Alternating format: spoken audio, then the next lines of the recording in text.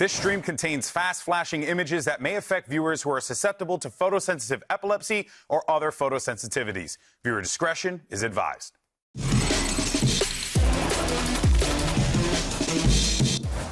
Today, 4 teams will take the stage and fight for a shot at Master Shanghai. But elimination is on the line. If you lose today, you're out. Hello and welcome to VCT Americas mid-season playoffs. We're coming at you live from the Riot Games Arena in Los Angeles, California. I am Golden Boy, and I'm joined today by some esteemed colleagues. We flew them in. We flew the best in from across the pond. It's Brennan Sideshow here today, only the best. Yeah. And then Wyatt's here too. Hey, Wyatt. That's so disrespectful. That's disrespectful. I've been here since the beginning. The foundation of what we have going here. What the hell is wrong with you? I mean, I've been here at the foundation a little bit longer, Wyatt, I would say. It's crazy when the lovers fight foundation over you. of what? How about hide your drink? How about that? I All did. right, let's go ahead. I'm still pining for the sponsorship. Waterloo will come and call in eventually, buddy. All right, guys. Well, as you can tell, it's going to be off the rails today, but we're going to have a lot of fun. So, right off the top, let's go ahead and talk about how this whole thing's going to work, because you got yourself some champions points that people are going to be playing for. Now, making playoffs is a huge plus for all of our teams, because a match win gets you 1 more point and, of course, 1 step closer to champion. So you can see there that Crew and I believe Leviathan were awarded an extra point because they made it to the bye round. How are they going to break the tie between Furia and MIBR? You just get this guy out. You are. Woke up early. Hey, You just Mods, bring out the hammers, please. So there's this guy violence out of in the house today. How about this? We'll let you decide how that works, and solely you. Sure, that sounds good to me. And we'll fly you to Brazil and have you do it over there. It's going to be great. All right, so now another thing to note here is that the winner of this tournament is going to get themselves 3 points, which is a decent amount of points. Close to my position. Yeah, whoa, am I really? Leaning more over towards me. I just want to be closer to you as the broad. Look at that. start It's making love. out already. It's love. Okay. Now, Load up your whole group. Go. bracket. Go ahead and show the damn bracket where we are right now. These are going to be the matches that you see today in order. You're going to see C9G2 100 Thieves versus Loud, and these are going to be some pretty big games here. And of course, they are elimination matches. So Sideshow, we know you want to talk. So let's talk about this. Got some big games. How are you feeling? Yeah, big games and a stacked lower part of the bracket. I think 100 Thieves, Loud, and Lev are 3 of our top 4 teams. Yeah. And one of them in the 100 Thieves Loud game, they are not going to go through today. Never mind any further in the tournament. Yeah. It's brutal out there. Yeah, They it's just gonna be both good. peaked too late. It is painful. Those poor 100 Thieves fans, they've been clamoring and praying for a time like this. Yeah. Only to run into Loud in the first place. While they're looking so hot as well. Yeah, it is. Yeah. It is tough. Oh. Yeah, anything is possible, though. Anything is possible. It's going to be awesome. Now, you see, here's the thing. I saw a bracket, though, right? And it got me thinking. You know when I get thinking, we have some scientists here. I don't know if you know that. We flew them in. We paid a lot of money. We gave them a top-tier economy class flight right here to Los Angeles. We got some bracketologists, ladies and gentlemen. It's time for some bracketology. That's right. Everyone's favorite segment. Yippee! Said by the world over. Now, here's the thing. We usually have Josh and Brent work together to make a bracket, but we decided to choose violence today. So this is going to be a little different. They're each going to have to make their own bracket, and you guys have a minute, and I think it's a minute 30 seconds. Production will throw up the graphic, but here's the thing. It's starting right now. You gotta go. Oh, snap. Oh, crap. I'm so sorry. I'm in your way. Oh, I didn't mean to. It just... Wyatt, it was crazy. The moment I said start, I had to take 5 steps back. I don't know why. Did you see the speed on Wilkinson? The pace? I thought he was going to sprain an ankle like KD on the way over there and be out for at least season 3 of the VCT. Yeah. I mean, we got to watch out. Bren is... Bren is destroying the set. I'm knocking the props everywhere. $500 That's in destroying the property props. crazy. That's all going to come out of your paycheck, by the way. No! How do brackets work again? Yeah, I'm forgetting.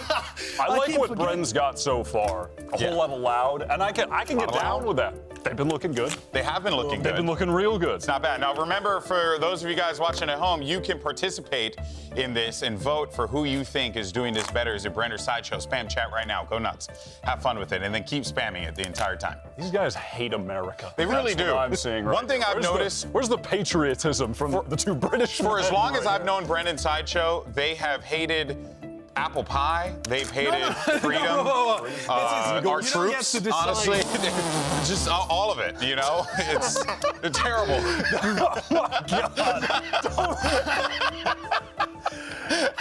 You'll have a lot to I didn't answer say for anything. later. I He didn't just say don't- anything. just don't go back and watch on the the VOD. bracket. Yeah. Focus on the bracket. Focus on the bracket. I'm finished. I'm done. You're finished? Yeah. Wow. I mean, I was finished until Bren annihilated my bracket as well. Wait, did you sabotage his bracket? Of course he did. No, that sounds like something you would never No, do. that looks. I'm feeling good about mine. I feel good about mine. Okay, all right, well, make sure you guys are out there letting us know who you think's gonna win, okay? You can spam Brand or Sideshow in the chat. We have a live poll through the power of technology. gonna know the we can results? see you. I don't hate either of these. I don't Honestly, either, actually. I don't hate. Okay, Brand, okay. why is Loud winning the mid-season Don't playoffs? doubt loud, please. Just don't doubt I loud. need more reasons than Learn don't from doubt my loud. lessons. Learn from my life lessons. Every time I doubt loud, they Okay. make us look like idiots. Every single time. And they're heating up right now at the right time. Last 2 weeks. Listen, they just scraped into playoffs, but I genuinely think they're going to go on an absolute tear. So you think that Loud is beating not only Leviathan. going to go and win, but they're going to beat Crew Yeah. on their way to do it, and then they're going to beat them again, Yeah. and then they're... Yeah. Your bracket is whack. Oh, it's man. cooked. It's Yeah, it's crazy. All right, Sideshow, what about yours? Go ahead, show your work. All right, okay, so here's the thing.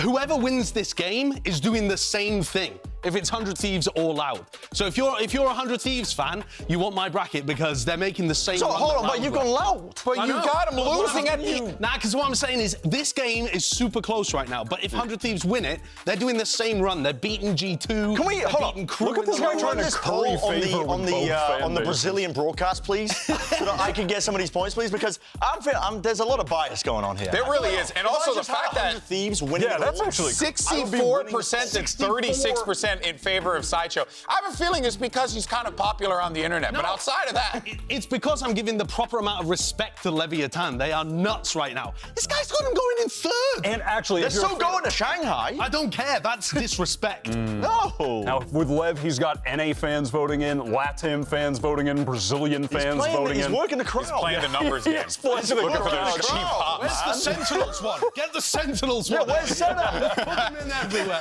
All of it will end and somehow Sentinel still wins. Fascinating stuff. All right, guys. Well, good job, I want to say, ish, to an extent. You guys, of course, can vote and let us know. Keep voting. Why not? But let's go ahead and get into today's first matchup, shall we? We're going to talk about Alpha Group's second seed, Cloud9. They're coming in today with a 5-1 record. Their only loss at the hands of the Thieves. Wyatt, some might say 100 Thieves stole that from C9, because of the Thieves and the gimmick, but anyway. Some may say that. Some may. But I would say they didn't steal it, and they were just significantly better. It was actually They stole it with- mostly a with skill. well-rounded victory that involved no thievery and good preparation and great They stole it by gameplay. being good at the video game. So, not thievery in any way.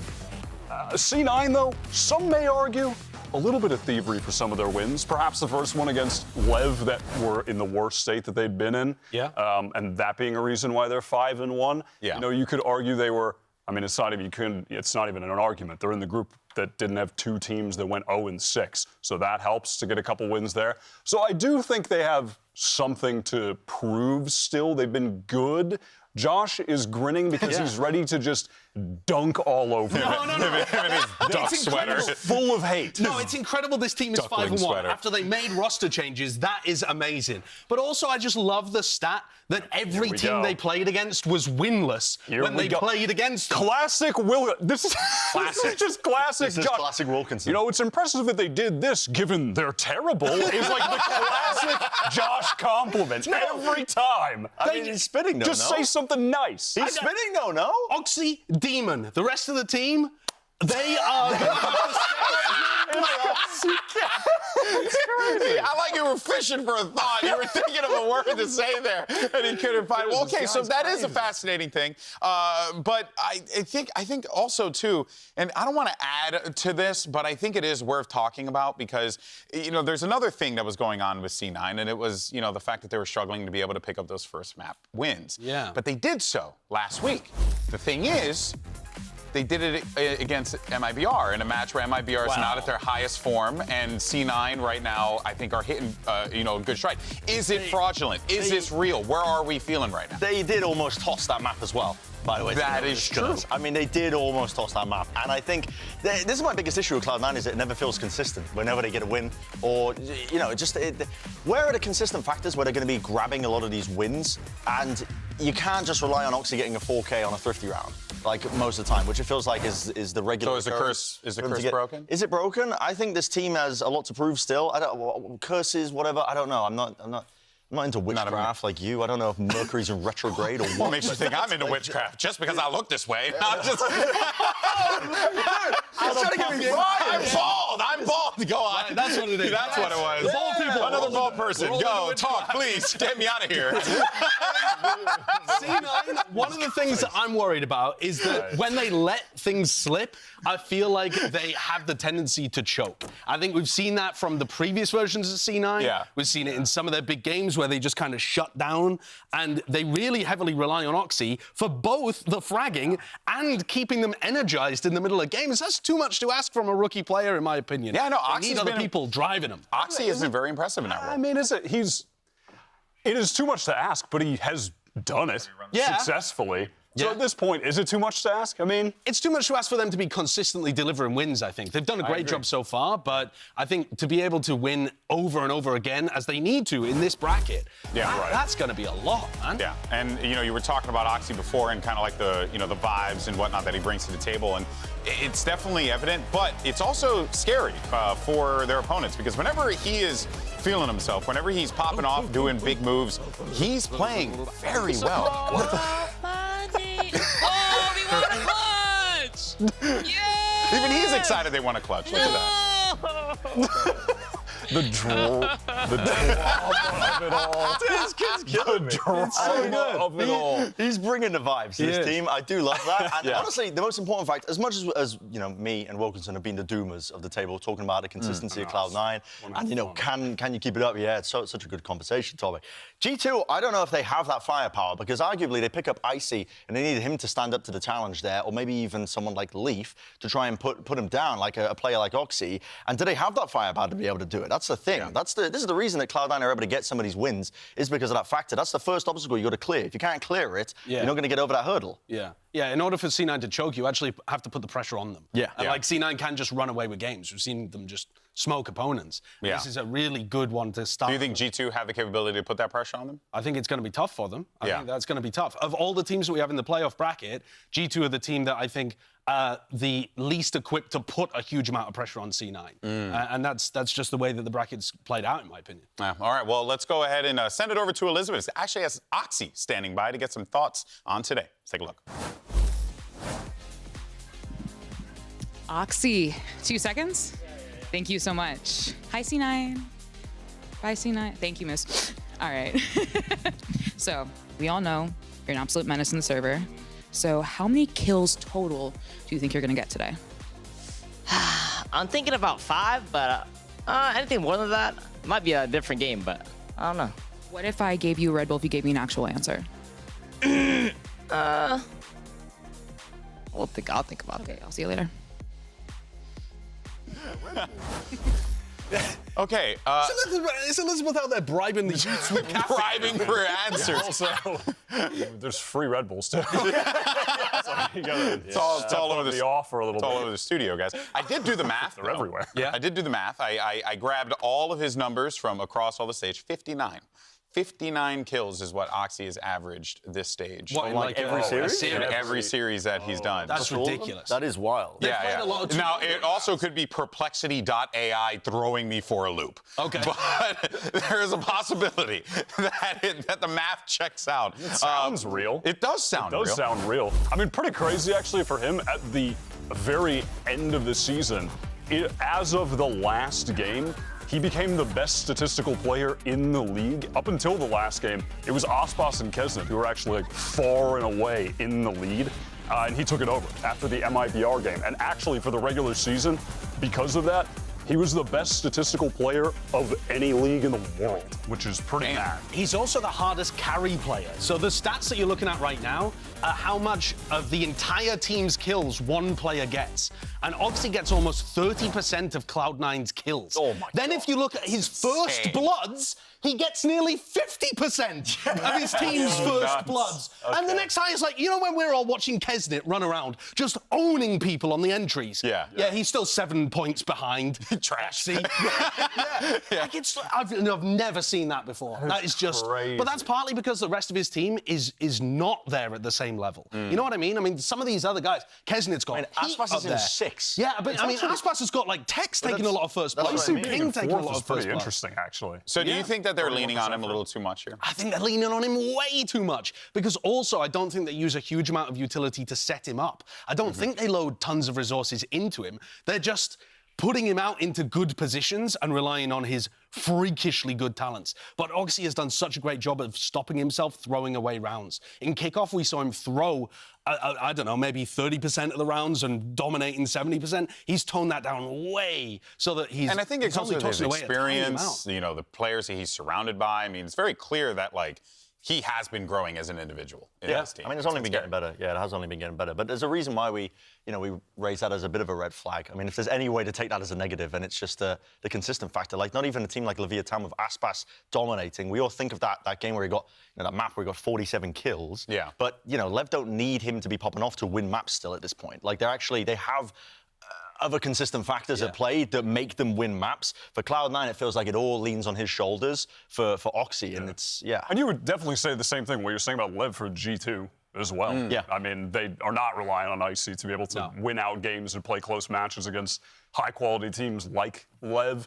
And I'm still kind of stunned by the stat of Icy getting 31% of the team's first bloods because he never really takes over the game statistically. No, but the I team suppose puts him in that Yeah, spot. they put him in Yeah. a position to at least open it up and then Yeah. play off of him, which is good. Yeah. Well, I mean, speaking of G2, as a matter of fact, you're going to have Cloud9 facing off against a familiar foe on the other side of the stage because you have Leaf, who used to be a part of C9, and he's standing by with Elizabeth. Let's take a listen.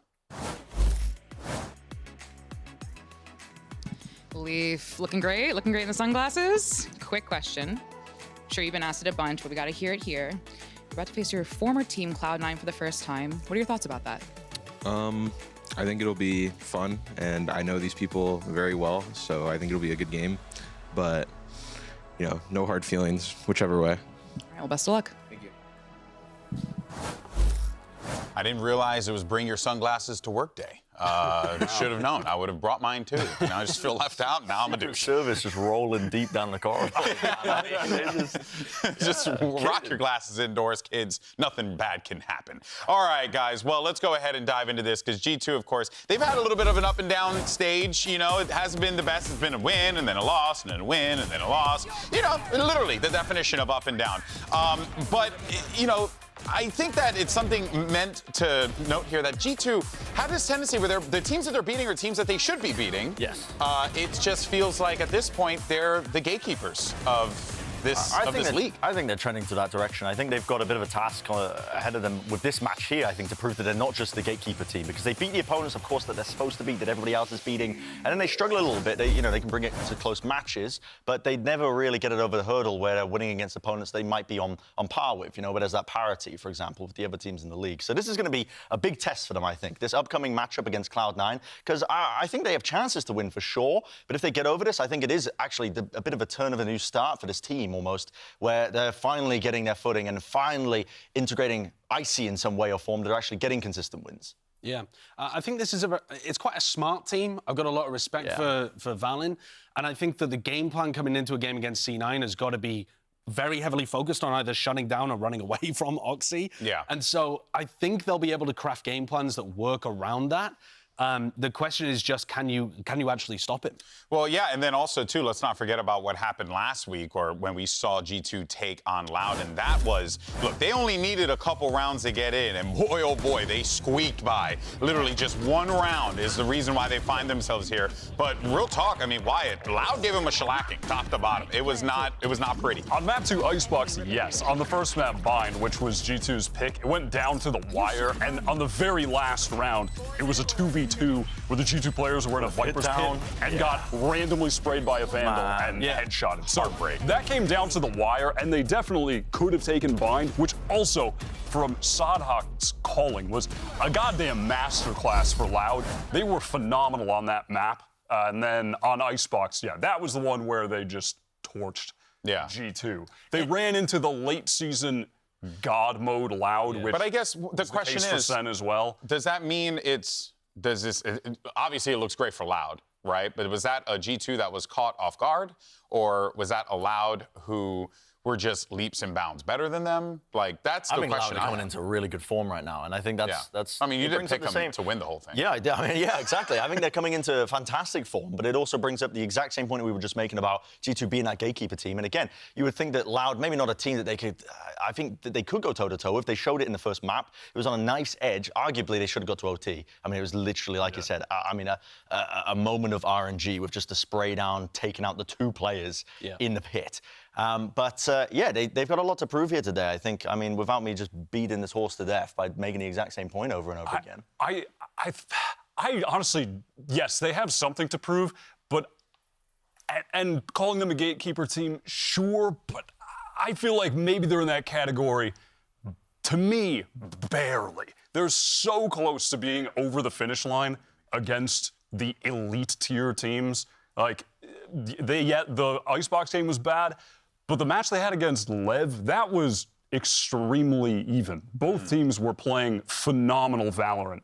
It feels like they're missing something to get them across the line some of the time too, though. And I think some of the time it's Icy kind of needs to step up a little bit more and provide some more kills for the team, because I think the actual calling, the decisiveness, and how they're playing so confidently with Valen's calls together, the pace at which they're doing it is just as good as the other teams in most of these matches. But if there has been one area that I feel has been a consistent, reliance for G2, that a guy who they always can lean on, it's the person we talked to in the Arrival interview, it's Leaf. Because he's formerly a part of C9. We knew him to be this duelist that took space with no problem being in the face of his opponents. Now he's taking a back seat more in the Sentinel role, but he's still, contributing, still putting out those numbers, and probably one of the best people to have in those last man standing situations. I feel like he takes matters into his own hands as well on certain maps when his team's not getting it over the line. Icebox is a big one. I feel like just Leaf going on these wild flanks of just trying to catch these timings and assist Valen's overall calling. He's saying, I've got the A side of, he gets an opening kill, he gets a multi-kill, whatever.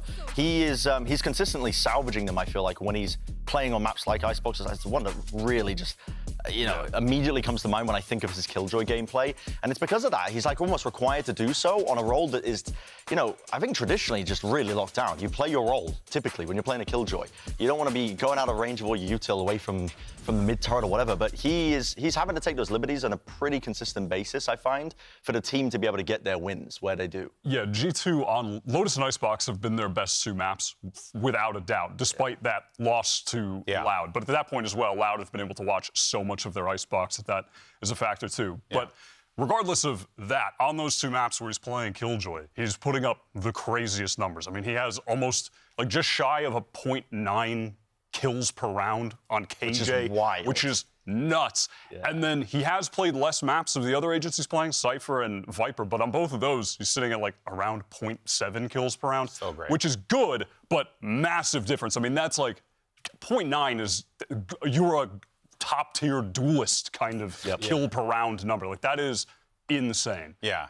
There's definitely going to be a lot of factors that are going to be coming into play here. And one factor that we touched on for a little bit here is Valen.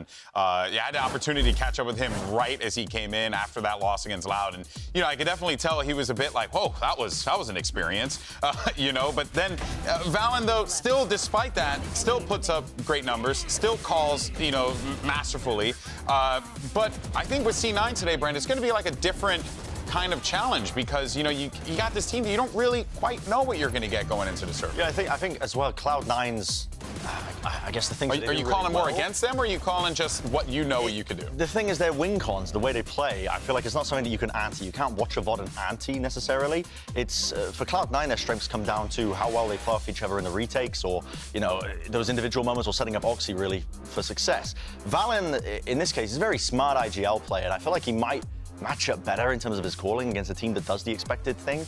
I don't know. I feel like the one time that we saw C9 get really abused this season was by a heavy, like, VOD review prep team. 100 Thieves came into that game and they said that they'd broken them down and realized that they barely use any utility. So they were just holding their ground, waiting for the entries that are normally fairly dry and stopping that from happening and continually, like, recontesting, disrespecting because the util was bad. That was their words, not mine. Yeah. So I think that's the kind of approach that G2 should also be having in this spot. Rely on people like Leaf, rely on people like Trent or Jonah to just actually take fights against more people on C9 and see if you can shut down Oxy, and then the rest might crumble like a house of cards. Yeah, it's going to be really fascinating to see how this all breaks down. Let's find out, though, where we're playing, right? I think you guys want to know that information. Yeah. It could be pretty helpful.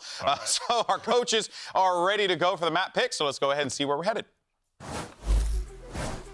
Howdy, guys. Welcome. As you know, C9 has higher seed. Would you like Team A or Team B?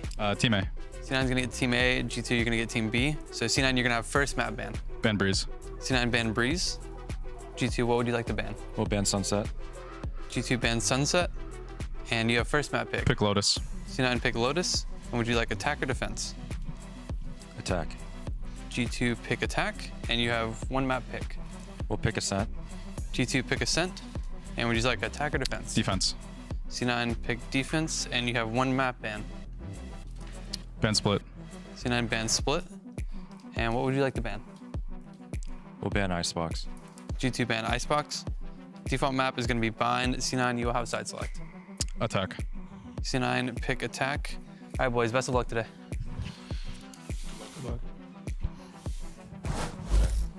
So your series layout, it will be Lotus, Ascent, and Bind if necessary. There was a lot of chitter chatter while the pickings were going on. What are you guys yapping about? I just think it's weird that G2 didn't lean into Icebox. I think it's been a good map for them and one where you definitely see Oxy going very far ahead of the rest of his team and you could potentially work strats to isolate him, but they've just opted away from that completely. Probably because of the recent loss, right?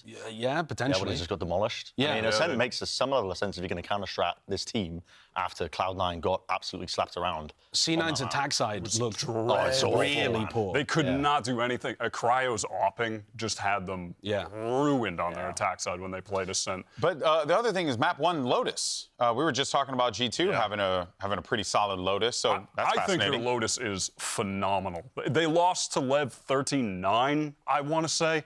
But the game was even closer than that score, in my opinion. Like, it was down to the wire, just a couple crucial rounds at the end where gunfights, if they went a different way, they might have been able to win that series 2-1, as it was 1-1 at that time.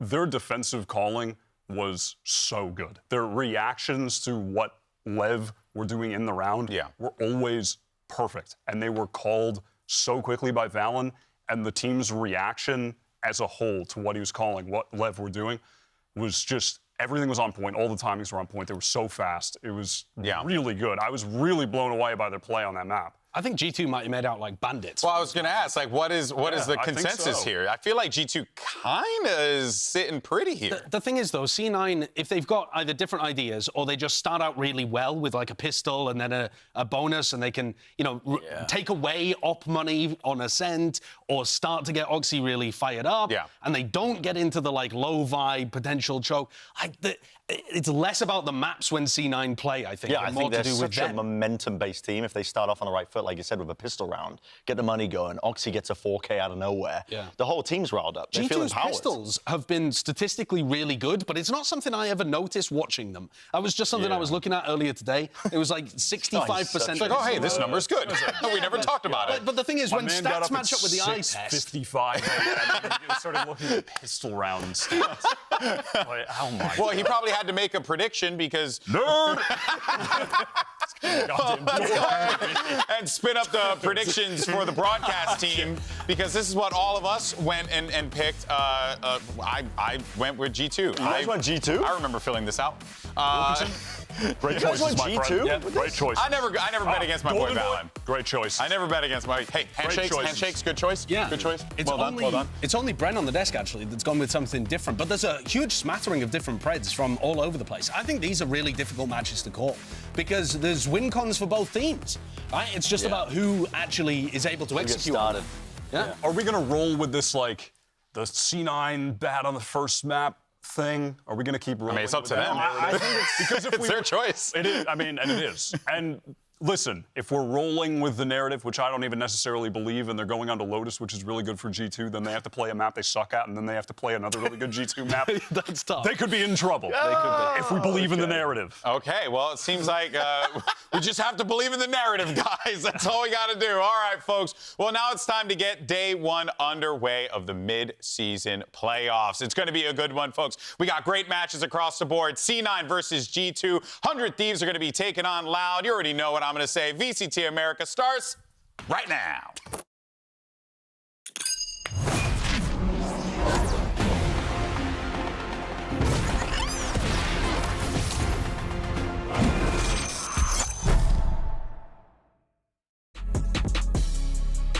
Zeppa gets that pick. Oxy also fighting towards the B side and finds in the front. Making the way down short. Valentine sends a flash up there, but Valent's good for two.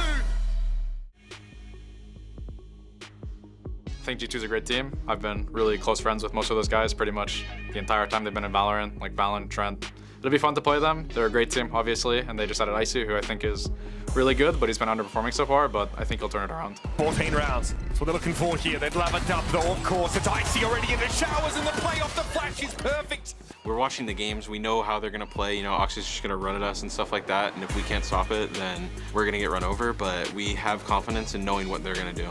Oh, boy. It's a judge. It's a jump. It's a judge. 3 kills coming through. I would say G2 in general is very strat heavy, anti-strat heavy, I guess, from like the past experiences against them. But I mean, overall, they have a good system. They have a good IGL. Now I'm a lot more comfortable with the people around me and stuff like that. And I just think that I'm comfortable in knowing what we're going to do and what we're capable of. So it makes me a lot more confident.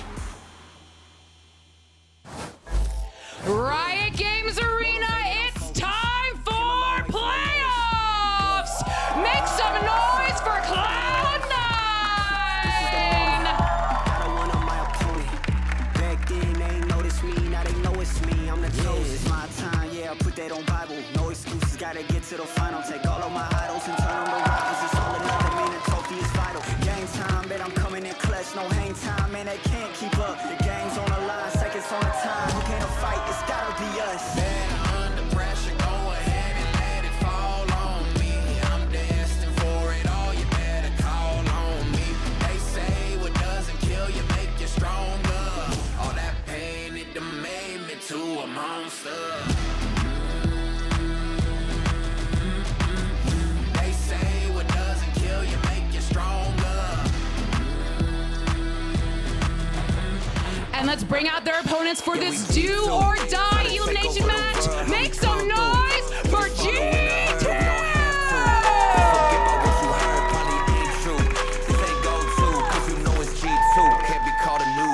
We've been up for several summers, seeking how to step in commas. If you with us, buy the bundle. Say you should buy the bundle. Barely time to buy the bundle. For this ton of errors rumble. Cause you know we titans in this game, ain't no contest. If we take it to the game, turn a wild west. We ain't faking what I claim, it's a wild threat. No rook, we been a vet. Now check the mindset, by the name of G2. How to take over the world, how we come through. You just follow in the herd, we don't have to. Best forget about what you heard, probably ain't true. This ain't go-to, cause you know it's G2. How to take over the world, how we come through. You just follow in the herd, we don't have to. Best forget about what you heard, probably ain't true. This ain't go-to.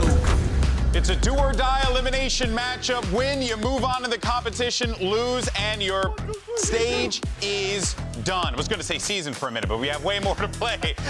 But of course, for both of these teams here, it's going to be high pressure. We have to see whether or not Cloud9 can come out of the gate swinging, or does G2 have the response right out of the gate? It's going to be entertaining. Yeah, I think G2 actually, even in the broader picture, might have a bit more to play for, because remember, you get points for every playoff match that you win as well, and Cloud9 already have 5 of those. Yeah. So G2 really need to be racking up wins here, even if you're thinking about like making it to champs later on. These kind of matches are going to be important now and also in the long term. It's going to be intense, of course, for G2 to try and see if they can slow down Oxy and the boys over in Cloud9. Wyatt, there's certainly going to be a challenge there, and whether or not Oxy can be that playmaker that he has been for them all stage. think it was Lotus was the first map that Oxy had a crazy play on and Kickoff. Four piece of the Sheriff. With the Sheriff, yeah, that was the first Oxy moment of the year. And really, with the agents, like, the only difference that I can think of with these two teams is that C9 like to play the Gecko on this map. I think they're the only team in Yeah, the Geckos. that will, I believe, play the Gecko. Yeah, it's an interesting twist on things. Also, if you're looking at this map, watch out for C9's flood defenses of B. They look phenomenal when they flood defend that site. It's really difficult. If G2, and Valen actually does like to end B quite a lot. G2 have plenty of strats on their attack side where they end towards B, and they're going to get brutalized if they're not ready for that kind of thing. And honestly, I feel the exact same way about G2. In that game against Lev, their floods into B were really nice. I think that both teams kind of exuding that same great defensive quality. Putting a side bet on there be any different compositions. I mean, for Lotus, I don't think it's going to be the case. Yes. Yeah? Well, no, I mean, the Gecko, obviously, but I'm saying, like, the expected. Like, are they going to go even crazier? We're going to see, like, the Brimstone, Cypher. Brim. Clove comes out. Clove coming out would be pretty hot. Yeah.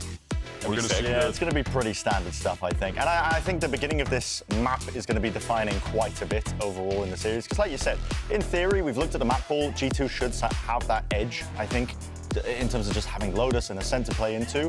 But I feel like if Cloud9, if they start on the right foot, and they start off hot, and Oxy's hitting, and the firepower's there, who from G2 is going to shut it down?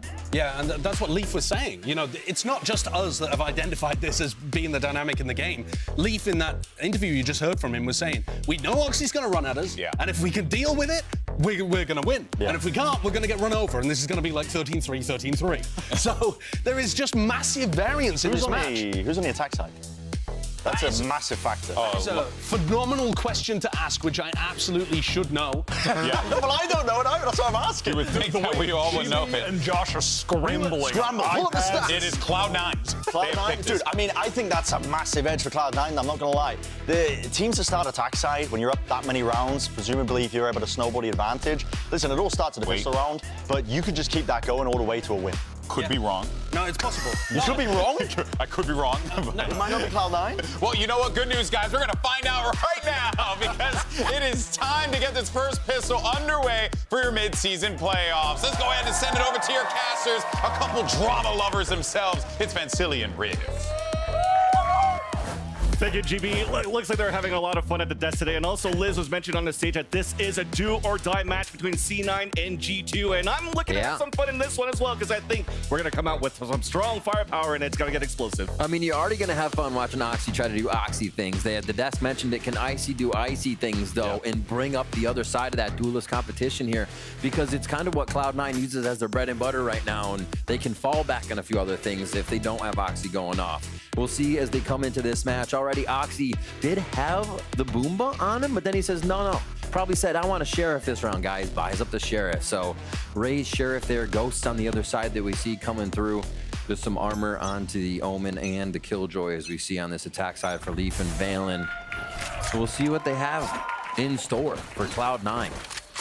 Whether or not this is the full hit, G2 looking to pressure up towards Rubble and start it as C9. All set up for B here. They may start to push through if they don't hear anything right away. Yeah. But an explosive defensive start if they did see G2. Exactly. Sheriff was going to be the contact. They had two players for trade. But for G2, looks like it's more utility, right? Only two ghosts as they're looking to work together and scale towards this A site. You already see the utility coming through, pushing them away, and little did he know, this is a retake play for C9 from the get-go. Yeah, they're happy with it. G2 feeling comfortable. Just run the A strat. Stick together, get in. They have mollies for post plant. Leaf had two. I believe one might have just been used to clear out already as they start going in. Both Paranoids just came out, so this is a call for C9 to move in and for G2 to hold the post plant. It's planted for a tree as Oxy's trying to move in with the Sheriff. There's that headshot to Jonah B. There's only 3 players left alive for G2 on his post plant on the attack as Leaf just got spotted at the double stack. Now the shot through the wall, the headshot from Moose. The player's falling down for G2, and C9 has a clean retake to score first. Really clean retake. Having the Dizzy, having the Gecko utility to get in and save. And we saw it was Oxy and Zeppa kind of on that side of the site that goes towards tree, guarding each other as the rest of C9 cleared the other parts. So a good protocol to come in knowing where to back each other up and how to do it. And yeah, G2 left on the outside of this one. And they had time to set up. They had time to lock in. Nice! Yes, sir. Hey, they lost pistol. Is the game over? Game over. Hey, it's still map 1, right? It's still map 1. We have to remember for Cloud9, they were able to stave off a map 1 loss last week. Can they do it again? Oxy already feeling good, gassing everybody up. Guardian there for the squad.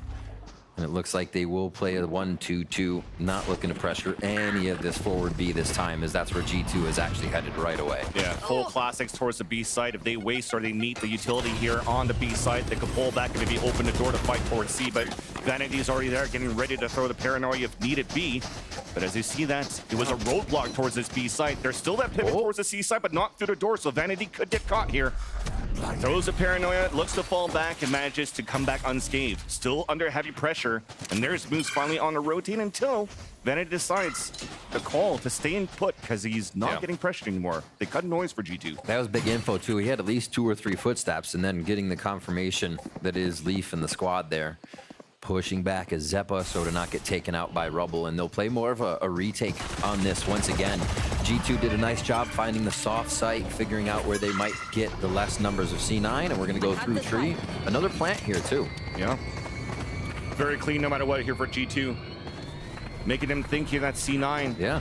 They had to put a lot of players towards this B side so they could farm these orbs up for Trent as well.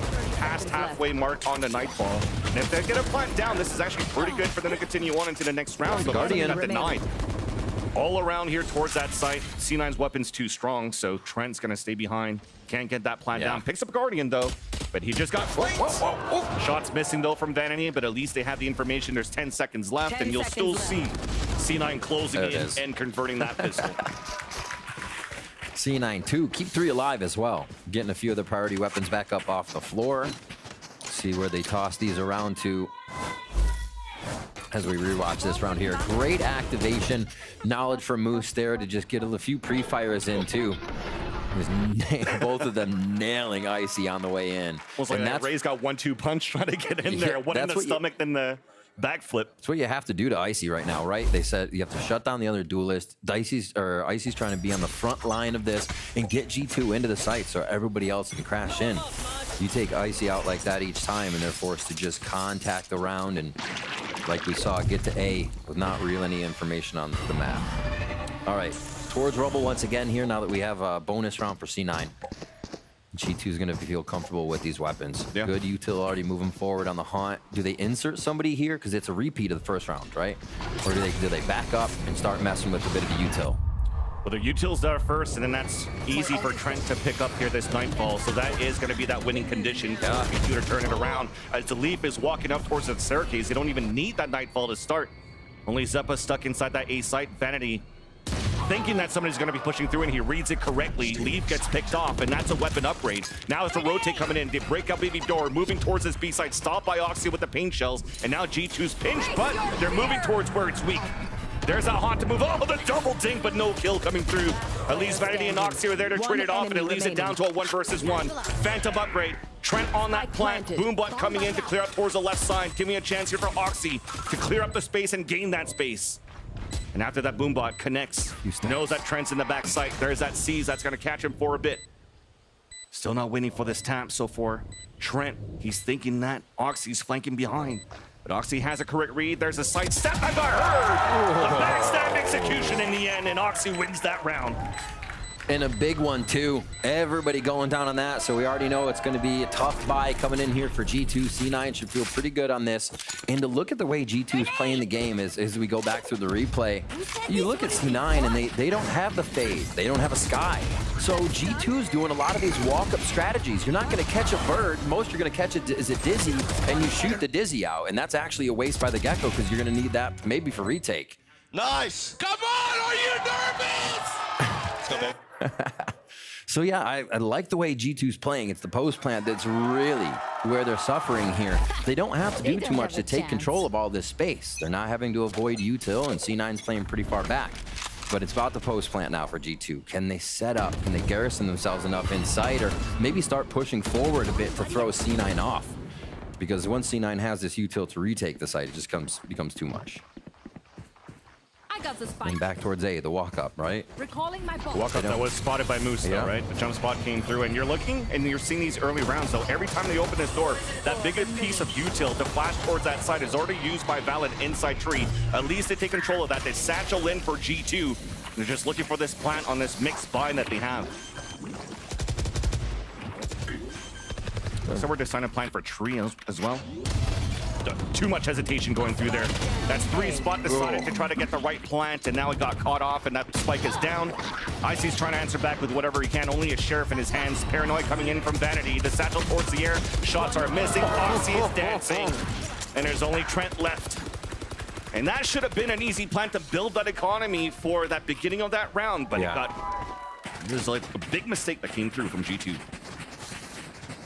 C9 is feeling very comfortable on the retake here.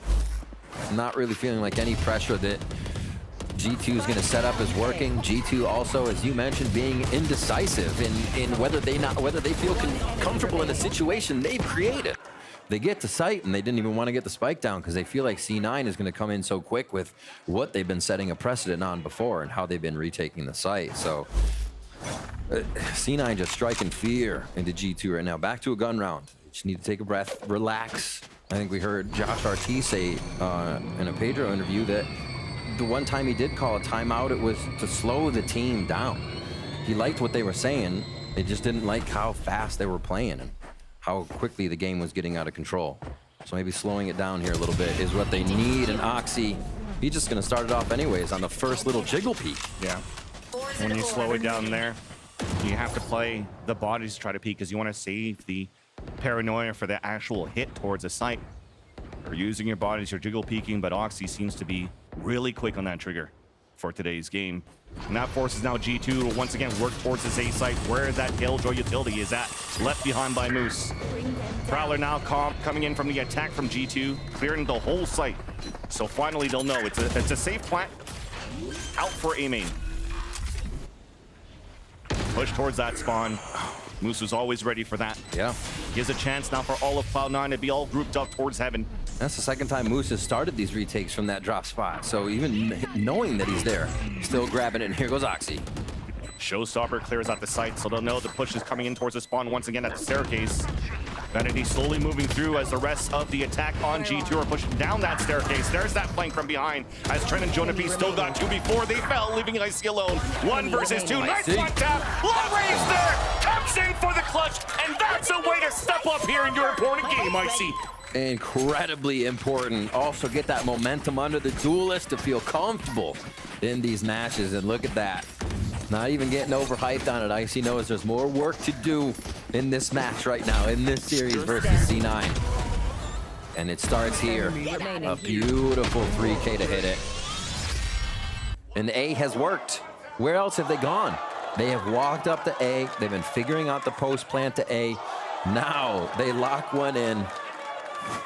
He's feeling the pressure. He knows how much A has taken a hit here. And where's G2 going? They can go to A, but now they flex towards somewhere else on the map, and C9 is going to be less ready than before, thinking this A is what is favored, and that's what G2 is going to hit, and they may be very right. Playing a little slower here. G2 just waiting out some util, and again, we mentioned it before, they're not going to get a Trailblazer or a Guiding Light, so it's jump peaks. Last time they saw Moose, still decided to push. They're waiting for the jump peaks, waiting for the looks. Towards the other side of the map now, and they're going to get the rotation. Okay, Moose actually slows it down in Waterfall, and he doesn't go all the way towards B just yet. Yeah, trying to stay in range of that turret so they can try to delay it. That's the name of the game right now for Moose and for Rooney towards this B and C side. And as that Haunt gets thrown by G2 towards C, and that turret gets broken, you start seeing the players pivot a little bit across here towards the C site. Here's a showstopper coming out from Icy. And they're just going to wait it out here to play that retake. They have also a lockdown for G2 to delay even more. So you have to keep them alive here in this post plan. Here comes Thrash. And then that lockdown immediately gets put down on the attack, though. So that's not going to give too much information for C9. No lineups to break that lockdown either. And looks like C9 looking to flood through. Finally gets broken, but they've lost players in the process. It's a full roster still alive for G2 in this post line. You definitely know now for Moose and for Rooney, they're going to give this up. and try to save these weapons for the next round. A nice clean take for G2. Yeah.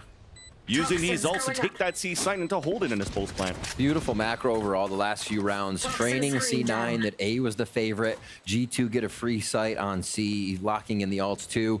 In C9, a little discombobulated on the retake, thinking Thrash saw more than it did. And the main focus became the lockdown too much. Running into the site, nade out. No one was really ready for the corners. Again, thinking Thrash had cleared. So C9 can still get caught in the chaos. You see that G2 can make it happen here as they manifest a few rounds for themselves with that pressure towards A and then C. Yeah, just that placement. Normal clear spot, but the focus became so much the lockdown to think they could route G2 there. So we're gonna look for C9 to be calling a timeout on this one as G2 have found a way kind of around the defense, what C9's doing, playing this hard retake. So how does C9 come back from it? Maybe they start more extremities. Oxy went on Mound one time, got that really quick kill over onto Leaf as they started the round. The extremities have been given here to G2, so maybe C9 start to get in their face a little bit more. Yeah, Noxy has found a little bit of success here on how he was playing aggressive on that Mound too. Yeah. So yeah, definitely no rubble fights that we've seen throughout these beginning of the rounds. But 4 rounds that you have to start things off on Cloud9 is a great start now on a map like Lotus. And you'll give a chance now for both teams to continue to work some objectives here. You have Rooney and Moose 1 away from their ults, while you also have, once again, Trent with a Nightfall 1 away from that one. And the last time they were 1 away, they went fairly quick here towards this A side to take control of Rubble that hasn't been contested yet to try to get that orb up.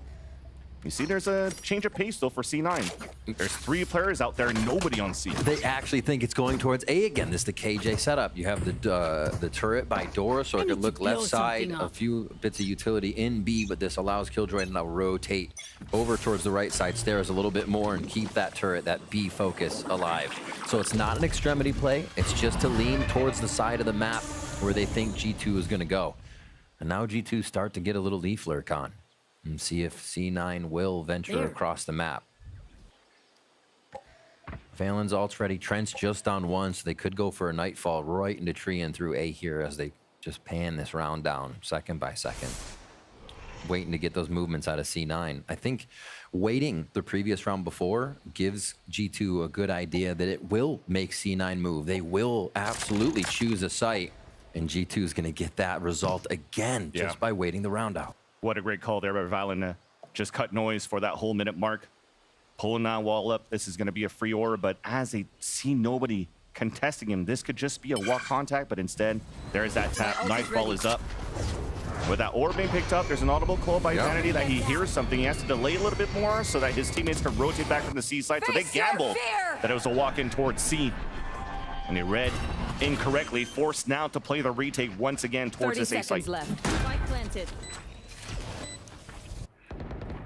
Pushing forward a bit into stairs. Moose reads that Leaf is going to be playing outside B, so they're going in 5v4 on the retake. And I've identified here this aggressive push that's been going out towards that staircase consistently, and Jonah P gets that pick onto Vanity. But there's more players to try to help out. First off, defending the lockdown first. Nice little satchel there from Moxie to move forward to get that pick on Jonah P, but he gets caught by Icy as he was reloading. Looking for that second one on top of the staircase. A tap onto the spike from Zeppa. Snake bites going in towards the tree, but the crossfire has still been set up, doubled up here towards that tree side. But it is going to be C9 land up the scoreboard for a bit until it's a 1 versus 1, until there's no time left. Valen holds it tight, plays the time, and plays the off angle to win that round against Moose. Some scrappy rounds are really going to start affecting the economy, and we'll see as it comes to more later in this half. But what an incredible round by round here from Valen to bring 3 back into the favor of G2. From the slow play to C1 round, the slow play this round making C9 think it was going to be C again, but it's the post plants. That's still where we have some questions. Yeah, G2 won the post plant, but it is coming down to the wire on these. The LMS from both sides, and it is coming up on Valen that time though. So they keep the momentum. It was Trent's ultimate that helped him get in there, but already 3 ult points back on that. Jonah P close to the Viper's pit as they start to look for chip damage here from C9. Knowing that they probably won't give too much more. These jump peaks are all C9 has to really get info on where G2 is going to be. So G2 is going to take a little bit of an opportunity and spray everything on those edges. Let's see if Oxy Sheriff can get some work here. Playing first contact. They do have mound control from Rooney, but G2 is just rinse and repeat with this strategy. They can get so close. They're at the front door by the time they execute. You're trying to do some 50 pop damage here with the Sheriff and Zeppa following behind with the Stinger. Leaf moving forward with the Odin. The elbow pointed out from Oxy, and that's an easy kill. Now Paranoia pushing forward. Nice TP moving in from Valen to get that pick, and that stack coming in from the C9 side rather. Gets fully denied just from that simple walk-up contact play by G2. That's Pit. I don't even know if it's needed this round. 5v2. They should be able to lock this in, and mostly saves here for Moose and Rooney. And C9 are, with this composition, having a lot of trouble reading the first bit of info on the map. Not sure what they can do to even start getting that info. They don't have the C's nade to really throw G2 off. Again, they can't Guiding Light or Trailblazer things, and if they dizzy, it's got to be almost be a returnable dizzy, right? A way that it can bounce back to Zeppo so you can reuse it, because it's been a game of retakes. Yeah, tough for C9 here. After those first few rounds, and G2 has figured out the way they can just continuously put pressure on the map without having to care about utility. Yeah.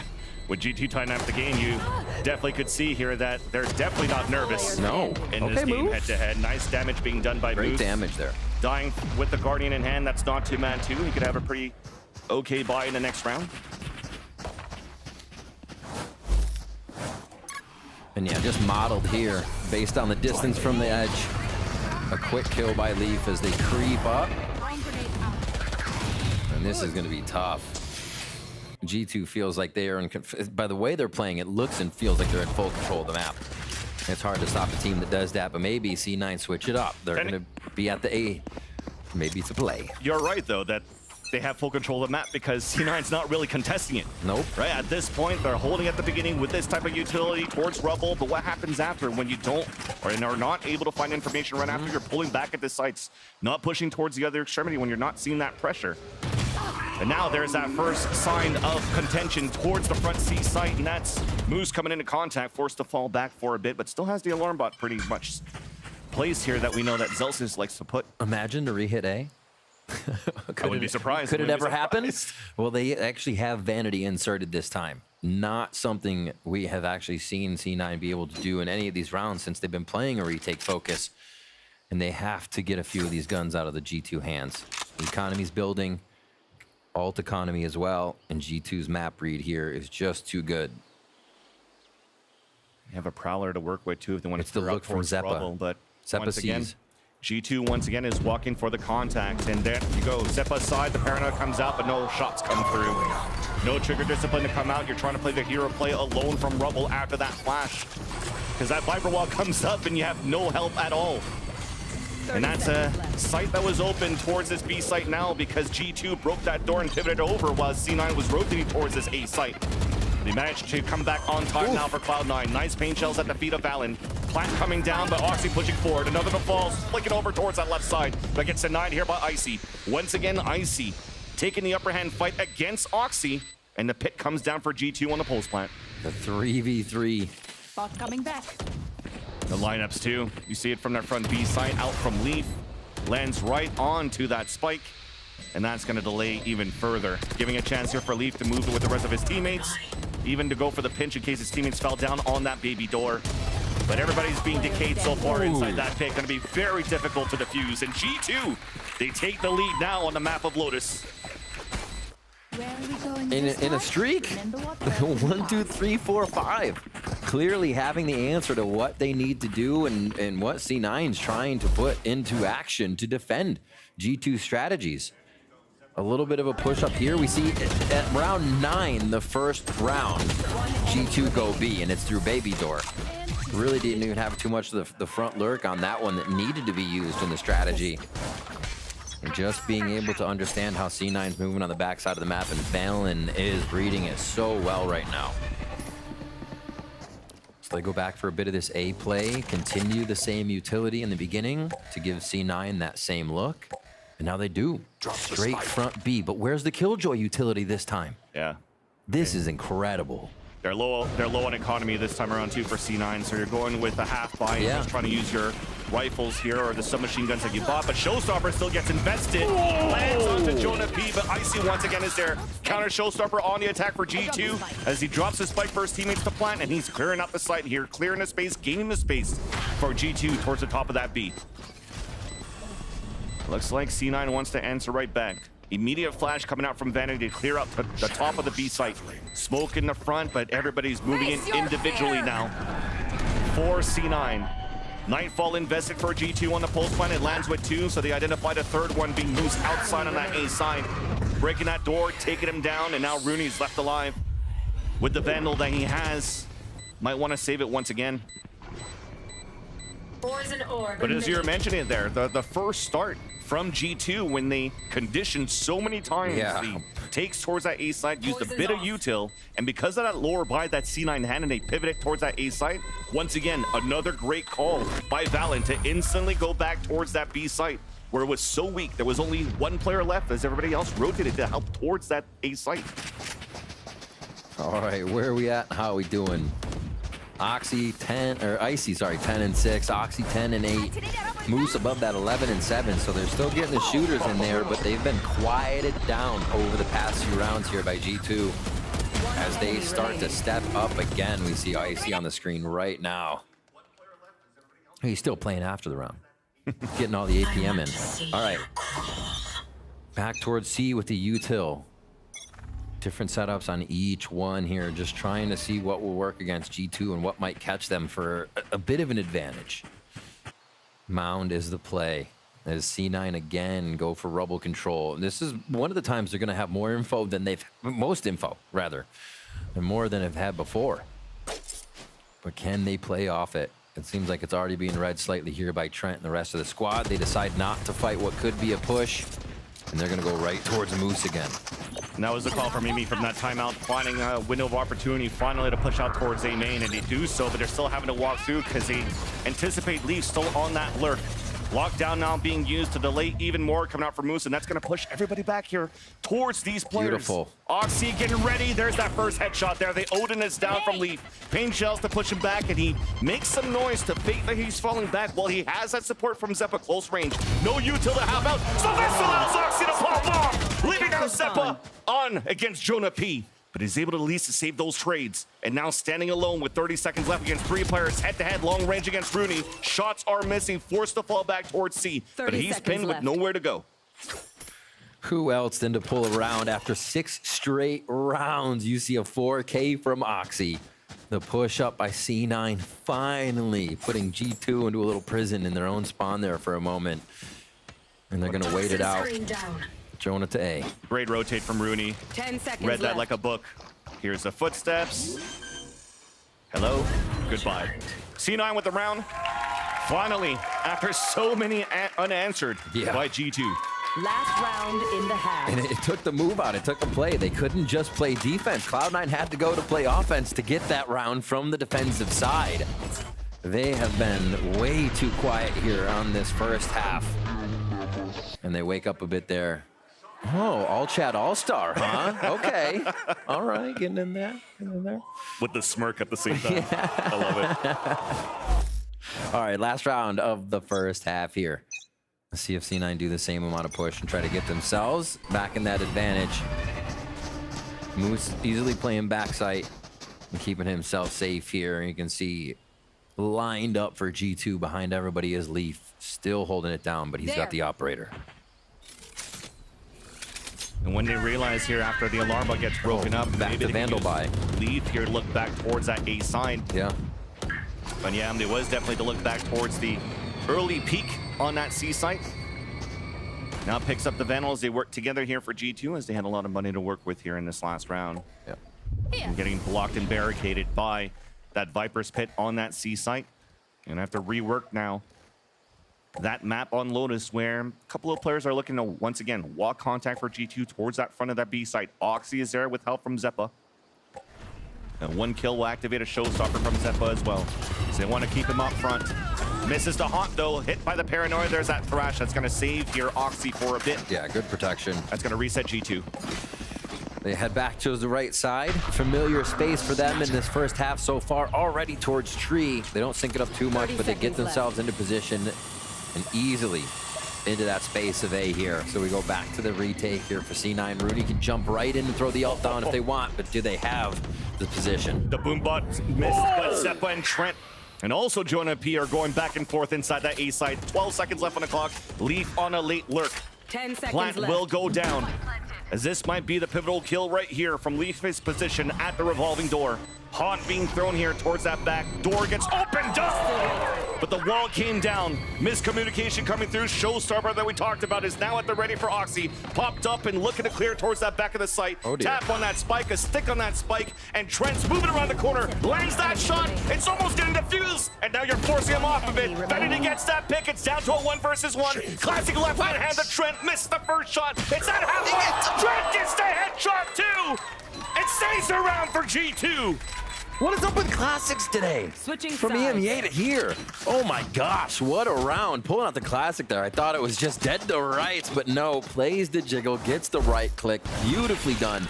And we'll see this again as Zeppa picks up too quick, but G2 so well at recovering in these situations right now. And that Showstopper missing just around the corner, not clearing that spot. Such a pivotal spot there for Trent to be able to win that round there for G2 and take the lead now in this half for G2, 7-5 so far. But earlier we spoke with Leaf about his mindset heading into the playoffs and what's different in 2024. So let's check it out. I mean, I think compared from last year, I think I've mentally matured a lot more, and obviously I've swapped roles. New team, you know, different personalities and stuff like that. But I think that the main thing is just that I learned that just calm down. Like, I think that was like my whole thing last year, is that there's times, and like you can even see it like now in some players, and sometimes they get rewarded for it, kind of like how I did last year, where they just are very antsy and they make every decision very quick. And that's good, but sometimes when the pressure's high and like maybe you're not hitting your shots and stuff like that, it's not the best. So yeah, just making sure I'm mentally in it, because I know like in terms of like individual, I'm set, but just making sure that I'm mentally strong will be like the main deciding factor. Definitely shows there on that first half of Lotus with what Leaf was talking about too, trying to stay calm under that pressure, and even with the trash talk from Vanity asking if G2 were nervous on a great start from C9, they were able to pull it back. It looks after like that they timeout weren't. there from Josh RT. They were not nervous. No, definitely not. Shots were landing. Icy's also doing a great job at the same time too, right? Somebody that you know has been under the microscope actually ever since they did that roster change here for G2. And when he started from week 1 to week 5, it was okay performances here and there, but he's definitely done some great job now for G2 rather on the attack, especially that nice little satchel dodge there against Oxy's Showstopper to be able to clear out that B side. So definitely finding his groove in his match today here as G2 now take the defensive side. And I think their slow it down strategy they kind of instilled last week to start bringing some rounds back is something they're using here. Very slow on their attacking side to go left and right and sort C9 out of their defensive positions. But now G2 go on the defensive side, C9 get on the attack. And we'll have to see how they use this composition. Few flashes with the paranoia and the dizzy to be making their way into sight.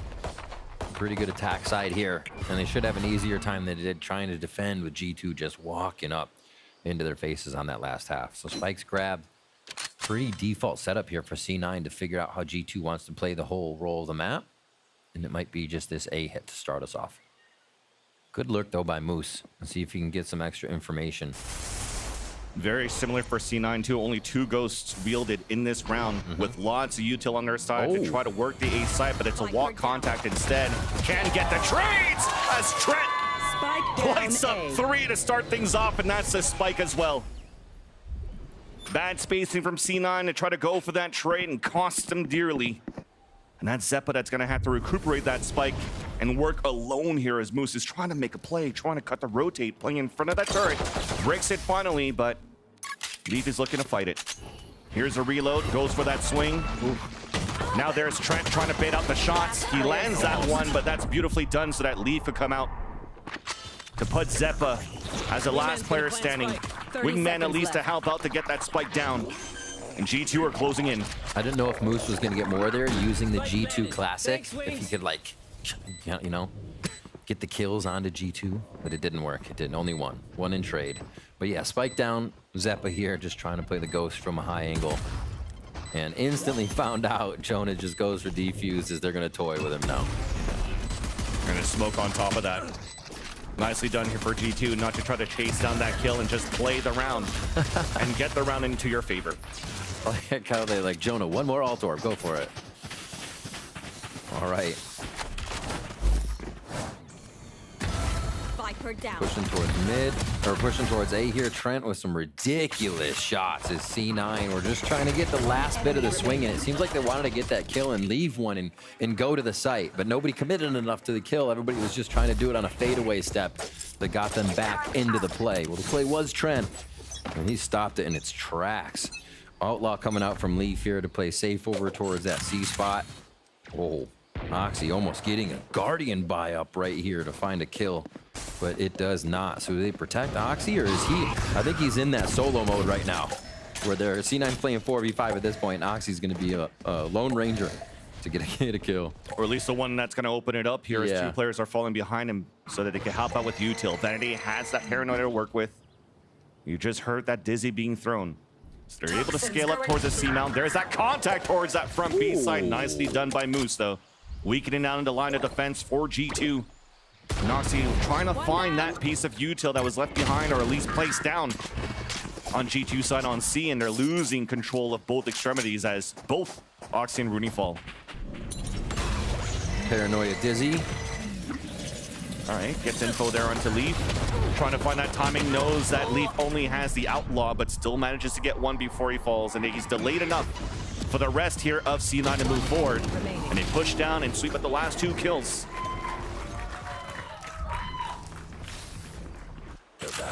A lot of delay from G2. I feel like they know C9, once they're hitting a site, is just going to hit it with everything they have. A great shot to start off and start to separate the forces, but wasn't enough in the end. But yeah, I think G2 overall is doing a great job of making sure that C9 only gets the space that G2 wants them to get, if you will. Like getting into C there, they only got a slight bit of the back. See what happens over here towards A, if they can dictate this too. And they're trying to with the lower buy, pushing forward towards this A entrance, and it's G2 once again with the upper hand. Yeah. Jonah P with the headshot after on Vanity, upgrade into a weapon. Enemy remaining. And it's not looking good. Zeppa, the last piece left behind for Cloud9. Mosh to try to clear out some space. It does hit 2 of them, force them to fall out. But G2's very good on the trade funnies, and VALORANT capitalizes on that one, and that's a great round for G2 to win in a bonus. Incredible. Leaf was also rotating over, so they didn't even have everybody in that. But I was just saying G2 is only giving C9 the space G2 wants C9 to take. And right there, it's night and day in the compositions and how they work and how we're seeing A controlled. C9 did that maybe once or twice, and G2 just backed off. G2 does it, and they have the composition that will wombo you down, start to chip your team away, and they'll finish the round. And it's just, it played so well right now by G2 and how they approach this match, and at 10-5, what they're doing. C9 go for the timeout, try to organize things. Emmy giving some ideas of what he's seeing, maybe what he's hearing, and what he wants to hear differently out of the squad right now. Because I think the one thing C9 is missing is the speed that they play with. They have not been able to turn it up to 11 right now. Seems like they were still okay to fight against G2 towards that A side, though, because they understood that G2 did have that lower buy. Sometimes you want to play further back towards the spawn and let them come towards you, but Lotus is not really set up to be a map to be able to do that, really. If you're losing that control towards that A mound, or, sorry, towards the A rubble, it's hard for you to re-clear it as you're looking at that comp. They don't have that Prowler to go deep. They maybe have Snakebite to try to clear if they want to fight that, but they wanted to go their weapons against G2 weapons. But definitely, again, those players on G2's camp definitely coming out to shoot today. Frag distribution being pretty even on that side of the defense. Cloud9 now after the timeout, playing now to try to fight close quarters. 2 Buckies now in the hands of Vanity and Oxy. working in tandem in front of that B site where you have a high-low stack from G2. Going quick. Busy, Satchel, and the paranoia is a little bit too late, so Oxy falls.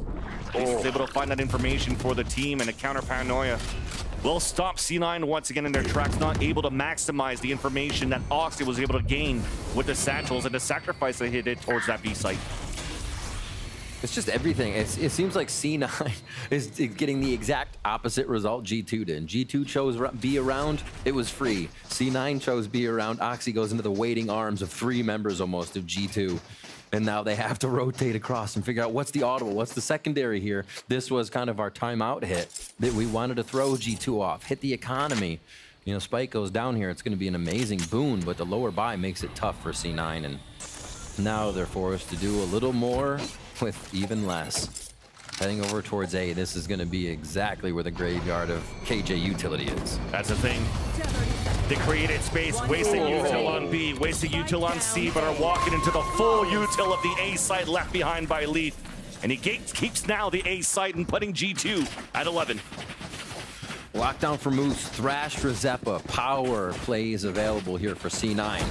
But do they have the read to make sure that these hit as power plays? It seems like at this point, G2 could make those all fizzle out in some way, shape, or form with how they've been reading this. And absolutely incredible the way that G2 has approached the match again.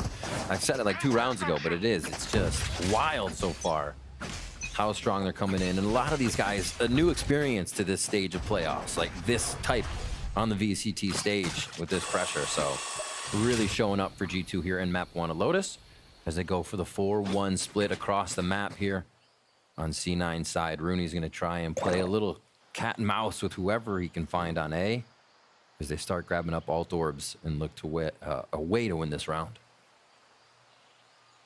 Looks like it was a slight tempo to take control of the mound, but everybody's cutting noise now, making tons of it. Trying to see if Rooney could hear anybody, anything on the rotate, especially with that lockdown coming down. And they're right there. Rooney's still waiting. And there's that util to counter out from G2. Very well done, but they still have the Thrash to work with. They're ready the whole time. Just set up at the C. gun's sticking out. Doesn't matter about the alarm bot. So all that to know that there was a lot of util on that C side, allowing Rooney to engage a little bit more, but catching Valen off guard. Oh. All right, Leaf is an entry. They can clear this together. Rest of C9's here, or G2's here rather. Can C9 take the site? Again, it's a double pump. Yeah, they go back. Use that util towards the A side, moving now towards B. Thrash still at the ready here from Zeppa, but he's moving up on the top of the B heaven side.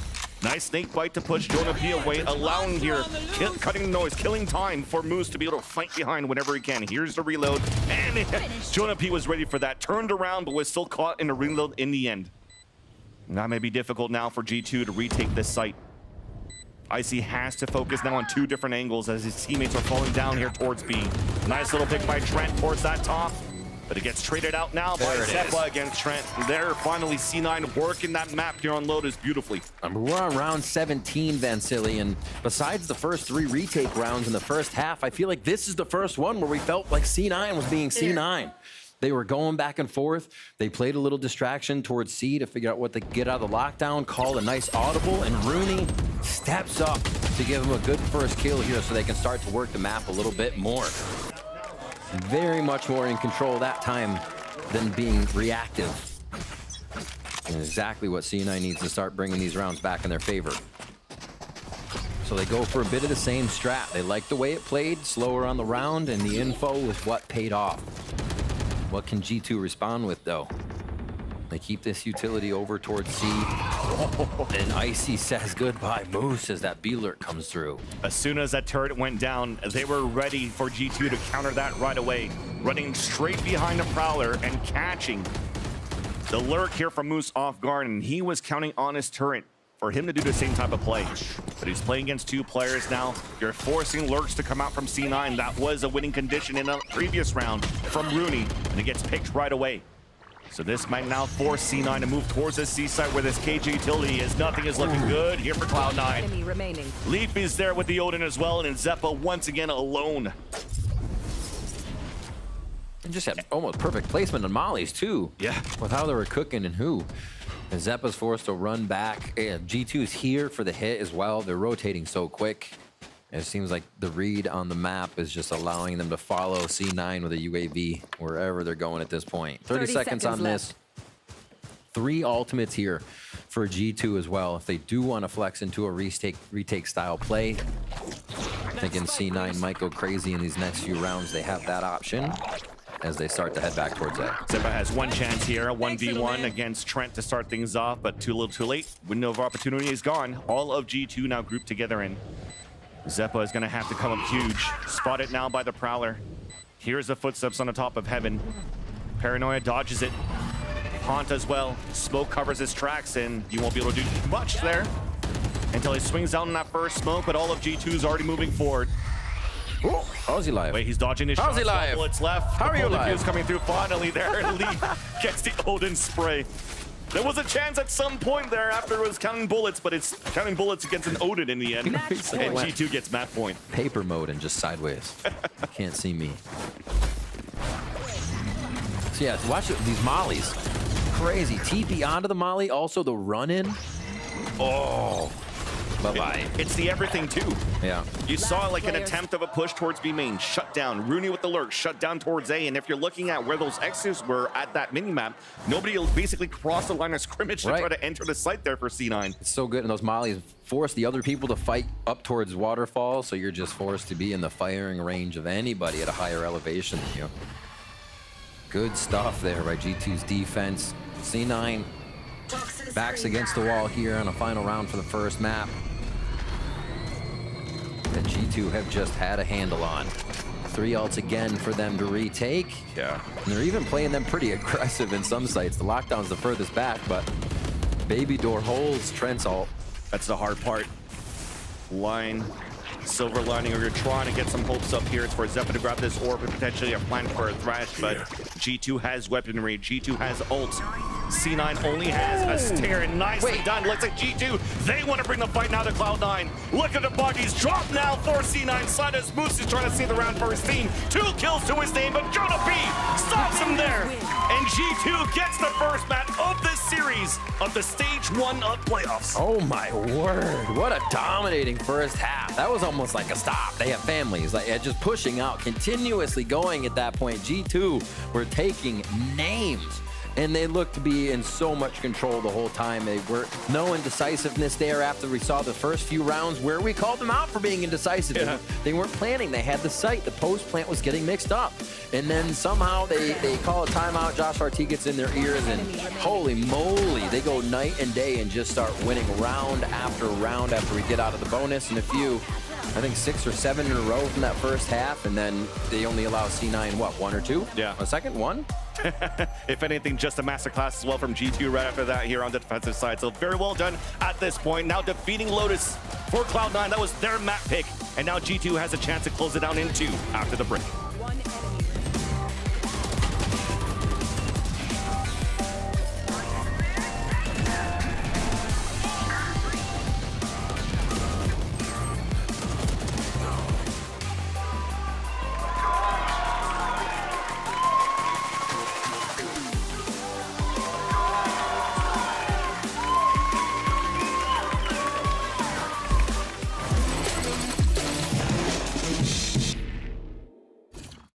Excuse me, would you mind taking a picture of us? Oh, no problem. Thanks. Yes, problem.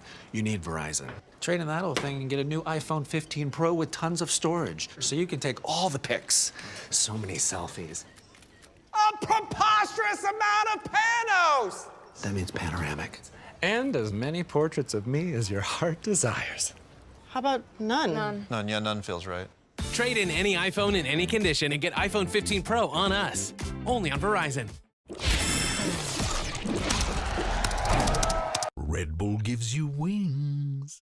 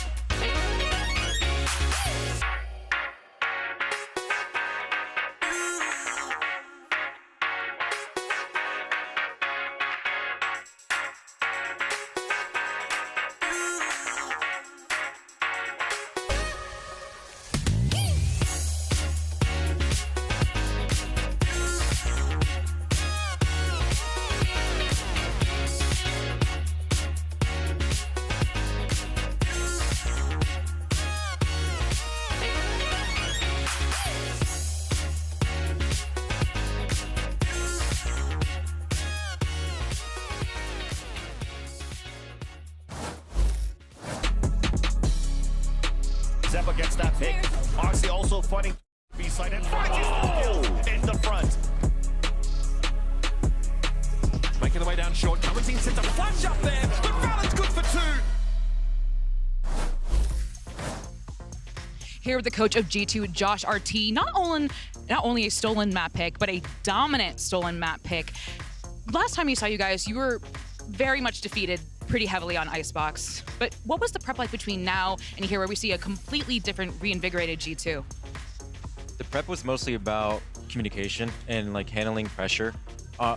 Against the Loud team, we were kind of crumbling under the pressure and like not really coordinating. Like one guy wouldn't get the memo, and there would be constant like disconnects between the players. So that's what we worked on in the past 2 days. Just make sure we play together, support each other, and that's the result. Well, on to your map pick. Best of luck. Well, Liz was definitely right. G2 certainly yoinked that one away from C9. C9 looked strong out of the gate, and then, well, it just started to crumble little by little. Yeah, the pressure. It was incredible to see how G2 were able to just, go toe-to-toe against C9 and then take it even further than that. Yeah. It was quite ridiculous. When a team wins pistol and bonus on the defense side, and then there was actually pistol and bonus on the other side too, it's bonkers. But C9 were fired up at the start. Yeah, I mean, it seemed like it was going to be... Pistol. Is it game over? That guy's already calling game over. Well, maybe for the other side, dude. I mean, listen, G2 was not. I was not familiar with your game. Get into the game, man. I was fixing my India shit can. Oh, that was worth it. That was nice. The vibes were good. Maybe that's what happened. That's where it crumbles. That's what the internal team dynamics out of all the pieces. But I mean, Josh RT God bless him. He sets us up for the perfect segue talking about the pressure and the stuff that G2 have worked on, because that is the #1 thing I saw that was working out for them consistently. Cloud9 would get a first kill they actually had more first kills than G2 over the course of that map, believe it or not. They were getting into an advantage position more often than not, but they couldn't convert it after that point. They were always going for these individual moments, these big swings, you know, the most American team of all time. Like, just literally give them the green card now, because G2, what he had to do was set up a couple of high-low setups. This was such a big moment for me. Not only was it just the fact that they got the first round on the board and it was a clutch, but it was also Icy that got the clutch. And I was I was worried about him going into this game, frankly. You're going up against Oxy, who's for good reason statistically the best duelist of the regular season. Icy hasn't really had a breakout map yet. He's been touted for his place in the Do you feel like this was a breakout map for him? Player. Not necessarily a breakout map, but it's what you needed to see. It was what I needed to see. It was a good map. He played a solid game and had crucial moments like that. Another one I remember where they were executing B and he traded for Oxy, who had Raze-ulted when the sides had swapped. It was Icy and G2 who were on attack. He had good moments in that game, and I was worried about his mental in a game like this. First time on a big team in the partnership league.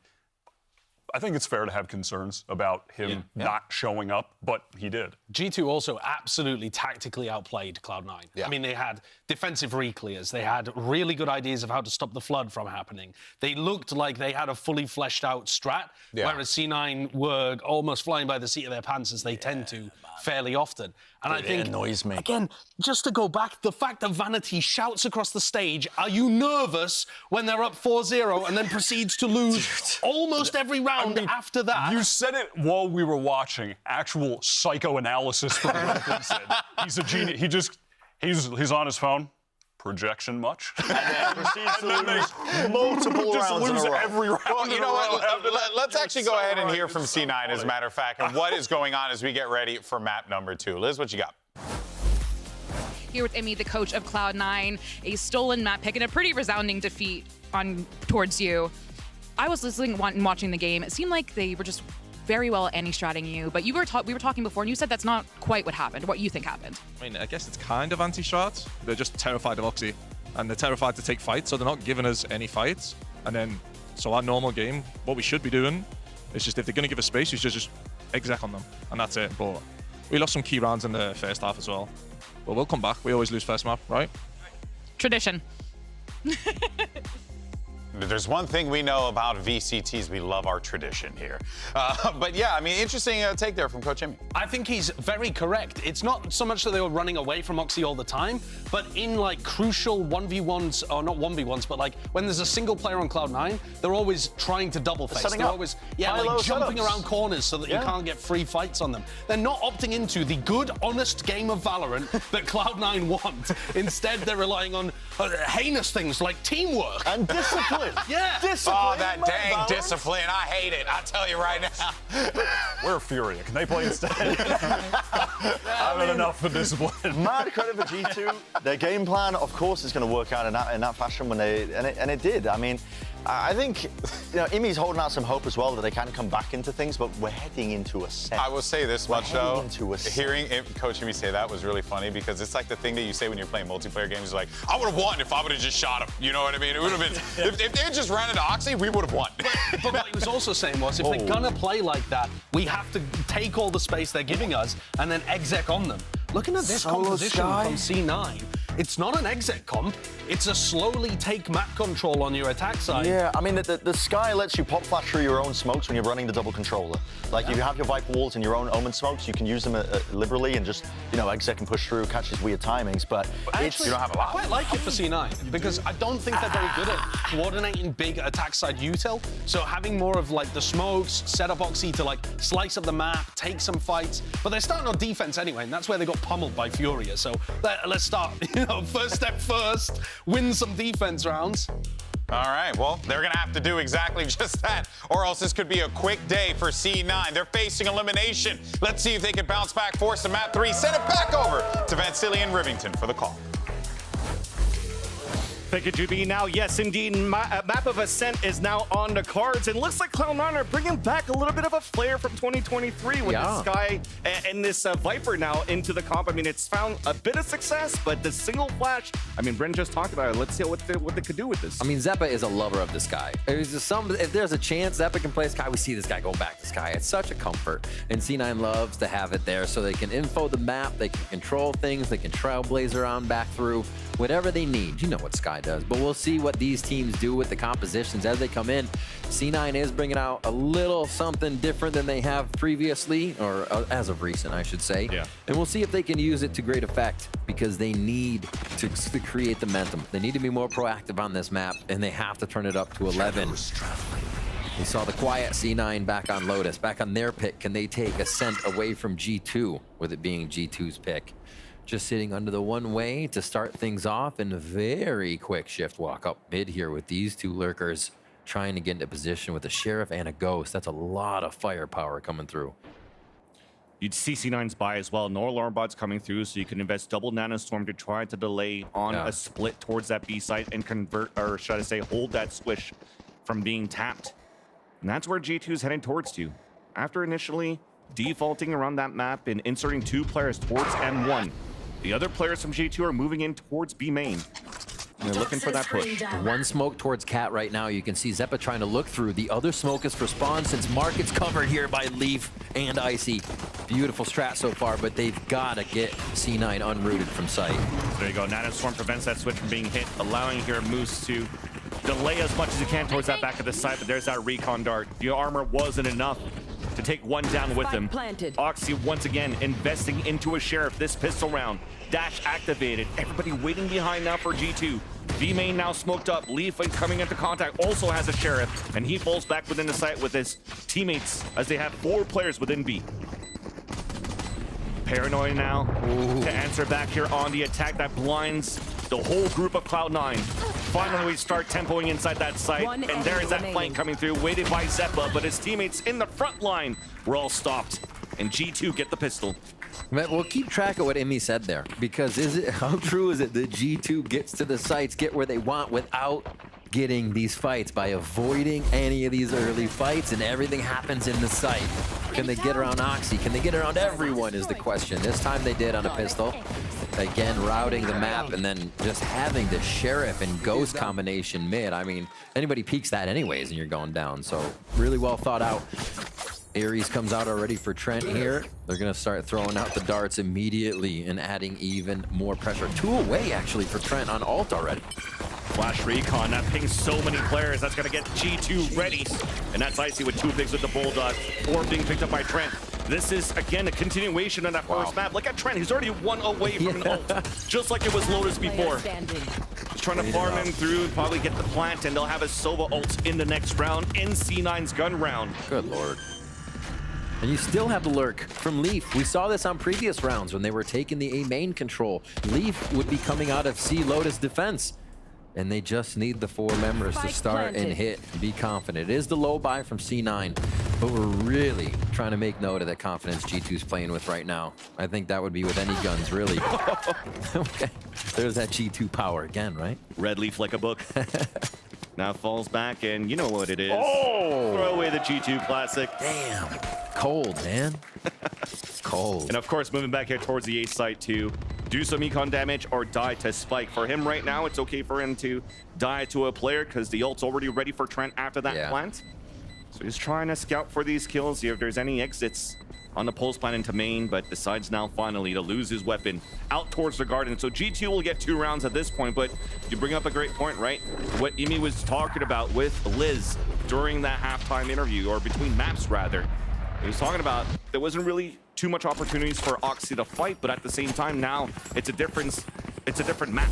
A map where you could be a lot more active around the defensive line, around the rotates, around working the map too on the attack once C9 has that position. It's the little things. The vibes are good. It's the little things. Now we've got them where we want them. All right. Hunter's Fury is up, but Cloud9 bring the arsenal here for the bonus round. start moving towards middle. 4-1 split. So looking to get that arrow over as they just throw through or go through tree into sight. There it is. Recon Dart, Hunter's Fury also to clear out the space, knowing that you have a lower buy and you could close the gap now with the stingers on your bonus. Well done here. Connects onto Vanity, but Vanity was able to drop one before he falls. Oxy trying to find an opening here through the smoke as his dash is about to dissipate. Icy gets that pick onto Zeppa though. Rudy's still in the back of that site towards Hell, and Icy's doing a great job now on the entering, containing here the attack position of G2 on this A side, and instantly both players remaining of C9 will fall back, live to fight another round. I mean, we just mentioned it. G2 would do the same pressure with a lower buy even if C9 had one, and they do that. They go right through, fearless towards tree with the ultimate for Hunter's Fury. Everything set up so well from the first few rounds here to make this first bonus round just torture for C9, and now just hiding behind the util. Hopefully saving these Vandals. A lot of points for an ult here from Leaf, so Leaf is just hunting. So good there too to invest that Hunter's Fury here on the attack on the bonus, because not only you're creating space for that gap to be closed for that lower buy that you have, but with the kills that you're getting, that's free upgrades for the next round too. Instant pickups. So G2 will have rifles to work with. Won't have to invest too much rather into the next round. While C9 will have once again a look of a broken buy. 2 rifles saved from that previous round. I mean, look at that. Paranoia 2 on top of it. There's just too much util coming out from G2 on that 4-1 split that you mentioned, Rude. That is wild stuff. Wild stuff they're able to catch with that Hunter's Fury, especially full right side sight. Because you knew the team was pushing the C9 in, so really heady by Trent to know where those members could be due to his players pushing in. Big B main push here. C9 look to get control of the map, but just like Lotus, G2 are choosing the other side, causing a full retake situation here for C9 once again. Yeah, looking at the beginning of the round here, Zeppa just threw a flash over to Lotto. It did get contact into G2. And for C9 was hoping for, after that flash contact, to let G2 know we were potentially stacking towards this A site, come at us towards B. But once again, a great read here from Valen to continue to press forward and just tempo up. Meloxy is now at the point on that retake. Leaf is just waiting there. Trade comes out from Rooney. That's a weapon to get picked up. They have a chance now to at least take control of A main, where there's only Jonah P behind. Well, paranoia usage if they can get that over towards Jenny. Can't play off it really. Doesn't hit too much in sight. It's gonna be tough. Yeah, they threw it towards the generator and was there to crossfire against his teammates too. And I don't think Vanity could do a joggable right here with the Omen skin. And that's G2. 4 unanswered rounds now on Ascent. Wow. I still can't get over that. What a good read so here so far. Why is it so They cute? continuously play to the soft site. They instantly get to the front door before they're hitting. And even before C9 hits, they're finding themselves numbers down here, which makes it even tougher. I mean, who do you want most of all to be breaking in? We have the best team in the world. Damn. Who do you know? Who do you want to be breaking into the site? Oxy. What if Oxy goes down mid-round? It's so much harder to walk into that site. Everybody shoulder to shoulder, swinging at the right face. All right. This wall now preventing a lot of the A movement. If C9 want to start defending or flashing through towards that side, but it's towards B again. You're gonna hear Killjoy utility. Just Icy has ultimate here, but they're fully focusing this. Everybody in B main here. It'd be different if they went out for a full re-hit, so C9 should be good to defend. And the shot guards are looking to break the alarm bots, and should I say the nanoswarm, but they're set out inside this B site for the drop so that Moose could try to get a spray behind it. But little do they know now that G2 is moving in towards that staircase. Moose does get that pick from the back of the site, which is great here to allow C9 to have those 2 players to start fighting from the spawn. He's just waiting for the drop call, and there it is. Calls it at the beginning, does some damage. There's that flood back from the spawn side, but denied by Trent once again. Moose in the back, and Trent gets 3 in the round for him. Wow. Great entry from the Silva play from Trent. Aldrone to get information too. They can take their time at this point to spot the last 2 players in the front of the shed. Double ping from the Aldrone too. That's just unlucky now for C9 on the attempt of the retake. All three players stuck inside the site for G2, and they could play the time now. Rooney and Vanity just looking to spray. Silver lining is his paranoia. Maybe that could do some work. Double bounce through. Jonah P closes the gap. Vanity gets the pick. 4 kills in a round. Trent cannot get the ace. Rooney gets the last 2 picks. And heroic plays from Vanity and Rooney to give C9 the first round. More than you really may know, Cloud9. These retakes are becoming so difficult. They have trouble identifying where G2 is. So to get this one, pull a little economy back and pull some momentum in away from G2 after they just completely stomped through the site. Incredible for C9. It took a lot. It's going to still take a lot. But that's one on the road back here to get us to 4-4. All right. Hunter's Fury and Bladestorm up here for Icy Trent. You have Zeppa's Seekers if they really need to figure out where the map is going, if they lose the state of the game here in round 6.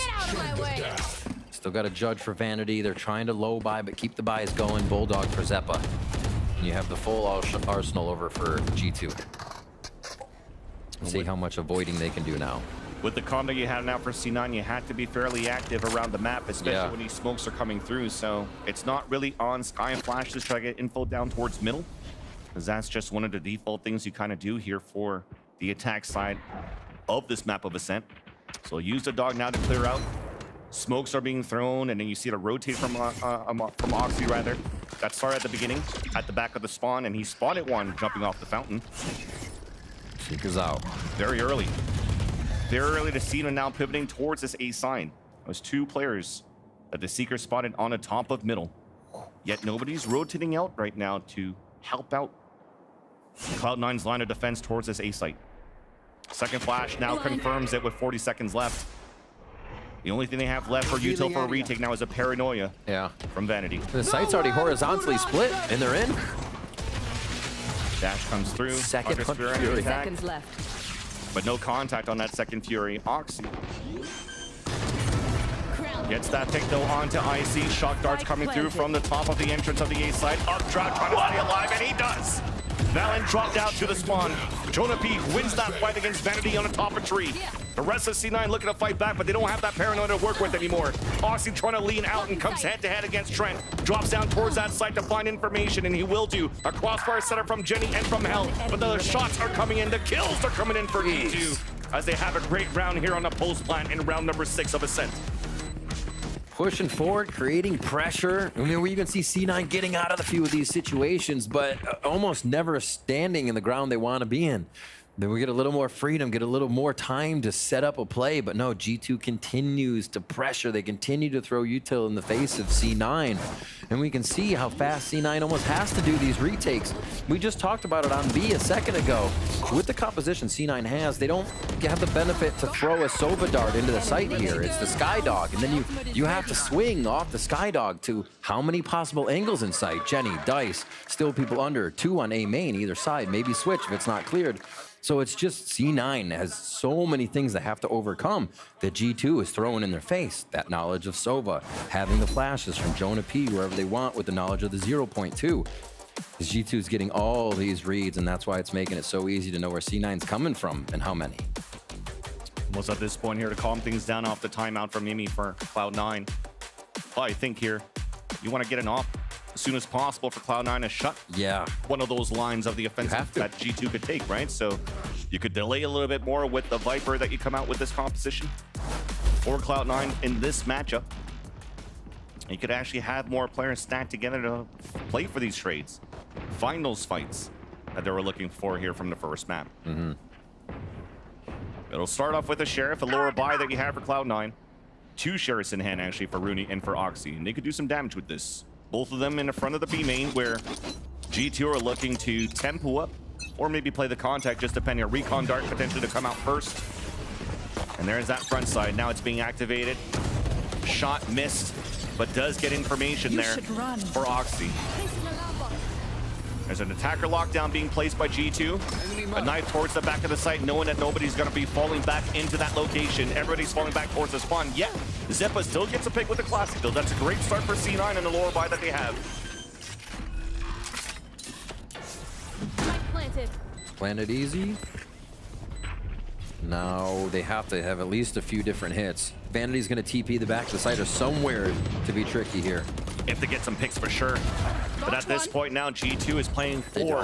They don't want to give a chance here for Moose to use a lockdown at the boat. And for the shares to activate. Snake bite towards the logs, but mistimed. As Vanity swung out before, and Halif, for that, gets 2 easy kills. And doesn't give a chance for C9 to get anything off their eco. I figure maybe just to scramble the mini-map and pull back and go with Zeppa, right? Something to allow this utility to hit, the members to come in a little unseen. But they hold the ults. Still a lot of time to use them at 6-1. Boop. Oh my gosh. Check him. One enemy remaining. A nice cleanup by Leaf from Lumber there. Peek him. Let's go, Nathan! Let's go, Nate. Damn. The full name. You know he's happy. Yeah, Valor knows more of that.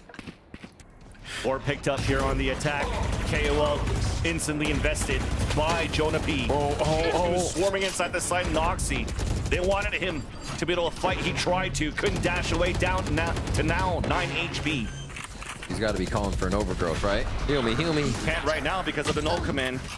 But at least C9 gets 2 picks coming through. Plant now coming down for G2 as we overextended towards that spawn. Confident in the plays. The lurks denied. The retake clean for Cloud9. Not needing any of that util in the end. Blow for blow they go, and Cloud9 takes the upper hand out of that one to get the second in the half. Nice recover there. I want to say recover, but movement. Understanding where G2 wanted to go and being able to meet them first. I think that's the first time we've seen that too. A lot of these fights, C9 might have gotten one, but then the round is just G2 completely set up in sight. Here, G2 is still looking for kills.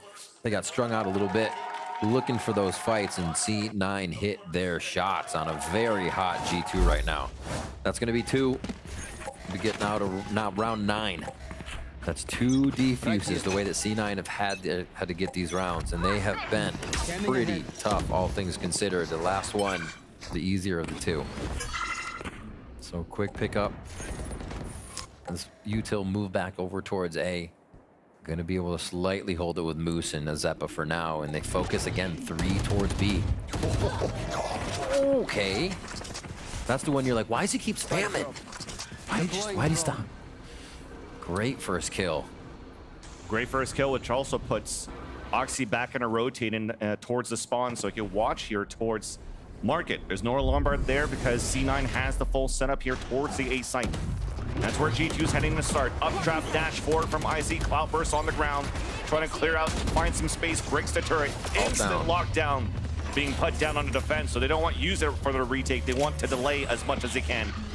And I think it's super smart by C9 too. A lot of tree control has come from G2 to not even want to put the lockdown in tree. They put it in spawn, but Trent starts off with the Odin. And Valen 2 onto Oxy. That's Bladestorm down, but just around the door, it's Zeppa by the switch. A flash now, second kill into IC. Combination with the snake bite from Rooney placed onto the site. Spike is now down, last 2 players in the front. Pop flash coming through, and that's Rooney triggering the last kill. I feel like we've been seeing a lot of Rooney in these last few ones when the round ends. A third one for C9 is G2. We're getting a little too fast for themselves, and C9 is absorbing it very well. Again, great call, thinking of how G2 has been playing. C9 look for the lurk, then they place the lockdown differently, knowing tree control has been a very high priority for G2. Everything plays out really well, and another nice little crossfire here to send G2 home on round 9. 3-6 now. Odin for Vanity gets pulled up. I was gonna wonder when they play the Odin, he gets a kill off it right away. And Oxy. One from Oxy. There's that op that they wanted right away. Took an eco. A second round updraft. Oh, wow. And he's getting spammed and hit by a molly. Traded instantly, and an opportunity for somebody else for C9 to take the mantle of the op if they want to. But look at this 4 position he has while this spray is coming through. Moose has taken all control of top mid, and we'll be able to hear the rotate. The rounds on Lotus that they won, Moose was all the way out. C9 had the map read, and they play so much more confident. I mean, look at this already on the other side of the wall for C9. But Zeppa's alone if they clear it correctly, but they don't. It's traded out, and there's that backside from Moose. Trades it out, and there's only one left, Jonah B. On a 1 versus 2, 31 HP. Rooney to look to pull that wall down.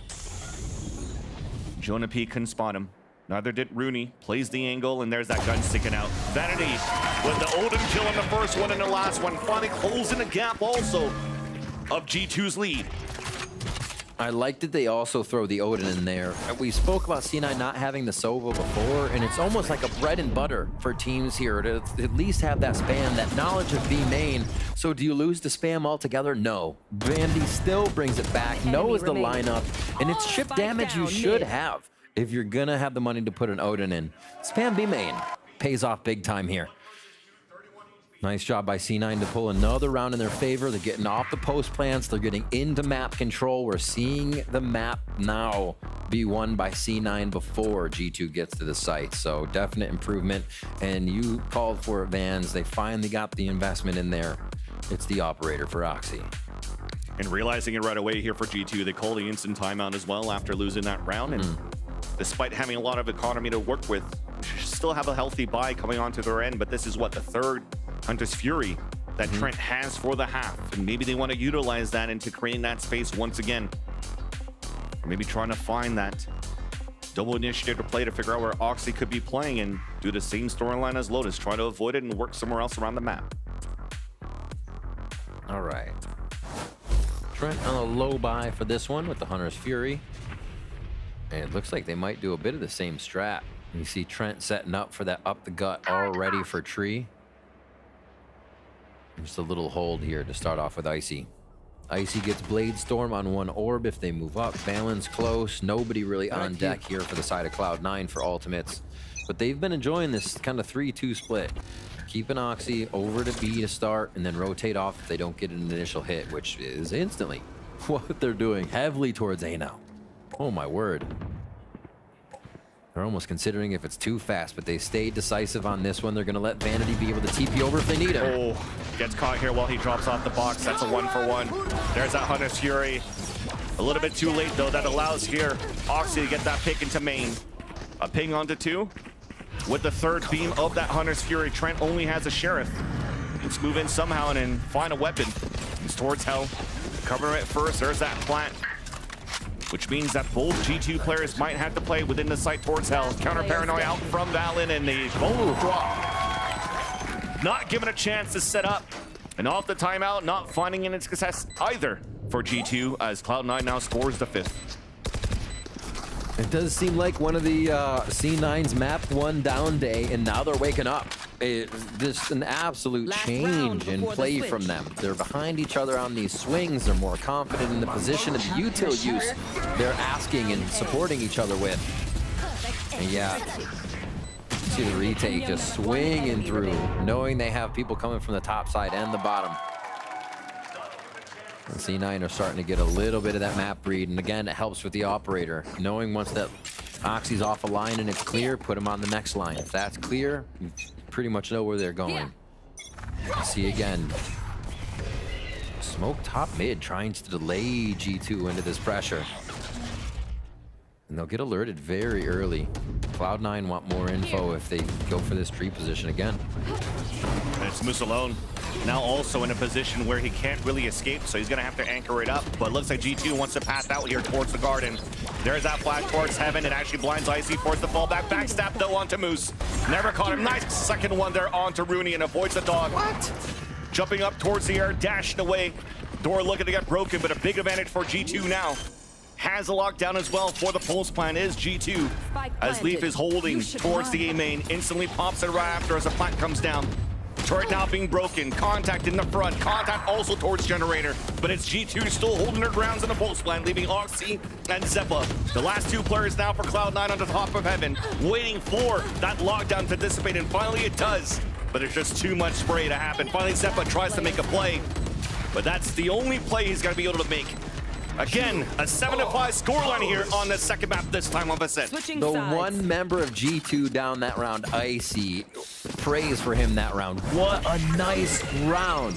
The confidence in a young player to go forward, not being thrown off by the guiding light, knowing he had to keep playing forward for sight first, and then the wherewithal to turn around and get the other defenders that were coming. Super smooth play. Well, a great first half right now, once again, of Ascent. Let's toss it down to the desk to break it down. Thank you so much, fellas. And gotta say, it started off really, really positively for G2, but good to see Cloud9 fighting back, and they managed to bring this one up to a 7-5 conclusion. Still looking good for G2. But I gotta say, one player that we have been focusing on, you know, maybe not in the pre-show, but we were throughout the stage, was Icy. He's been a guy that we needed to see a little bit more output out of Bren, and I would say we got exactly that here. Yeah, I think we were asking the question of who's going to shut down players like Oxy when they get going. Now, you know, I think Cloud9's problems haven't really been in that direction where Oxy hasn't been popping off necessarily, but my God, the discipline's been there, and it's enabled Icy so well, I think, over the course of this series so far. He's also just been capitalizing on the first fights that he's taking by getting the kills and hitting the shots, capitalizing by literally not missing. He is getting the kills that he needs to be getting for the team. And it was the reason at the beginning, it looked like this was just going to be a wash. Oh, it looked, were running away with this. Not like we haven't seen that on Ascent in a Cloud9 game before. They've gotten just totally torn to shreds twice now, and it looked like it was going to be the third, but already, just for this first half, they have more rounds than they got against Furia. They pulled it back. They have pulled it back in the second half of Yeah. it, and they've made it potentially winnable for them, and to stay in this series and to stay in this playoff run as well. I mean, you got to think and imagine, this is Cloud9's lifeline right now, and this is their last chance to do something, to make their mark, to extend it into that map 3. Yeah. I'm interested in seeing how they're going to work the map on attack here with the Sky. You can expect the Viper wall to be cutting mid in half, so you can walk up without needing a recon or, you know, a close Sova. I was going to ask about compositions. With no Sova, the common thing I always see tripping up teams when they try and run a no Sova comp on Ascent is when the defensive team gets an op online. So it's all about that. I mean, G2 have a 2-round buffer right now. If they win the pistol as well, get the economy going, it's going to be really tough for Cloud9. Pistol is a must-win. I was thinking the same thing, but Icy doesn't really op all that much, so it might not be a problem. All right, well, let's see if Cloud9 can keep themselves alive here. Send it back to the casters. Thank you so much, GB. Great toss. Don't laugh about it. That was actually quite clean. Beautiful. But yeah, second half now coming into play. Cloud9 on the attack. And again, coming with an interesting composition that they've pulled in the past with a different team. They're also going to try to leverage this with a single initiator. A Sky Flash to find first contact. Walking through towards the mark. And that's 3 players of G2. Looks like the plan was red and ready. Belief with 3 right clicks. He gave him the G2 Classic. Oh my gosh. No way. That was insane, as now the plant comes down for Cloud9 at least. Spike planted. And that was a big mistake here that came through from C9 when they had such a great opener. An opportunity now for Leaf and Valen to close it out. Both players on either ends have ghosts in hand, but more util with these smokes coming out from Valen. As they look towards the spawn, into the dice, they spot Moose to start things off, and Moose tries to delay at first with the nanoswarms. There's those 2 smokes going towards that back, forcing the players out in the open for Cloud9. First contact being Rooney, denied by Valen. Dropped in the Spike, a wraparound. Moose on a 1 versus 1. Spike now tapped, now off it. Valen trying to run around as Moose is playing the clock in his favor. Chasing him down, hunting him down, and there's no time left. Moose dances away and gives around here to Cloud9. That'll be the first time I've ever seen a Moose dance. Incredible stuff coming out of Moose there. LMS to the max, continuously dancing around the box to keep it going, time it out. And C9 are able to pick up a very important pistol round after this. Oh my gosh. Usually in those moments, there's at least 1 click that does only 130 or so. You know? Today is honestly just the day of classics across the region. 120, yeah. Incredible stuff. All right, we're into the second round. We do Spectre by 2 Vandals here for C9. Better keep this long range. You don't want to meet the death ball of G2 waiting at A main right now. Still a Sheriff in there for Leaf, as obviously there was a bit extra money in the bank from the 3 kills. That beautiful classic hat trick. And C9 play it towards mid here. Looks like they just want to open up the center of the map again. Timing on that one too. Vanity was watching towards that orb and tries to find. They hear him running too. Very smart play though for him to fall back instead of re-peeking through, because G2 are walking out for the contact. And that might give now a possibility here for Cloud9 to just take over this B site. Huh. I think Vanity just made run steps towards that smoke, and now he goes spawn, holding him in market, but doesn't do enough. Yeah. They're still in. That's it. It's a death ball moving through, right? And then you have 1 person watching that flank this time around. Moose might get caught. That's a Vandal, though. Giving up. It is.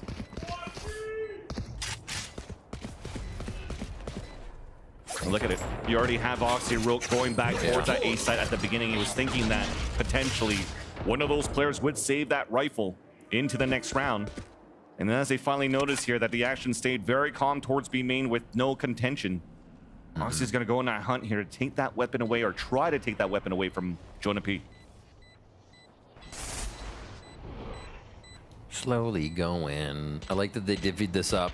They said, well, Bladestorm's pretty cool. Go get that. Try to get more alt orbs online. All right, so this one's going to fizzle out. Icy actually does get one onto Vanity. Nice. Tags Rooney, but he's not going to be able to do enough. There it is. Little shot in the body. Ends up being a great eco, actually, for G2 in the end when those shots weren't landing from Vanity against Icy, and then also Oxy losing his weapon against Jonah P in front of Gelato. So that's another Guardian they have to purchase up. We just rewatch this one again. A good push in. Oops. Cloud9 getting 2 to bring us back to even here. So now at round 15, let's see if Oxy's going to do Oxy things. Like we said, back down on the Guardian. Buy here, Odin for Trent. They're going to set up in that tried and true Sova Killjoy towards the left side of the map, toward B. And now the alt orb games begin. It seems like they will slow it down and try to play this one way. Read that like a book, just sprays when a Strode came out and gets that kill onto Oxy. And talking about it, this could have been a pretty decent bonus round for Cloud9 when they had 2 Vandals to work with. Make that even 3 that they purchased, and now only has 2 Stingers with Oxy dying, now only 1 left with only 1 Vandal. So it's going to be tougher here for Cloud9 to convert. I think it's G2 catching C9 when they're sleeping a little, right? That's a setup we all know. You get ready, you TP, you both peek, and there's just a moment for a mistake. Valen catches it. They're ready for C9 to be trying everything in the book right now, it seems. And now backing up to anchor site a little bit more with that high-low just over Valen as he's on dice. This B main control can get funky real quick, too, for Leaf. There it is. Now at the wall, too, and the flash came across, instant spray that gives information that there's players towards tree after Jonah P threw that flash. Also gets that big trades coming through, 1 player left. And Jonah P's finding some footing here in this defensive half for G2. And that big pickup Vandal comes up with a few frags for the round 2, so a little return on investment for going searching in the last few rounds. All right. Pulling up the bonus. This means C9 can still fire back, and Icy's going for the operator. We will have to see if Oxy ever decides to bring one out. It's not really his wheelhouse, but sometimes you need to hold the hard angles. Here, I think the attack side, they just want to go full forward. Bladestorm in 3, Seppa's ult in 2. Get back into this round, and not too many close ones for G2 just yet as we get pop flashes to tiles and a lot of mid control off the bat. Look at this, TPing right out into danger and then back just to put something else on the docket.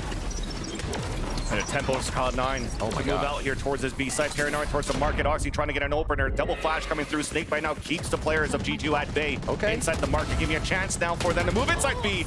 It's a 1-for-1. Oxy trades it out for Vanity as they allow here Cloud9 to get that plant inside this B side. All players of G2 back towards the spawn. Have an op in the hands of Icy. Might be a difficult retake on their end, but at least they have the Odin now from Trent. There we go. This is what we're looking for. A little flashy dashy. They're in sight. Now it's going to be the operator retake, which makes it that much harder if you're stuck in this choke point. Dashes in, one goes down, the Valen drops. And they know there, the dash came across, and that's Icy holding the op in hand, and Oxy's going to try to find him. Second flash coming through from the spawn. It's a 1-for-1, make that a 2-for-1. Can he get out? At this point, he will. All 3 players of C9 staying towards that back of the site. A round will come in for Cloud9 as this second half now looks to be going back and forth between Cloud9 and G2. The operator, now that they know it's out, is going to be a big factor in how C9 approaches this.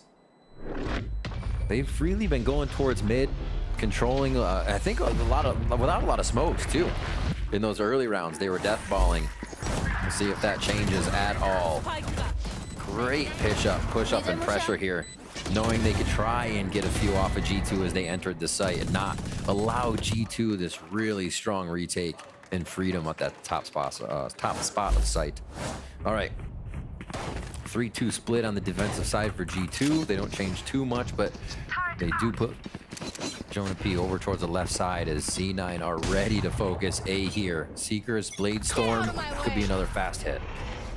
So G2's doing The same thing as C9 and they'll revive. 3 players stacked up here towards this big side. As IC is trying to opt into the tree. Bucky's close. Seekers are trying to clear out the area. Updraft in the air. Easy one moving forward. And there's IC dashing away. Able to save his op for now. Clearing the smoke. Popping the shots inside the smoke just to make sure that his teammates could cross. And that's a clean one now for C9.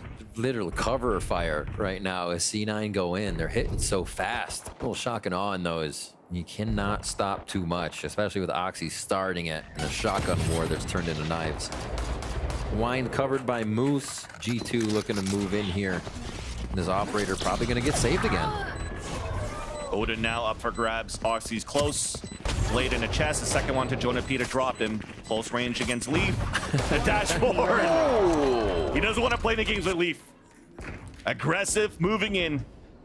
And you're starting to see the kills starting to get collected here by Oxy. Able to take the driver's wheel and take the map into his favor. Yeah. And bring those fights wherever he wants now when he's getting these picks. And I don't blame Icy for where they're putting him. They got him online at B once, try to hit that. Yeah. They got to Cat, and what has C9 been doing? Going mid a bit, trying to pressure the middle of the map. So Cat didn't work because they all went A. They are avoiding Oxy so well. And Amy was right.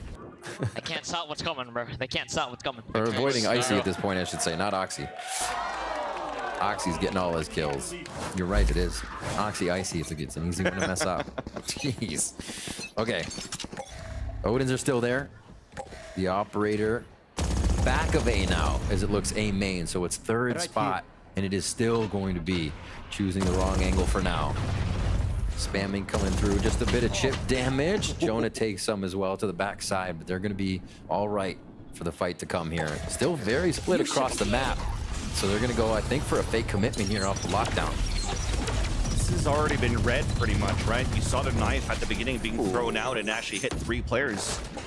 And actually, it's the spray of the Odin that breaks the lockdown, so badly placed there by Moose, not giving a chance here for Cloud9 to set up a fake.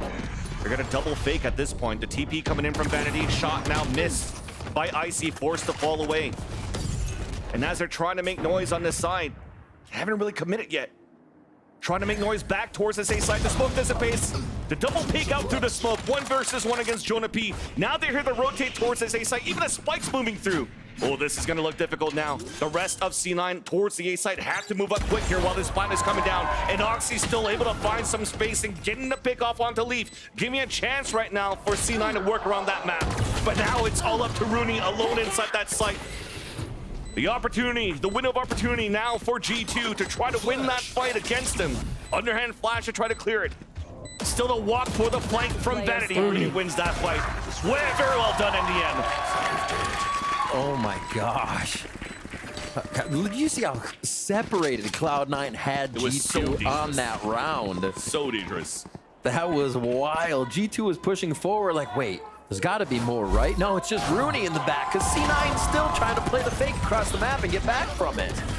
It's just they were everywhere, inserted wherever they could be here, and at the right moment, they got back to B to help Rooney out. But man, just imagine what G2's thinking, seeing all these members of C9 come from different spots and just getting torn apart as they try to recover. Well, they have some ultimates here. They can use. Timeout's going to be called by G2, so they can sort out how to do that. Maybe get that slow the game down comp back in, because things are just getting all out of sort here as C9 get onto the attack side and start throttling G2. I mean, just in that previous round, it really looked like G2 had that perfect read, because when that knife actually hit the 3 players towards B main, Zeppo wasn't there. So you usually think, okay, there's usually a flash behind Oxy to try to create some space. Just wait. There's got to be some double punks, but it came down to just C9 winning fights on both extremities, and now it just became a round where C9's like, oh, well, the hell do we do from here? Thankfully, though, they do convert the round for Cloud9, forcing the timeout for G2.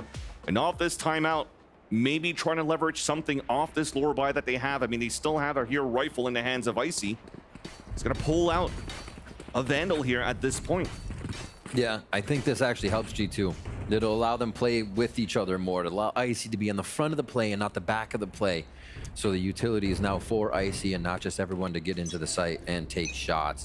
That's what you want your Jet doing, especially if Oxy's going to be playing hard like that. C9's always just going to avoid the operator and go for the fast plays with him. All right, VALORANT gets pushed up, turret down. So C9 have to watch their back a little bit more, as G2 are just trying to be a nuisance here on this lower buy. Oh, little check. Was Stinger shots also being heard towards B main when that turret got broken. So for Cloud9, they're just trying to default it back, trying to find a better information. The dog actually did spot Leaf, so they know now that Killjoy utilities towards this A site, and that the Stinger potentially is just something that's weaker here towards B. This setup for C9 is wild. Yeah, exactly. Just spread out. Yet they still want to try to fight here on a 2-2 split from C9 on this default. And there you go, you start seeing them falling back, forcing out G2 to make a play, trying to go and look for information. Now they spot Icy towards that back of the site. Oh no, they're still going for it. After finally the players falling down towards A main, that's Zeppa. And then also Rooney saying, okay, let's finally fall back now towards this B site. Moose has not gotten control of B main throughout all of this time, so they have to start making a lot of noise, and we'll run through uncertainty. Shots missed, but Valent's there with that Stinger. Players falling down now for Cloud9. Owl drone from Trent does get that ping onto Rooney, and the crossfire is too good. 10 seconds left, a thrifty round in favor of G2. I'm not sure if C9 really was just giving G2 a little bit too much respect there, thinking maybe after a timeout, G2 is going to do something so wild, we have to spread out and figure out what it is.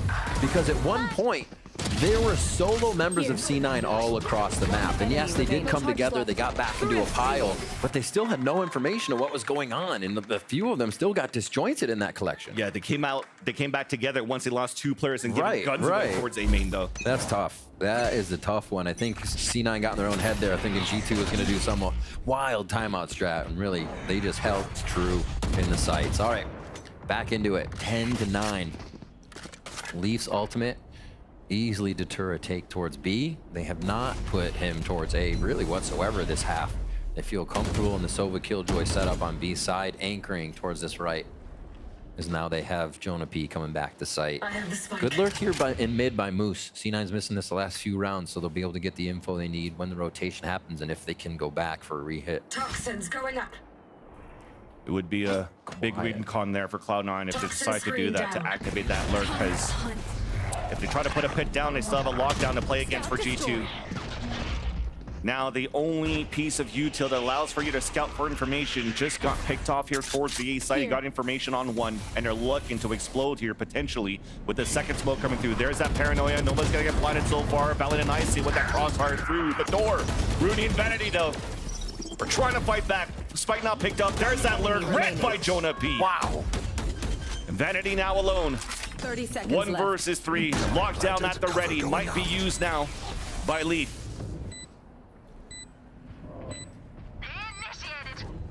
Vanity will have to play inside the site for now. Trying to find an opportunity to get a pick. No more TP to come across, so he's going to try to walk out.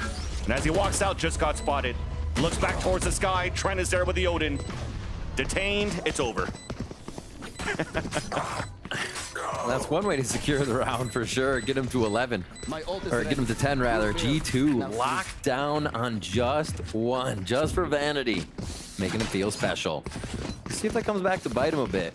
I mean, you for sure want that round, and you for sure want to be able to kick out C9's economy and where they're at, but that is a heavy investment for what could have been a triple swing. Okay. Timeout getting called by Cloud9 now. That was a huge round from VALORANT, especially in the back of the site, knowing that Oxy is going to go right for Jenny there. Beautifully calculated. The turnaround to kill Moose by Jonah P. A lot of the timing on that round was in G2's hands, and they used it beautifully.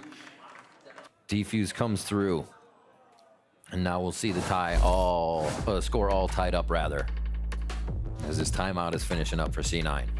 So Amy's coming back in, trying to organize what the team can do. They do not have a lot of ults coming online, but they will have to face a few from G2, and they have to keep the momentum here. This is going to be the 3rd loss for C9, so that's a low buy to no buy. Maybe Zeppa's going to have a gun if they don't win this round. So we'll see what they can put up. Yeah, losing that Thrifty for Cloud9 is huge there. A huge momentum swing for G2. As when we mentioned that lower buy that G2 had, the 3 ults that they had in the ready were the Hunter's Fury, the Null Command, and the Lockdown. Now they have still 3 ults to work with because they kept the Hunter's Fury in their hands. And now they have like the Econ ult, the Money ult, or the Money Economy and the Money Advantage. So it's tough now for C9. Again, backs against the wall. Losing the first map 6-13. This is a do or die. C9 losing this map. They only get to play again during the stage 2. Trent looking to wallbang early at the beginning of this round. Just from the spawn into the B main. There's a little bit of pop damage there onto Rooney, who decides to fall back with the rest of his team towards this A site. VALORANT can play real tricky here and from the shadows out if it gets too dangerous. I like to play towards wine. Easy TP out though, so can hold the ultimate. G2 is playing safe towards A. It's going to be the dash in from Moxie again. Yeah, the timeout's trying to get that paranoia out into the Jenny. But the crossbar is always too good now as Dicey goes over the updrap in the air. Hunter's Fury out on the defense. Advantage for Cloud9. Does get a bit of damage. At least on the hold to start things off for G2. Force now players to go on a reheal. Beautiful pit now. That's the size of Texas. I'll try to get this plant down. Creeping in. Cool, the counter there. The alert from Moose. Advantage for Cloud9. The Cloud9 lurks have been really a big impact for them coming in from Moose, whoever is on the outside at this time, whether it's info or how the team is hitting the site and those final few kills that they're getting from that lurk. Pull it back into their favor. We just said that was a big, big money round for Cloud9. So important that they win this. And what do? They go back to default hits on A, having Oxy dash in, where this team is strong, with Oxy creating chaos, breaking crosshairs, and people following with utility. Sometimes you go back to the basics, and that's what we got from C9 out of the last few to make sure they're able to collect these rounds, and now in the lead. Rooney taking a bit of chip. Not really worse for the wear there. And it's quiet for now as they cut audio and get this rotation back in from Vanity. Moose again on that slight lurk towards mid, and they just flip the side of the map. Very default hit towards B here is what it looks like. Yeah, at the beginning of the round, you saw C9 creating that same condition towards that A site for the flash, and now pivoting towards B main. The full team hit with a late lurk from Moose once again onto middle later on. Dash coming through from Icy inside the spawn from the B site, or vice versa. And Icy gets the second one on the board. Vanity drops. Icy is praying for more kills here. He's trying to hunt it down towards the top of the staircase inside that market. Big push coming in towards that spawn, and that's Moose on the lurk, gets denied. And giving a chance now for G2 to close down and close out this round. Right now, both and last players are pinned between all 4 players of G2. Nothing really that Rooney could do in the end. There's that push out from Icy, the confidence coming out. The spike out in the open. Poison orb emitting. Hangs on it too. Doesn't just want to give the kill away. I mean, that's an important weapon. Look at the buy that you have from C9 or the money that's left since that buy at the beginning of the round. I'm trying to go for the explosion towards that B site was quite denied there by Icy's dash from the spawn. Super spicy Icy on that one. To actually come in and kill Oxy first too. In that duelist trade, it seals the deal on it being the right play and what Icy's trying to orchestrate right now for his team as the duelist. Both young duelists here putting up a lot of good frags. So smart. When it was called too to make that timing to say I'm gonna get in fight either with a few people or by myself with one other, and he was ready to take any fight that came. Really awesome stuff to see from that player from Icy coming in strong. 11-11 now. Probably didn't think we were gonna go back and forth in rounds, but here we are, and the lower buy is going to C9 at this point as this economy gets thrown back and forth. Round 23. The Odin's still out for Leaf. Jonah P getting a good kill on Vanity. Almost feels like the jump was heard and he just sprayed inside that smoke. Objective there for C9 was just to try to get the orb there for control, and unfortunately now with the process, they lose an important piece of that composition of smokes to try to go for the execution for Cloud9. I think VALORANT got the same kill on Oxy when they did that with a TP from Vanity towards the other side of the orb. here on shore. Just a little clear and back up. So G2 is kind of reading that C9 or the first few moves are the gentleman's agreement. We're going to do this the one way, the smoke, the play. G2's just trying to stick a foot in the door wherever they can. Nice turret detection here towards B, and the rotation comes in from G2. Again, that's the troubles here, having no smokes towards that spawn. As the updraws towards the air gets backstabbed there by Trent, and the rest of the buy doesn't work out here for Cloud9. Can't pass through the market side, and G2 are now at map and series point. And elimination here for C9 to look at what could happen after this. They have such a good roll to start off the second half. A few rounds, bonus goes away, but they collect after the bonus. So no, G2 again slows it down. The timeouts coming in from Josh are impeccable right now for this squad, and now they put themselves on game point, series point. Incredible stuff. In a sense, starts to trend their way as their map pick. They seem so comfortable. Double Odin, triple Vandal on round 24 here. Spamming through the wall already from both sides on B, and they're ready to just put up flashes at A. And not too much for Cloud9. Best thing they have is the Seekers to try to create the space now for the team. I've got your track. Scraping for a buy. Bulldogs and Vandals. The dash forward right into the molly. Icy's not afraid. Gets wall banged across by Moose. An opportunity for Cloud9 to push us into overtime. If not, the dreams are gone. Walls now coming through on the attack, forcing G2 to just stay behind for a bit. Jonah P looking for some pressure in the front of that A side. Smoke now on the attack, also to allow Vanity to TP back and give a chance here for Cloud9 to push inside this A site. VALORANT though with 2 picks from the back as Oxy and the rest of Cloud9 are entering inside A. Wall now, door now broken. It's not clear. 2 kills out for Cloud9. Up to VALORANT alone. There's that first pick. 8 bullets left. The dog being pushed forward as they spot him. Vanity with the Odin cannot get the spray. A topper from Zeppa. A high-low. And Zeppa gets the pick. And we're going into extra innings. Wow. Incredible stuff for C9 to pull that out there. Overtime. G2 not being able to defend the last few members of C9 in sight, doing enough damage. What a scrappy round here for VALORANT to start off. And then this fight just... I thought I saw Vanity just run out and get a knife shot there right into hell. I wouldn't doubt it at this point. It is mayhem in A site. That's basically where we've seen a lot of the action. A few rounds going back towards B, but A has been the playground so far for these two teams as we do hop into overtime. C9 switching back onto defense. G2 back on attack. We get our full buys, no operators to come out here. So we're going to see what teams can do as G2 wants that full force going forward. They've played the 2 towards mid before here with Icy and Leaf. They bunker down on that left side once they get through the archway, and the team just rotates back and forth waiting for the correct audio call. But C9 was not this proactive before, and they back off, actually. They don't hold that B main control, which would have been pretty important. Yeah, it's actually a good call here that C9's win con when they were playing this defensive half was Oxy picked up this operator, and this time going with a Vandal and armor, moving across the site. And as the L drone gets heard into B main, Oxy's pivoting back here with Moose in the back of the B site. Dash now activated. G2 trying to split inside this B site. Icy and Leaf getting openers now, watching the flanks. Zeppa cannot find the timing to help anything for Oxy, so you're hoping for him to go nuclear, and he can't. Zeppa though gets traded out, and Rooney is too late to come back to assist his teammates. Stuck now on a 1 versus 3 as Trent gets that plant. Orb now up, Jonah waiting by the logs, and G2 are back at map and series point.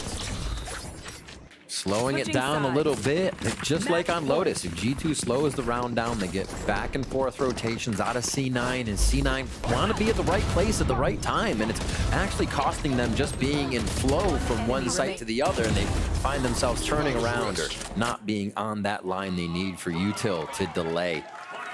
All right, now we're back on defense. C9 get the chance to attack where they've definitely seemed more comfortable with this composition and the communication they're using.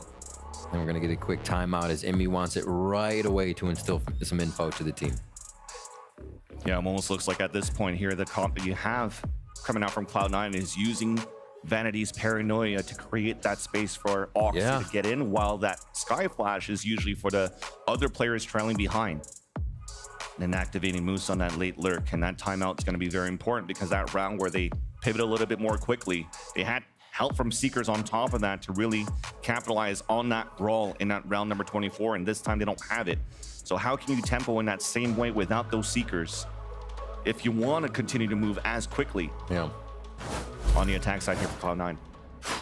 The thing is tough. You follow the paranoia. We can follow the Skydog. Skydog becomes a little more difficult because when you're clearing B main and then there's still a giant shot from spawn if it's not smoked. If you clear tree, you can still get hit from A or top of tree. So you really have to be behind the dog with a bit more util or members if you're going to be using it to get in and not just play a ruse on the site. Looking at how they do it here, tiles and B main as a focus for C9. And a good focus from G2 towards that left side of the map. No operator on either side again. The Odins ring out to start us off. Spike towards mid here. Could get in a scary spot, but it is protected. Icy was looking to peek out too, almost out of timing. And now as the jig is up, there's the initiation engagement from Cloud9. They're looking for a split into the B side as well. Paranoia comes through. There's finally that smoke. It's a poison orb out. And there's mollies and nanoswarms actually preventing G2 from moving out. But there's a double nanoswarm on the whole side of the lane. As G2 finally has an opportunity to fight back as the smoke comes down. Moose answers back. And it's an Odin and Vettel mirror match. Spike planted. Spray by Trent towards that spawn. From the spawn into the B main as the spike's planted inside the B site. Underhand flashes galore. Odin with the try by What Odin. in the world? The fadeaway flashed Odin. Just stepping backwards and he finds the frag. Incredible stuff here. Any other gun, I think Moose would have been going down, but he stays strong. Zeppa gets the kill on the other side, and we're going another extra inning on this one. The Odins, it is just literally everywhere. What a ridiculous kill.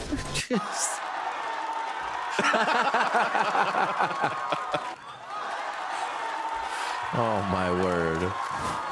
All right. Icy at 25 and 16 on G2 side right now. Absolutely slapping on that. Duelist, he's feeling good. Front of this play already as they start moving up towards tree. It's going to be this play again where they have the dart come over from Trent as they start to make their moves ASAP. God, neither team is delaying now, Vansilius. Just go faster and faster. Dangerous positions here, both from Oxy and from Moose. High-low, but staying tucked in at hell and at heaven. Now, as you're scaling up here towards the generator, the crosshair set up here for the pick, but it's Icy that opens it up, and those two positions get fully denied from the pathing that G2 had towards the generator. Runa catching one, but then gets traded out by Valen. Zeppa, no opportunity to catch some players on a reposition off the post plan, shooting behind two players. In between two players towards the hell, and that's it. Another advantage in series for G2. Ease. Faster and faster until the thrill of speed overcomes the fear of death. That's what they're doing. It's continuously going pedal to the metal here. All right, so they go in. I think the over-under, the elevation shot they had there was a little disjointed. They didn't have the exact peak with each other, so it really just fizzled out to a 1v1 and then another v1. Leaf very happy to see this coming around for the team. 14-13 here as we get into the next one. Whereas C9 going a little bit of alert from Rooney, but they focus towards A to start. This is the round Vanity hit Oxy right in the face as they try to get through that smoke.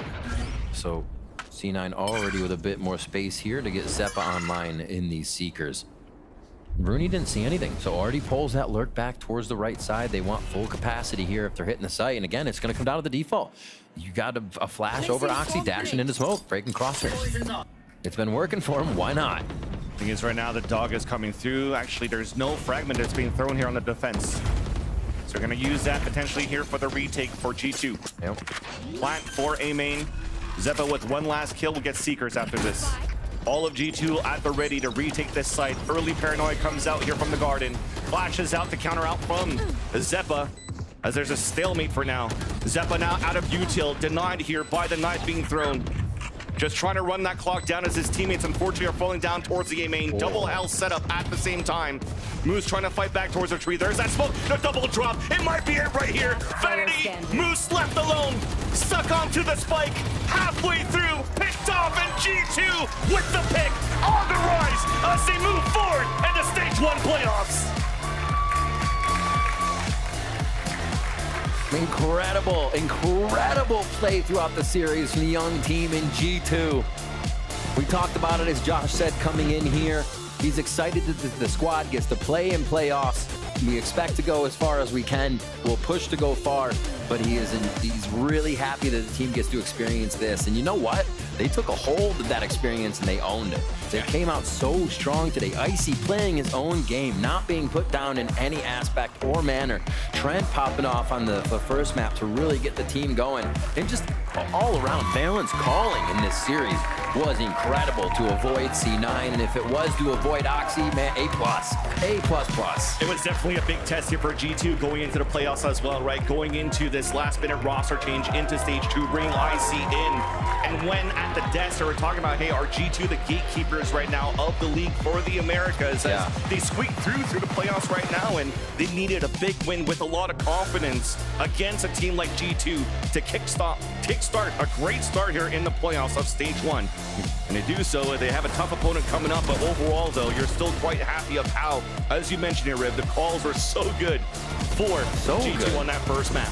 Really nice. I mean, for Valen, too, when you got Icy going 8 first bloods, it becomes a little easier when you get to call the audibles on the 5v4 man up. But still, when they were man down, when they had to change the pace of the game or slow it down in their favor, I think one of the biggest things we saw them being able to do was continuously wait on the round. And then, like clockwork, C9 would rotate off a site and G2 would take the site. Honestly, they just had such a read into the playbook of C9 this way around.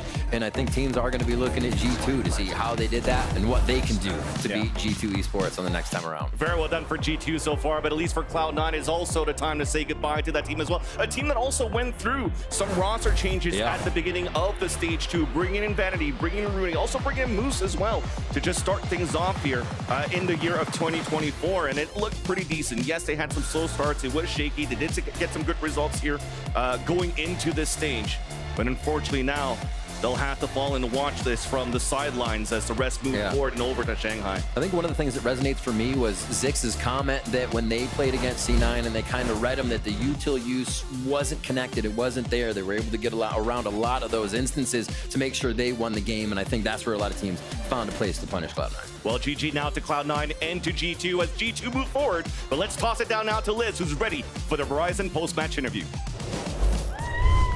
Thank you so much, gentlemen. Well, class was in session with Professor Jonah P, everyone, of G2. An incredible performance.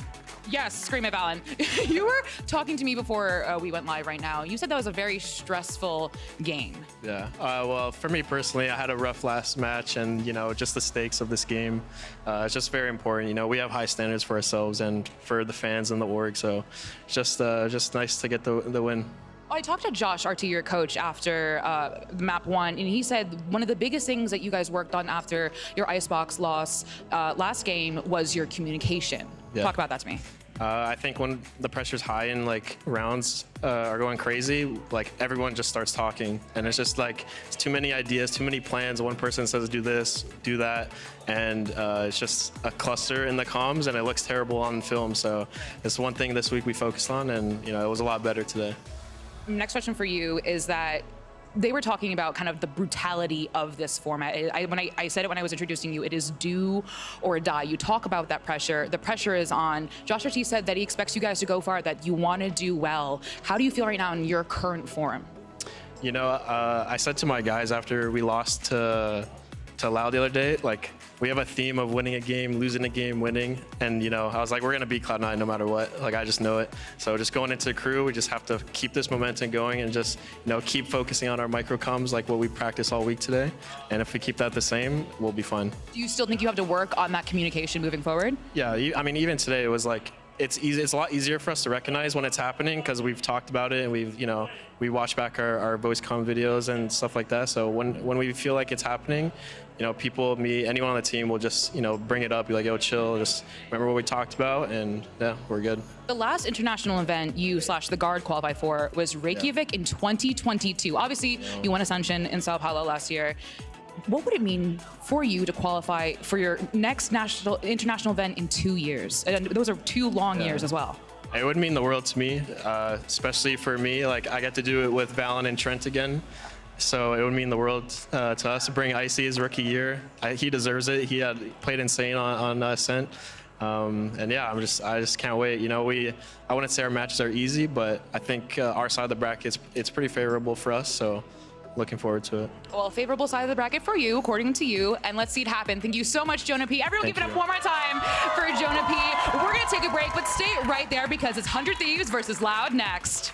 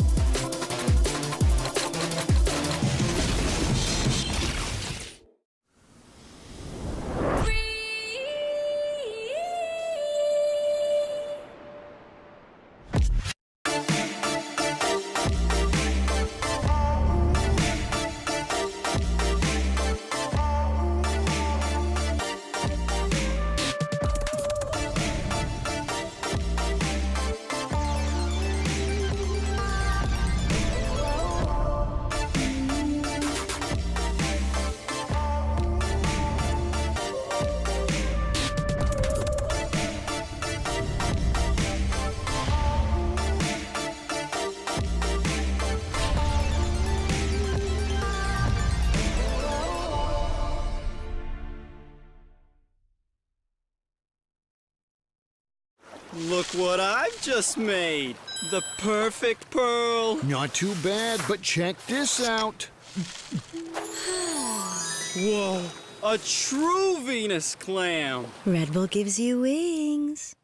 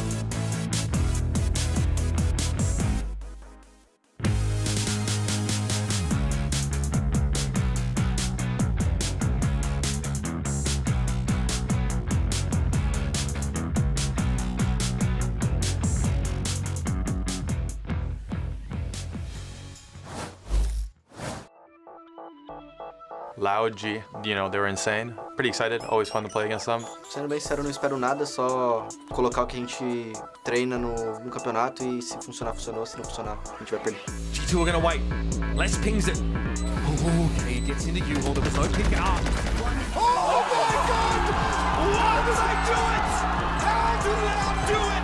Magic from QCK. A razão por a gente ter conseguido um up nessas duas últimas semanas foi a gente se unir fora do servidor, além de começou a conhecer mais o Cauã, comecei a conhecer mais o Felipe, e aí a gente começou o time inteiro se aproximar mais. Yeah, I'm definitely excited for playoffs. You know, I didn't make last year, so, you know, making it at least once out of the 2 years would be nice. We're just trying to win games. Yeah, we're not going to these next 2 games, we're just trying to be sharp. Oh, they're investing. 2 ults used. Asuna drops heat. Asuna just went huge.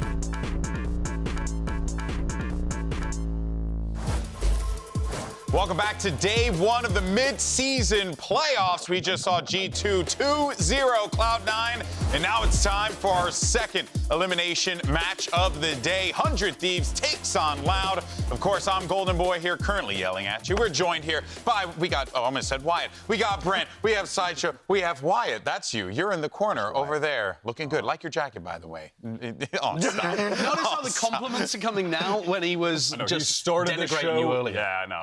I would never do that. I'm a good person, and I treat everyone with kindness. All right, well, yeah, but you're a monster. Okay, so let's go ahead and dive into our matchup here today. Let's go ahead and talk about 100 Thieves here. Now, this is a squad that, from last year to this year, massive turnaround. We're talking about a squad that is, you know, contending in the playoffs here, and I think all stocks are pretty high for 100 Thieves, Wyatt. At the beginning of the year, though, to be fair, their fans and the people continue to live in fear. Oh, it started slow. Yeah. I mean, there was a lot of justified coping because their group in Kickoff had a ton of great teams. But turns out the coping was kind of real. Yeah, the coping was actually kind of real. And then first week they played Sen again, who just got back from Madrid. They lose that, and it was like, we're still holding out hope. What'll happen when they play against a team that didn't win Madrid or isn't Lev? And then they beat G2, and then from there, it felt like when they finally got a win, they broke through the mental glass ceiling that just had them down, and they finally started playing with more confidence. There's still a blanket of doomerism over this org, though. No, there isn't. I think they've tossed it away at this point. I think it's born and bred into them at this point. No, it's not. Boostio dispelled it. He exercised the demons. Yeah, with his little boombox. You say that? Just the vibe of the people. Like, the vibe of the people isn't like that at all. You're talking like Nade Shot or something like that? Down, everybody. No, the fans. They've just been they've been downtrodden for so long. They don't know. Even when they're winning, they don't know that they're winning. No, that's true. The fans are reluctant to hop on the train just yet. But if they beat Loud today, the train is going to be full steam ahead. But let's be real for a minute here. There is some issues, if you will. Perhaps a little map pool, perhaps that 100 Thieves mayhaps struggle with? Possibly. Yeah. Possibly. I mean, look at their bind win rate. It's 80%, 4-1. All of their wins so far in stage 1, they've got bind in the map pool. It's almost been 100. I think it's 100% win rate in stage 1 for them as well, actually, if we're not counting the kickoff games that they ended up playing. So they're looking good. I mean, with this team, they do look good if they get bind in a pool, but I'm really quite concerned that if Loud just take that away from them, I mean, there's a chance that Loud don't end up doing that because, again, they do like to opt into playing bind every now and then. But still, I think it is 100 Thieves' best map. And I think if you take that away, you take away the foundation of what's getting this team a lot of wins right now. They play the same comps on bind and split, and Loud have been getting rid of split almost permaban. There was only one time they didn't ban split. So I think they're getting bind in here, and I think that's going to be a map that 100 Thieves can kind of jump into the rest of the series with one under their belt. Yeah, potentially, of course. Well, let's go ahead and check in with Bang. He's actually going to be standing by with Elizabeth. Rock, paper, scissors, shoot. Rock, paper, scissors, shoot. Get good. Hey, what's up? All right, very quick question for you. You're very close to qualifying for Shanghai. How are you feeling right now? I'm feeling very excited. It's been a while since I've qualified for an international. The last time I qualified was Champs, and the last international I've been to was Lock-In, but I didn't qualify for it, so it's definitely a good feeling and a lot of fun. Best of luck. Real quick, rock, paper, scissors, here we go. Rock, paper, scissors right now? Rock, paper, scissors, shoot. Rock, paper, scissors, shoot, all right? On shoot? Rock, paper, scissors, shoot. trash. Absolute. That's right. You can't step out to the streets. Anyway. You confused me by explaining the rules.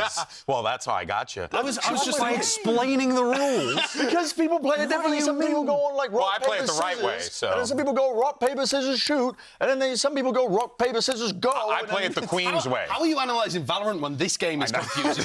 That's crazy. People have wrote dissertations on rock, paper, scissors. There's no dissertations on Valorant, man. This game's easy. You get shot in the head and that's it. You win the round most of the time. That's it. Well, I guess much to Brent's chagrin, let's go ahead and keep talking about Valorant. Because we have Busio now. Of course, we do got to talk about, the IGL coming into this team. Lots of hype for him, obviously being a world champion. But Sideshow, he's brought a little bit more than that. He's brought energy to this team. He's brought trash talk. He's brought personality and pizzazz. He's actually ghost busted the Doomer Phantoms straight out of the 100 Thieves camp with his boombox and his rolling up with his Ecto 1 and his boombox. Yeah, and also they've been bringing in more of these set strats. The amount of set plays that they've had to work with and the confidence that on their executions of them has been excellent. 100 Thieves have gone from a team that I didn't have that much faith in to a squad where I'm really excited about them now. Yeah. I think honestly, it's just sad that they're matching up against an on-fire Loud because both of these teams I would like to see go deeper into this tournament. But that ain't the way it works. Yeah, well, I mean, that's what makes it so fascinating here. It's because both teams have kind of, like, for 100 Thieves, they've been on that slow ramp up, but it has been a ramp up. And then for Loud, I mean, it's just been a hockey stick, like just straight to the top here. Now, what is exciting about this is that we do have a pretty awesome duelist matchup between Asuna and QCK. And look, I'll be real, QCK was impressive. I really have been liking this guy fitting into the team. At first it was a little sus, but now, Wyatt, it feels like he's fitting right in. The past 2 weeks were really good. The past 2 matches, he stepped up massively. At the first 3, he didn't go positive in a map until their game against Sentinels. Yeah. And now he's been lighting other teams on fire. In this game against G2, he got so many first kills on defense offing. At the end of the first half, Loud had 10 first kills just from the first half. That's crazy. And it was so much of him offing and finding those first picks. But conversely, Asuna, he's been, for a while, was mega inconsistent at the beginning of this year. Every series, he would somehow give you a top frag game and then a bottom frag, like, stinker right after. Like, somehow, every series, which was a big problem. But that has been rectified at least a bit, I think, Josh. I was giggling at the stat page as well because it said most played Phoenix. Yeah, I saw that too. And I like the fact that he's got back on Jet. I love it whenever he's got the op in his hands on defense. It makes their defensive setups look a lot better. And I also think there are some parallels between both of these duelists in terms of how the community's thought about them and the confidence they've had in them. Yeah. But both have managed to find a sweet spot with their team where they're aligned with the game plan now. Yeah, and of course, and now let's, of course, dive into Loud's big turnaround here because it does feel like, Brent, we've been seeing this Loud squad find themselves in this stage. I'm so high up on Loud right now. I think that they have found that form because they started off so damn slow. To no fault of their own. I mean, they got stuck in visa jail in Belfast, and Phoenix jail. And Phoenix jail as well with their comps. They had no time to innovate off on the back end of Madrid, which is a real issue. They were stuck in a dead end. They walked themselves into a cul-de-sac of bad comp. It expired. And so now it's taken them 3 weeks with that 0-3 start, but they finally built up enough time to actually start getting it and start clicking, I think, as a team, way more with standardized comps that people are playing. And you're seeing this team come alive at just the right time. Listen, you can curse the playoff format or you can bless it, but at the end of the day, they got those 2 wins necessary to actually make it and get that chance in this match here today. Yeah, I love the way their understanding of like small meta details on Bind in particular is really prevalent too. Sadak always has Spike. You see him tap it, bait out defensive util, tap it again, bait out the denial util. And then he's got stuns to punish. Like it looks really, really good the way that they're playing. I mean, this is an exact example of that kind of thing, where in this situation, they're double flashing towards backside, and then they predict the double flash from G2 in order to get the punish down. Like, they understand the win cons of their opponents and their own comps so well. You'll see them contact at the beginning of attack rounds, not giving info away. It just looks really clean. Sadhawk's IGLing in this game against G2 was masterful. Yeah. Right at the end of the game, on a pivotal round, believe it was at 11-11, G2 had called a timeout just before it. They had 4 ultimates going into the round, and Sadak just called Giga Chad 4 rundown long and just rolled their plan. His IGLing was so good. It's exactly what you want to see. Let's see, though, if it all comes to fruition for Loud, or will 100 Thieves spoil the party? Let's send it over to the stage. Riot Games Arena, let's show some love for our mega teams. Give it up for 100 Thieves!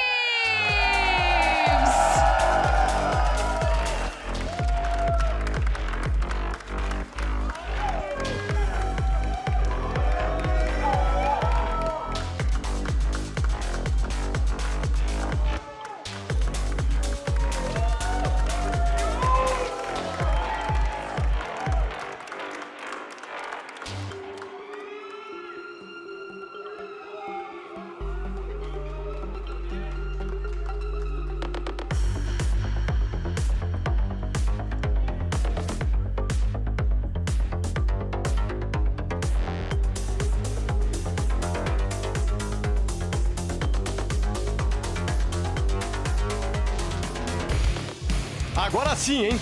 Valendo a vida e a permanência do Brasil nos playoffs. Faz o L pra Loud!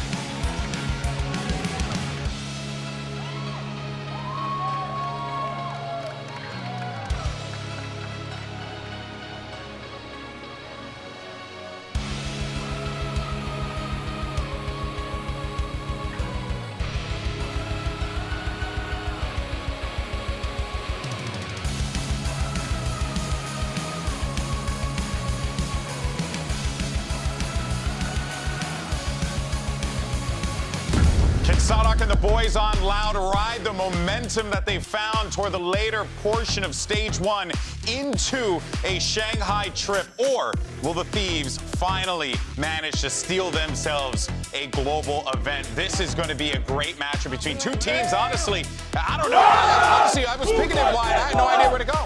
It's a shame that one of these teams is going to be going home after this match, because both have been so impressive late into the season. It really is a tragedy. Cowan Zine, the man on the screen right now, goddamn, he stepped it up so much in the latter half of the season as well. I think the same case is what I said about QCK, where he didn't go positive on a map for 3 matches in a row.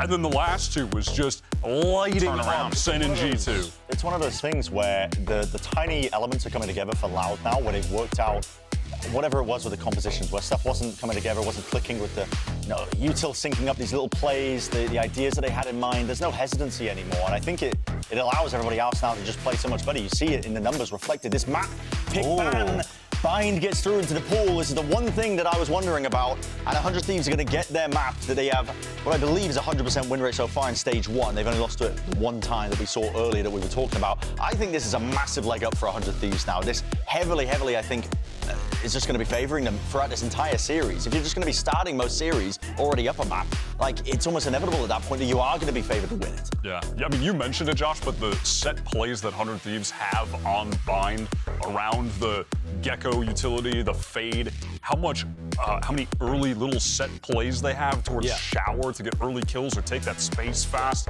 Super nice. Yeah, when 100 Thieves are on defense, they re-clear every single time you take space against them. So Sadak's got to be aware of that. But I think this matchup's going to be really interesting because Sadak calls his teams to contact at the start of rounds, so 100 Thieves might not realize where Loud are until they're already on top of them and executing on them. Frankly, though, as much as I'm impressed with the attack side from Sadak, this comp should not be winning more than like 2 rounds on defense. And they were lucky to even get it across the line against G2. So that's a super different dynamic based on side to side. All right, well, it's all on the line for both of these teams. Let's go ahead and jump straight into map 1. We're going to send it over to your casters. It's Doug and Baby Bay for the call. Thank you so much, GB. I think the stakes are painfully simple, but they could not be heavier. Win and you're in. And for these two teams, Dre, you think about the stories that they've had, not just this year, but for the last 3 years, it's enormous. Yeah, the momentum that 100 Thieves has been riding on this entire stage has been nothing short of enormous, like you said. And on the flip side, you have Loud, who can potentially not make an event in how long has it been? You had the stat. It's been 2 years. Oh, right, excuse me. It's been 7 events in a row. I was thinking about 100 Thieves. Yeah. And the fact that we have a perennial powerhouse potentially missing their first major ever is just asinine. Again, the stakes could not be any bigger. And of course, we've got an absolute treat that's going to decide all this. Bind, Icebox, and then, lo and behold, if we need it, and good Lord, I hope we do, Ascent would be the decider. But for now, Loud on the attacking side. Seeing a bit of a lean towards B with a knife on an early tag. And Bang there to receive. Bang still face checking this angle though, and that's gonna give the info. 200 Thieves that this will most likely be an A hit in transition. As soon as the wall goes up, Les looks to make a play, and he does already. Boostio already falling. And a quick pause for Loud as now they continue to push forward. The defense is beginning to crumble for 100 Thieves. Just one remaining, and it's Cryo. Currently tucked behind a smoke as reinforcements arrive. Planted.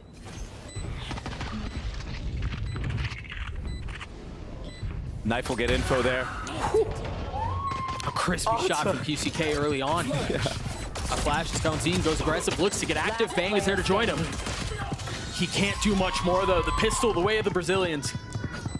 And it's just so hard. We saw how good Loud is in these moments where, especially when they hit the A site, they kind of take their time on this approach and they don't get caught out by the utility cycling game that a lot of teams do to delay. And of course, getting a first blood like this, I mean, that's crazy. Jumping up on the box and a fadeaway on top of it. I mean, that'll help out for sure. Try to win a pistol round. Now the second round, just a few moments from beginning. The buy on the side of Loud is formidable. 3 rifles and then 2 pistols. And there's potential aplenty. Meanwhile, for 100 Thieves, anything but. Yeah, and Loud so far, these last 2 rounds, conditioning be heavy, and this is all on purpose. This is all to, you know, change things up for maybe the bonus or even the first gun round that they have a matchup against 100 Thieves. Yeah, all part of the bigger game at play. But for now, in this round, how did these have a read on this though? They're committing to it. Into the teeth of the stack. There are 4 members here. The nade going a little low, but QCK getting all the high ground he could ask for. It's enough for things to reset right for it. Oh, now pushing forward. EU strikes at just the right time. But he's not able to do enough damage. Not enough to really swing things. And Cryo now left all on his lonesome with the late rotate to try to figure this one out on his own. Sadak weak, but the rest of Loud healthy and gunning for a fight, pining for it, if you will. As the spike ticks away, get a little bit closer and closer to how this ends, into Cryo's dismay. Oh, he still gets away with one. In the face of the stun, 1 HP, you can't imagine he'd be around for much longer. But he decides to take a scenic route, repositioning through elbow. Attempting to just die to the spike, you'd imagine. If he can get Sadak here, this would be perfect for them. Sadak is too sharp on it. And they saved 2 guns, but it was costly. Nevertheless, I mean, 3 players down. Yeah, they lost 1 rifle, though. There you go. So the other 2, they should be able to carry in. They're actually going to buy into this, too. They're going to full buy. Just the way the money works out, they have a full buy going into this round. So although this may... 100 Thieves might think this is a bonus round. I mean, this is a full healthy buy from the side of Loud. And again, the poise to when they hit the site to just calm things down and just hold for any type of utility and aggression. They're just known for this type of style, and it works really well on a map like this. You mentioned the buy for Loud. It's just the state of the game right now. No bonus is really a bonus. They almost don't exist anymore. It's all gun rounds. It's crazy. Asuna perched up with a satchel in his face, is able to drop QCK.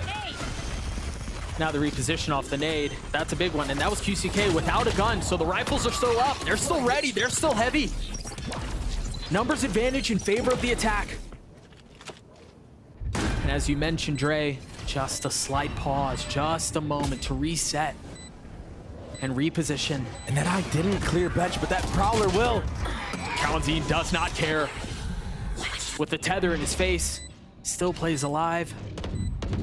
Still dances around Cryo, able to deal a little bit of damage, but now feeling some of the pressure. Trying to maintain poise. Trying to find better position. Finds one. 2 more left to go. On the swing, less isolated. He gets it down to 1. He's gotten 3 on the round. I just don't know that he has enough time. He doesn't. Ah, Tui's with the reposition to close this round out. And that was a 2v4. So 100 Thieves actually crawled their way back in. Maybe just trying to get a little bit warmed up into that. I mean, at that point, I believe it was EU who was just stuck into U-Haul. And I mean, Cryo had no choice but to try to help him out and go for it.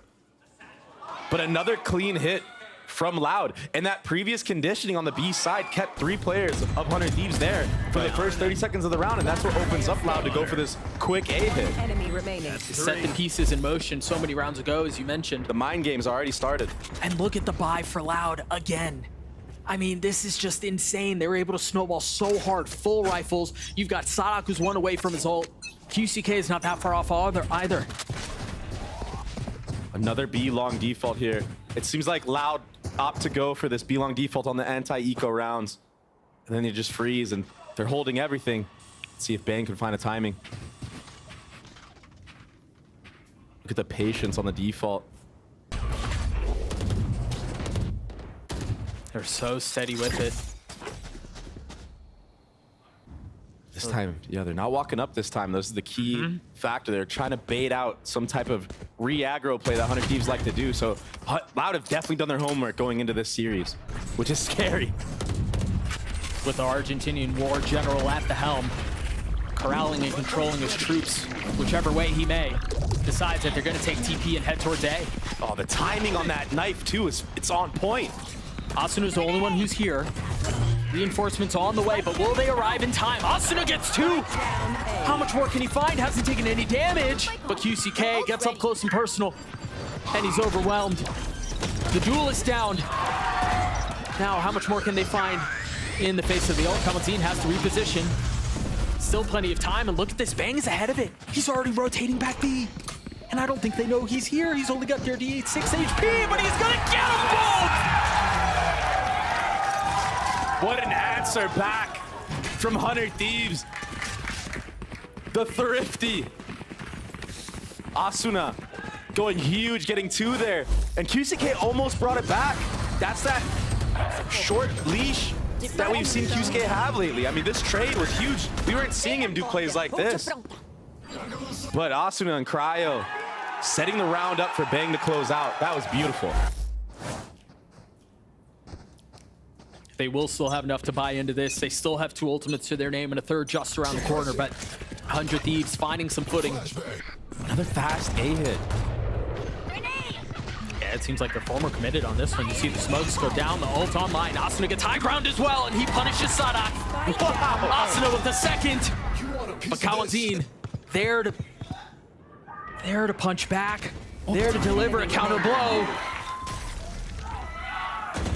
The calamity leaves the reality of the tragedy. Cryo with 3 and 100 Thieves with 2. That was such a heads-up play from 100 Thieves to have Asuna on top truck, ready to counter rocket, and then Cryo just posted on the enemy. QCK satcheling out, gets just flicked out of the sky from Cryo. That was a nice setup. They were prepared for that A hit to come in. And that dagger, although it doesn't connect on anybody, into showers, I mean, that should be the cue that, okay, the 100 Thieves players are playing on site or playing a little bit farther back. So maybe the approach needs to be a little bit different for Loud on that hit. Finally, we see some of their finances take a hit and fumble. Asuna spotted. Nice shots from Les there to push him off angle, force him to reset. But again, it's the slow approach that you've mentioned to the attack side. Just kind of forces the defense to reconsider. Yeah, and you're already seeing game plan changing from 100 Thieves as well. Asuna goes huge here against Les. That's a big kill on the lurk. And although this is a thrifty, you know, it is what it is. Oh, but honestly, I think that's a situation where EU's not going to get his credit. It was his eye that goes up. Asuna swings off of that. as Les is trying to clear the eye. So, you know, we talked about EU last week, I believe it was, or 2 weeks ago, and about how he really doesn't get enough of his flowers. He doesn't get enough credit for the work that he puts in for this team. Hey, 100 Thieves in general as a team, I feel like. You got to put respect on their name, especially with how well they've performed in the season. And to go into this match right here and have a game plan change up, they were very disruptive in previous matches, and you're seeing a lot more of a passive hold across the board from 100 Thieves now. The chaos often difficult to control, but Loud are looking to push into it with the Stinger getting some value, a share of 2. But Asuna again, 3 on the round and more to be found. But with 10 seconds left, can they strike? Wild Iron's hot. My ult's ready. 2East just doesn't have the time. He's not going to get the fight either. A beautiful play from EU. That got scary though for 100 Thieves.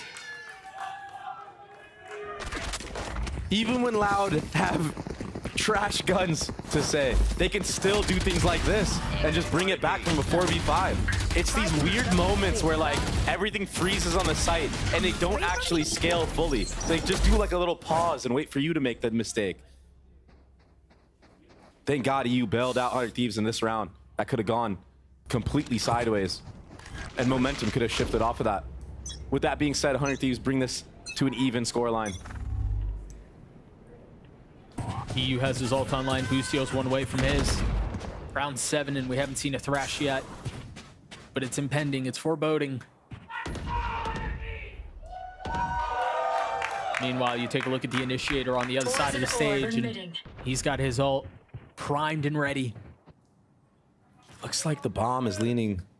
I was going to say it's leaning towards A, but he actually drops it here. So I think this is going to be a situation where we try to get less into U-Haul, maybe a lurk with some utility, and then we're going to end back at B potentially. Here. Quiet over the map. Look at how scared they are of a trap or any type of re-clear utility that 100 Thieves have. They're playing for that layer. There it is, the Nightfall invested. Gonna tag 2. There's no follow-up. A little bit of info gathered at the beginning of the round, but still 40 seconds left. Early Nap gonna tag on the Bang. The fault line will catch him too, and now the ult invested, the trifecta of utility instantly dropped. Again at the hands of Cryo, and they invest more. Boostio on the swing will fall, but Cryo will tee off. 2 found. Numbers still in favor of the defense though. Spike not scooped up. Les with much to do on his own, cannot convert. Cryo is sharp right now. He came ready and warmed up for this playoff game. And again, the eye from EU. That was gorgeous. I mean, Cryo didn't even have to step out of that smoke if he wanted to. Some of the freest kills you'll ever get. Oh, that was such a sick kill too. You are powerless. Oh my gosh, beautiful. That's 3. 13 and 3 for the duelist turned controller. With value all the same. 100 Thieves finding a little bit of space here. A 1-round lead. And Loud again up to their usual antics. This time though with a different flavor to it. Only 1 gun fired. Sadhawk's gonna stun off a QCK's contact here into Octagon. And it was perfect. There was the stun that you mentioned, the Stimmy too, to take some space. And now the red carpet rolled out. Ping dodged it all. He's still alive, finally falls. Meanwhile, Les sandwiched. They're gonna flip the map, but do they even have enough room, eh? It's gone awkward, Dre. Yeah, Boostio didn't need to move from this spot at all because of Thrash. Look at how far back Kawanzin is. Oh, this is a timing and a half. Asuna had no idea. Now a weapon presumably upgraded for the attack. Right there. Boostio looking to draw a line in the sand and keep them at bay on his own with Cryo close by. The smoke. Does he play in it? Does he try to get back out? I feel like getting out and trying to double up with Cryo here would be the best possible solution, but they're playing 1s right now. They're very spread. 30 seconds left. That's the cue. And that's bomb. That's the spike. Cryo with the second. Oh my God. And disaster afoot. That was so sick. The Thrash going through the TP. Asuna following it. Getting that kill into Hookah. Just denying Loud. from their game plan. That's the disruption that I was talking about. That's what 100 Thieves is so good at doing. And the timings that they do it in. 30 seconds left. I mean, all game long, we haven't really seen 100 Thieves be proactive on reclearing space on purpose to condition their own set plays of trapping and whatnot. And now they're bringing that out halfway through the map. That's going to cause a timeout from the side of Loud. And that's a wise choice. They need to figure out some type of solution to crawl back into here because they won the first 3 and 100 Thieves have been taking it away ever since. I mean, Thrifties are so crucial in a game like this. Yep. You lose them, all momentum gets stopped. The other team starts feeling themselves. Their economy builds up. Even if they drop a couple guns here and there, the fact that you let them Thrifty you one time just sets them up for like at least like 4 or 5 rounds. And as you see, with how this map is played out, they've abounded. I mean, 5 rounds in a row for 100 Thieves. Off of that Thrifty that you just mentioned, and they have so many things going their way. They have a ton of money too. They have a couple of ults online, so 100 Thieves poised to make a run at this and really create a massive gap, an expanse, if you will, between these two squads. 100 Thieves will always have the edge on the info game if they want to invest the utility to do so. So Loud, this is why you see them kind of scared to go into these certain places like B-Long right away at the start of the round. They're scared to take showers right away at the start of rounds because 100 Thieves are so good at using reclear utility on these points. Bang with an early pit. It's interesting here too to see a different approach to the attack side. An early knife, but that's all it is.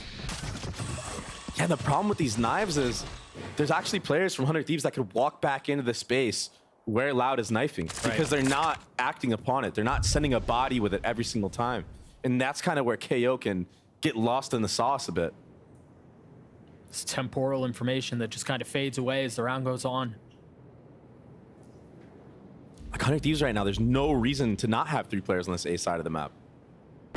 You got Boosty spotting Hookah, the pit, B-Long, and the rest of the investment A. Oh, Molly's beautifully on time from Cryo. He's playing the role perfectly right now. An exceptional display of just delaying.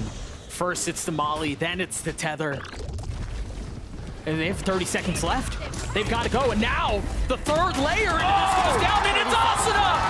Cryo gets another. Tui's dancing around the smoke, will respond with 2 of his own. Now the Stimmy to speed things up, just to slow him down. Les finding a gap. Not choosing to commit to the plant. With 13 seconds left, Les is now alone. He's been spectacular for this team, but with 8 seconds left and the walls closing in, he cannot convert. Cryo's playing a near perfect game right now, Doug. He's actually unbelievable. 18-4.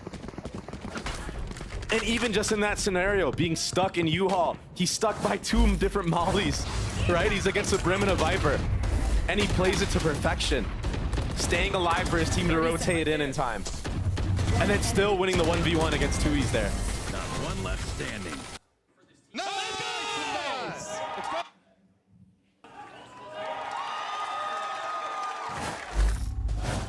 3 rounds separating these 2 heavyweights. And again, the stakes could not be bigger. Win and you're in. Lose and you go home. You kiss the possibility of Shanghai goodbye. Everything on the line with so much to gain.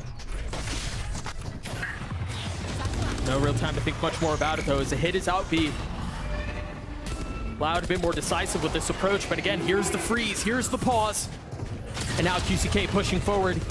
Getting really intimate with Bang, but Lucio there to respond. How much further does QCK dare go?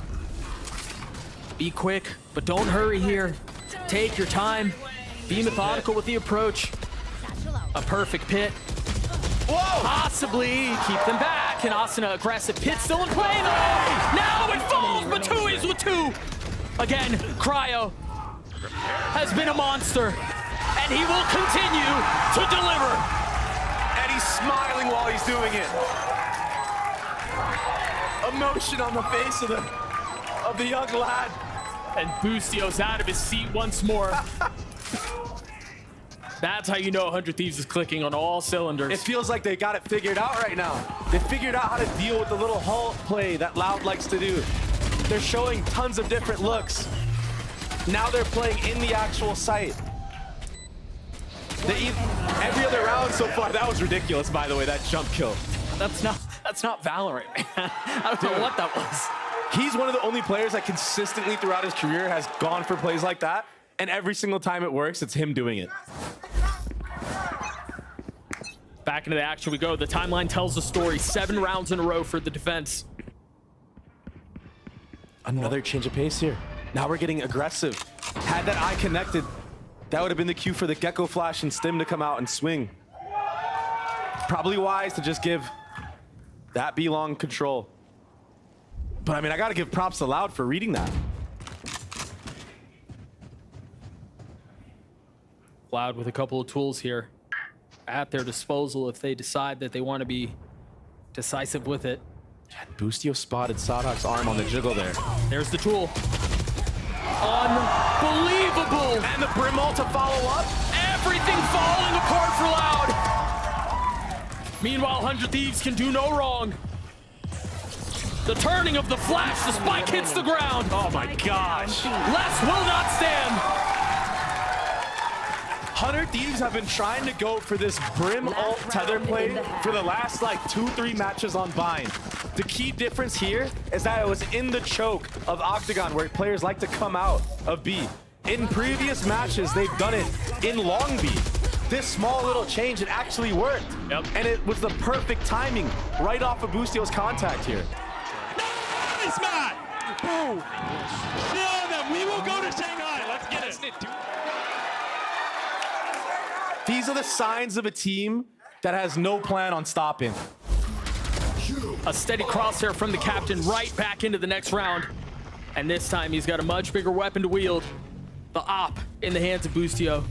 No action this time around as Loud has been very quick. They've been very aggressive towards A. Attempting to dig their heels in and hang on to the space that they've garnered. Yeah, nothing else has been working for them. And it continues to not work for them.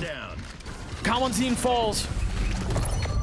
Oh, that's the spike. They have nowhere to go, but Sadok somehow avoided it. He's able to keep him at bay.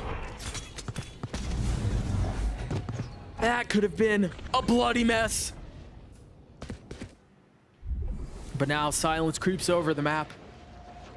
Ripe for reset as Tui's controls the spray, drops Cryo. Finally, Cryo goes down. How many rounds has it been since he's died? I feel like it's been a lot. 5 or 6. An impenetrable force has been this defense, and it's all off the hands of Cryo. Look at this. Boostio's re-aggression straight into this market area. He's gonna hear the footsteps, catch Tui's off guard. What? As I say that, Tui's takes his head clean off. 2 big fights going the way of the attack. We haven't been able to say that much this half. But alas, that's where they are. Can he equalize? They're going back again. 10 seconds left. 10 seconds Should be able to get the spike down. It's going to be in the hands of Sadok. So ult online.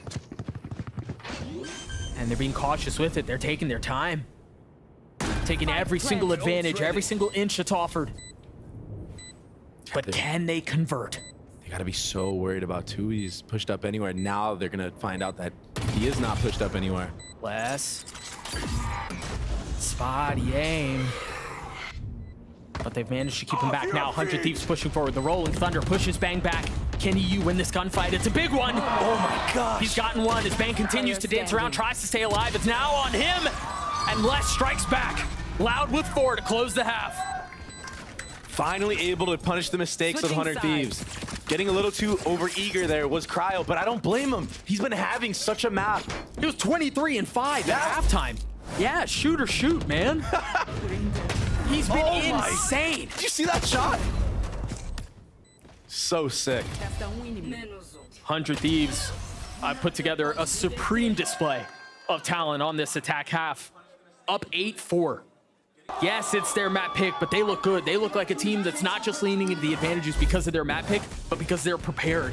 And when it's do or die, there's no other option. Boostio's a world champion IGL, and here he explains what it takes to call the shots on the biggest stage. I first became an IGL in Valorant, I honestly don't remember because I played on some free agent teams, but I think I IGL'd a little bit on Space Station, which was my first pro team. And then where I think came into my like IGL self, was on EG at the beginning of 2022. I love it, but it is super stressful. You have to call every single round. You have to make sure you're communicating the best you can. You can't really focus on your crosshair. It definitely does suck to not be able to you just have like a crutch on you. Like you can't play your best. I do like reading people. I think I'm really good at IGLing. That's why I do it. I think I'd rather me IGL than anyone else because I think I'm better than everyone else at it. I think it's the most difficult position. I don't even know what could, maybe besides be a star player for a team. You kind of are like the centerpiece of the team. The team is gonna listen to you for everything, no matter what, pretty much. They're always gonna want your opinion. Your coach is gonna want your opinion. And you can choose to be, you're supposed to be a leader as an IGL, but some IGLs don't, like a personality leader, but I also do that. So, yeah, it can be very difficult, but I love it. It's something I was born to do. And the greatest IGL, I want to say FNS because, he's American as well, and, I've watched him forever, but I think for now, we have to give it to Sadak. He just makes every tournament. He's been to IGL every tournament, and he just always wins. And if you're an IGL, you don't need to perform. You don't need to get a lot of kills. You don't need to be super clutch. You need to make sure your team wins, and he makes sure his team wins. A confident call to arms from the captain, and quite frankly, it's showing up. 8-4 for 100 Thieves, and even Bustio mentioning Sadak makes every single event. A lot of respect on every single tournament, and for good reason. Yeah, Bustio's been trashing on a lot of teams in this stage, but he's showing a lot of respect to Loud, and you can see it in the gameplay, in the changes that he even made within the micro plays that they do. The first 5 rounds, they were so passive across the board, whereas in other series, they've been so proactive, always doing something around the map. Yeah, but it's a new roster, and hunger can make a thief of any man. And here they are, looking to put Loud away, looking to break the streak, and looking for hopes, looking for the possibility of a major. One that they've qualified for the first time since their LCQ run. With Sean and Mike's at the helm. But now, just a distant memory as they've got to focus on what's before them. The attack side of Bind, an ever difficult one. And with Loud drawing a line in the sand, it's going to be difficult to navigate. Spike down A. You can never count Loud out. Spike. That's always been the name of the game when it comes to this team. No matter what the lead is, it's not over until you sit them down. EU just trying to find any advantage he can. At this point, getting the spike down is a win. If he can get bombed down, get a couple kills, start working towards that ult, that would be perfect for him. Dodging the first, deciding to play close. They can't know where he is. The flash in his face is all Little B. It's a very decisive pistol from Loud. Yeah, it was. A converge on the short A there. And they converted it into, what, 3 kills? 4 kills? It was beautiful. It was so well coordinated on top of it all. 100 Thieves worked up that short A space because they heard the fault line come out into the deep showers. I think that they thought that they were going to get wrapped. I think you said it best. Decisive in their approach. As soon as they understood where the pressure was, they decided to fight fire with fire.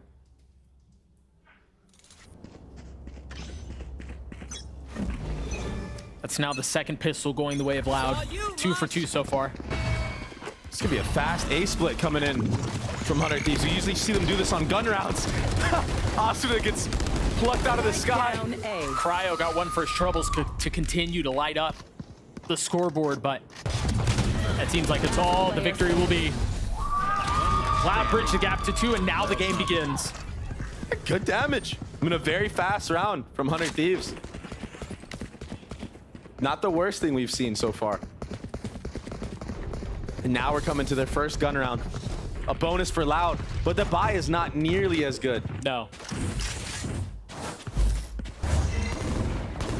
But the need to convert it is equally as great, if not greater, given that they're down. We got 5. going to be a short walk here with a pop flash. Oh, it's the satchel play. It's so aggressive. Space denied. And QCK's life is lost. The power of defaulting, but less. He just slithered on by. Oh, no. Assassination style onto Boostio. It's a second, maybe not as aggressive, maybe not as flashy, but the objective was the same and the outcome equally as valuable. Space denied. And now for 100 Thieves, force use utility to clear out what was previously theirs. Oh, the timing here. So awkward. Meanwhile, perfect. On the other side, EU gets 3, but 2, he's trying to hold them back. Will fall at the feet of Asuna. Les will not find any space on the other side of that smoke. That short A pressure going all the way into sight there, into the orb. That usually stalls. It was perfect. That opened up the timing for EU to catch Kawazin with his back turned. And then 2 other players lined up in back sight. That couldn't have been a better timing. And I mean, Loud had a good read onto this round. They had, what, 3 players already geared towards this A side of the map? Yeah. After that kill from Les. And again, it's the Cryo and Asuna show.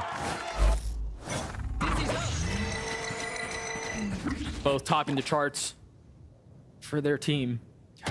A 3-round lead now. A bit faster of a default here onto Belong from 100 Thieves. They've been pretty quiet across the board, waiting for trap plays, waiting for that fault line to be baited out. That's why you see them using utility but not going with it. Yeah, and that was Sadak had it primed and ready. They're invested. Now they rotate away, understanding where the breach is. The problem is they're pushing into 3. They're pushing into the stack. And it's a little too obvious in my opinion, but even the last round we saw how strong this 100 Thieves comp can actually be on the hit. The utility is usually on point. They're very rehearsed on these execs. 100 Thieves now cutting noise. Given that they were tagged by the knife, you'd assume maybe they rotate away. It's a 50-50 gamble. And they decide to stay. The Nightfall now used. Asuna going in aggressive, and Bang getting another, but the kills are traded tit for tat. And that goes the way of the attack. Sadak and Les, only 2 that remain. A fault line back online. Invested for himself. Les is not with him. This is a disjointed approach as Sadak tries to find any space he can on his own. I think they want to go for it as well. There's no time like the present. This could be a huge mistake for Loud. Do they decide to go? They need to save these guns, Doug. But they're choosing to push forward. Bang spotted, Amali at his feet, repositions. They haven't invested enough. They haven't fully committed to this. I guess they're just testing the waters just barely. Working their way in and then deciding they don't like what they see and they're getting out. And that's the respect that we saw Boostio giving Sadhak. But not only Boosty, everybody from 100 Thieves is aware of how powerful the Loud players are and what they can do if you make mistakes. So the discipline from 100 Thieves right now is the most impressive to me, because they're not even giving Loud an inch to step back into this. It's a brutal combination. The discipline of 100 Thieves and Cryo going 24-7. And the exec was beautiful. Yeah. The timings on the splits are perfect. The Loud may have a little bit to fight back with here. Let's see how it goes. They've got 2 ults. QCK is 1 off of his. Maybe an opportunity to claw back at this and chip away. Just a very passive default. Expecting aggression, perhaps. But the attack's steady in their approach. And they should be aware that the KO is playing towards the A side of the map. They saw on the minimap that dagger hitting just outside of showers. They haven't really pressured much of anything, though. Kawazin with the crosshair steady. And the exec has to be clean once more for 100 Thieves. The pressure heavy. As they're just waiting to pull the trigger. What's the cue? As the wall goes down, the satchels go out. Asuna goes up. And the shots go in favor of Bang. Now the spike planted. No real control of U-Haul. QCK and Tui's here trying to keep them at bay. He's got nothing but a sheriff. The Molly buys some time. Boostio takes a step back. Look at how disciplined they are in this approach. They've got everything covered, and they've got Boostio pushing forward. Asuna and Cryo join in. It's beautiful. It's perfect. 5 alive as 100 Thieves thrive, and a timeout called for Loud. 100 Thieves look so good right now. They look so rehearsed. They look so dialed in. They're ready for this. They were ready for the challenge of taking down Loud and not allowing them to go to their first event in forever. Again, 7 majors in a row. In the history of the org, they have never missed one. The history is being made here, not only for 100 Thieves, but Loud as well, like you said. And nothing's working for Loud right now. 100 Thieves aren't giving them any kills from these breach trap plays. No one's getting caught in these fault lines. And the KO knife, I mean, it's not guaranteed information. And 100 Thieves are playing with that. Now you have a Rocket and a Thrash online right here. 400 Thieves, but they need to find out where Kawazin is playing. They're also going to have to reckon with QCK and where he's playing. He's got an op. Yeah. They're picking the right site once more. I think Kawazin has a lineup dagger that might land somewhere outside of B or short. The Thrash to lead the way. And Asuna not far behind him. Oh, committing to the ult. Going up top, looking for a target, but nothing found. Finding vacancy on the site. Tries to go for a cheeky angle, but nothing is found. Meanwhile, the op on the other side of the map is gone. Hits the ground. Kawazin does too. Asuna, the thorn in their flesh, who will persist B as long as he may. Look at how they're focused on him. Look at how he is the tether to this, while the rest of the spike, the rest of the play is A. They have no choice. Now they've dealt with him. Now they bring Kawazin back, but how much time has elapsed? You've got 3 mollies to deal with here and a tether. Seemingly a foregone conclusion. A foreboding moment for Loud. As it seems like a retake attempt will not come through. Les gets his 3 and tries to get away. But 100 Thieves will get to map point. It is not every day that you see an IGL run circles around Sadhak. But my God, what we're witnessing from Boostio right now is unbelievable. It's world class. I mean, this call, you gotta give me a break here. That's what Sadhak is saying. Asuna sold that fake so hard. He got all the way into the site, baited out the KO ult, and kept 3 players of Loud there for almost the entirety of that post plant. A deja vu of 2 halves. The first half, Loud wins a pistol, wins the first couple of rounds, and then 100 Thieves off to the races. This half, a lot of the same. QCK has to find some value with this op. They've got to find a way to tip momentum back towards their side, because they haven't had any of it. It looks like EU is hyper aware as well. Not even challenging that angle. And I think this is just a testament of how Loud are playing this B long. It makes it obvious that the op is posted in showers. Sadhak still has his fault line primed and ready to go. See the utility invested, looking to draw it out, and there it is, now invested. Now the question is, the protocol has been, they rotate away off of this. Do they stay? The cutting of noise, the manipulating of sound, and now the decisive decision to go. Spike down B. Numbers in favor of the defense, though. Right there. And for 100 Thieves, given how things have gone down, they're ripe for reset. 30 seconds left. Bang does have this Viper's Pit. This could be everything for them. This could be the closing of this map. Yeah, can they close Bind down in numbers? Can they close Bind at a disadvantage? Can they find a way to make this through? Asuna looking for any free one he can find. 15 HP. Takes a step back. You see EU's position on your minimap, playing back in Octagon. He's the safety valve. The ult from QCK is methodical. It's patient. But it goes off with nothing.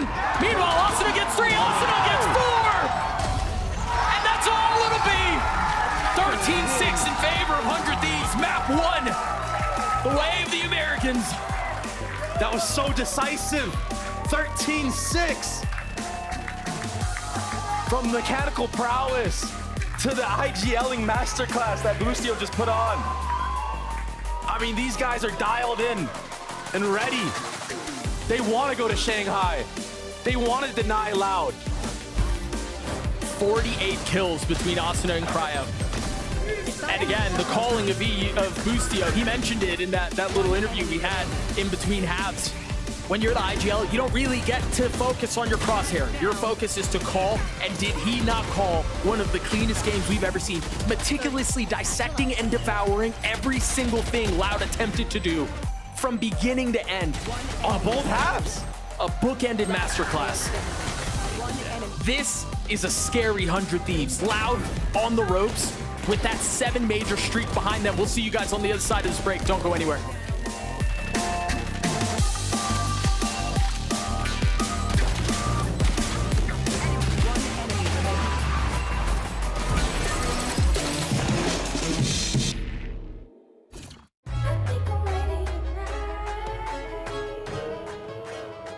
Hey guys, it's Jimmy Lin. In this series, I'm going to walk you through attack on Pearl. Watch out for the stairs, clear this angle. You're going to be able to fight this.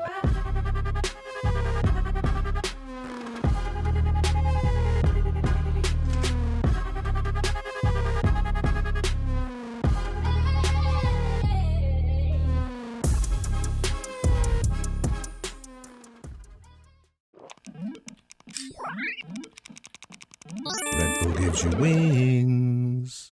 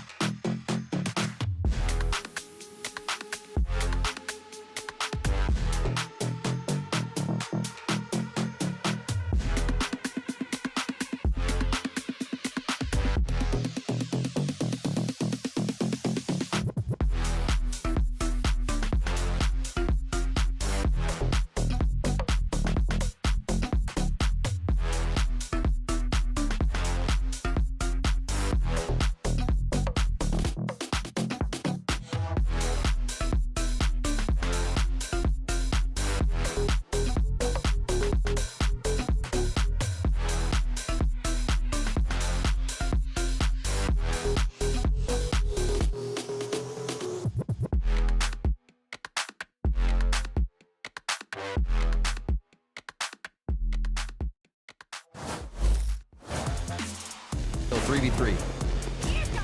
Showstopper forced to come out. Cryo with the fourth in a round. A Loud precisa demais desse ponto. Sadak vai abrir. Pega 2 cegos de lado. Sadak!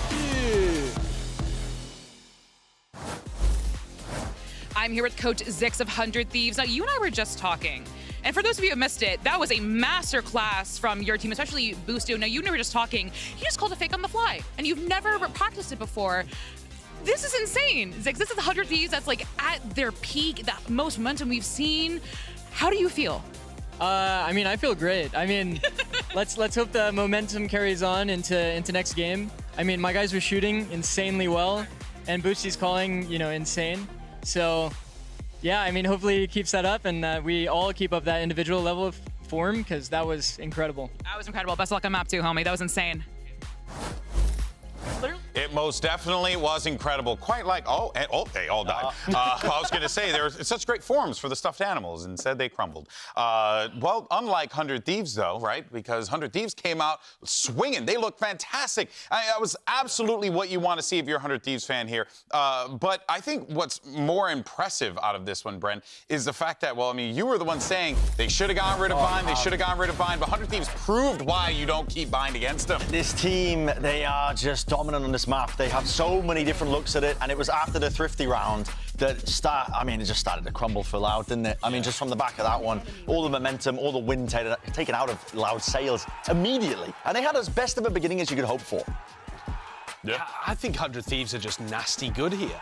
It hasn't changed my expectations for the series too much, because I still think there's chances for Loud to win map 2 and 3. I've lost hope. What? Already? Lose hope. But if you've lost hope here, that seems to imply that you don't already think that 100 Thieves have like one of the best binds in the entire world. No, which I think is true. They do, but it's when a team starts a series 1-0 up, it's just almost inevitable. They're going to have so many advantages moving into the rest of the series. That is how they do have an advantage, which is that they're up 1-0. We've seen teams be down 1-0 and win. I'm down to give up. Because you know how that works, right? When they win, then they get the map win, and then they're up 1-0, and they have an advantage. Actually, Oxy saying we won the pistol, it's over. It's over. One map Well, okay, that being said, though, there was one individual that was actually crushing it, and it was Cryo. Absolute devastation across the board here, guys. What do you think?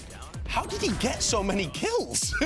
Like, seriously. I don't know. I can't remember. I was trying to get the copy paste from you. I can't remember it, but it's like you never remember a Cryo kill because they just kept happening. They were flowing like a beautiful. It was like a two-piece every round. It was serene subtle. gameplay. But it was subtle. It was so many impact kills. Like, he would get one as they were trying to get into the site, and then he'd back off. He'd be able to play off a teammate. He hit some really nasty shots. Good God! Yeah, this was on defense. This is in 12 rounds. Oh my God! It's absolutely phenomenal. This guy is just good now. That's my big thing. That's great analysis, Wyatt. Give me more. He was always good, but he just, you know, the team wasn't clicking. The wolf inside of him. Remember, map 2, map 3, this guy's going to be on Jet.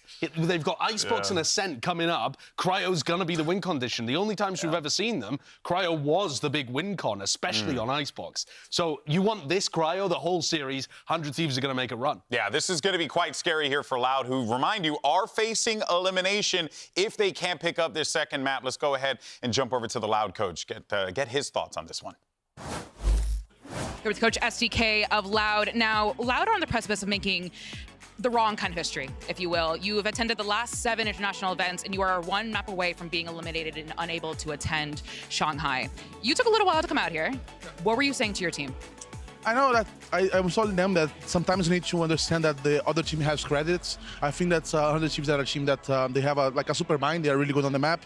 Cryo Cells and Asuna that have a individually performance amazing. So I need to have the credits for them. So right now we have Icebox. I think that's a map that we are really good. Our super map too. So I think that's we already put ourselves in this situation before, like to be 1 map away for being eliminated. So this kind of stuff is really normal for us. So. It is what it is. So we have a best of 2 right now, and we'll go to next 2 maps, and we are like in the next phase. All right, best of luck. And here's me butchering Portuguese. Beleza Maleki. Is that it? Yeah. I'll tell you what, it is a good thing that SDK is the coach of Loud and not Bren. Because he's smiling, he's joking. Icebox is our super map. I'm loving everything I'm hearing. We were saying that. But you're not the coach of Loud. You're not the coach of Loud, and he is. And when he has confidence, I'm a believer again. Vamos Loud. I'm spamming L's in the chat, man. Listen, tell me more. Okay. Tell me more. Give me more of that. I'll tell you more. The last time they played Icebox, it was against G2. Yep. Live on that map. Yep. One of the best Icebox teams, G2, that we have in the region. And Loud smoked them. They were getting away with some wild stuff, to be fair. Like, some of those rounds, they were getting away with some stuff they shouldn't do normally. This isn't helping Brent. No, I'm not trying to help Brent. You got it. I'm not listening to Josh at all. You're fine. He just completely ignored him. All right, here comes the agent select. Let's see what we get. Nothing out of the ordinary here. We have Loud, who innovated that double controller comp with the Harbor and the Viper at the beginning of last year, and they are still just the masters of it. They make it look incredible now, even when I don't think it's not really in the meta anymore. It's kind of fallen out of favor, but they're still that good with it. The Sova KO composition that 100 Thieves use, Loud are going to play yellow, they're going to hold their ground, they're going to fight them. You're going to see them try to take as many fights as they can, and it's Cryo who I'm looking at for 100 Thieves, because they've only played Icebox once, and Cryo went bonkers. Well, he's going to have to be a superstar here to continue the run in the playoffs, or will Loud force a Mat 3? Let's go ahead and send it over to your casters for this one, Doug and Baby Bay. Thank you so much, Golden Boy. Yeah, one map to potentially decide how this series plays out. And for 100 Thieves, yeah, they're up on the series, but we haven't seen them play this map in a really long time, Dre. Yeah, I mean, they haven't won it all year, right? So this is a weaker map for 100 Thieves, but I think that they prepped really well against Loud on that Bind map. And what's another map that Loud recently played against G2? It was this. Yep. So I think they came into this with game plans catered towards how Loud like to play these maps. And it might be a complete destruction for Loud on this map. Who knows? I mean, the way that Cryo was shooting, now he's back on Jet. Asuna also popped off on the Gecko this time around. Loud on the attacking side. QCK, who continues to kind of grow into his form as the weeks go on, was a little absent on map 1, but now on the Jet role, perhaps with a little bit of a longer leash, perhaps with a little bit more room to work and a little bit more comfort, can deliver where he couldn't previously. Yeah, and he looked great against G2 on this Icebox map. Yeah. But the key difference is G2 weren't really shooting back in that match. Yeah. And 100 Thieves, I mean, they're all dialed in. They can feel the win. I mean, one step closer, QCK falls. Just like that. Just got sat down. And Boosty's going for more. This is free info. This allows Cryo to already be there for the A-hit, potentially, or catch less out on this lurk timing. He's got the turret to hold the line, and Cryo waiting not far. The turret's actually down. Oh, he's so far away. We'll see how he decides to play that out. Meanwhile, the rest of the team has contacted their way into A. Now they know where they are. As the utility erupts onto the site, 30 seconds a little bit of a 1-for-1, a reset, much like we've seen before, but take a look at Boostio. He's on the flank. They have no idea where he is. It's all one. That's all it is. Kamaldeen has to stay alive for less to try to find some time, but he can't. Now arriving with a ghost, tries to find anything he can, and will not convert. 100 Thieves get their first pistol of the series. I mean, again, just ahead of the curve against Loud so far. As soon as they get that kill on a QCK, Boosty's getting proactive instantly. I mean, he's playing with such utter confidence right now. And that allowed for 4 players of 100 Thieves to be on this site already. And at that point, it's just a numbers game. Just trade out. No more to a...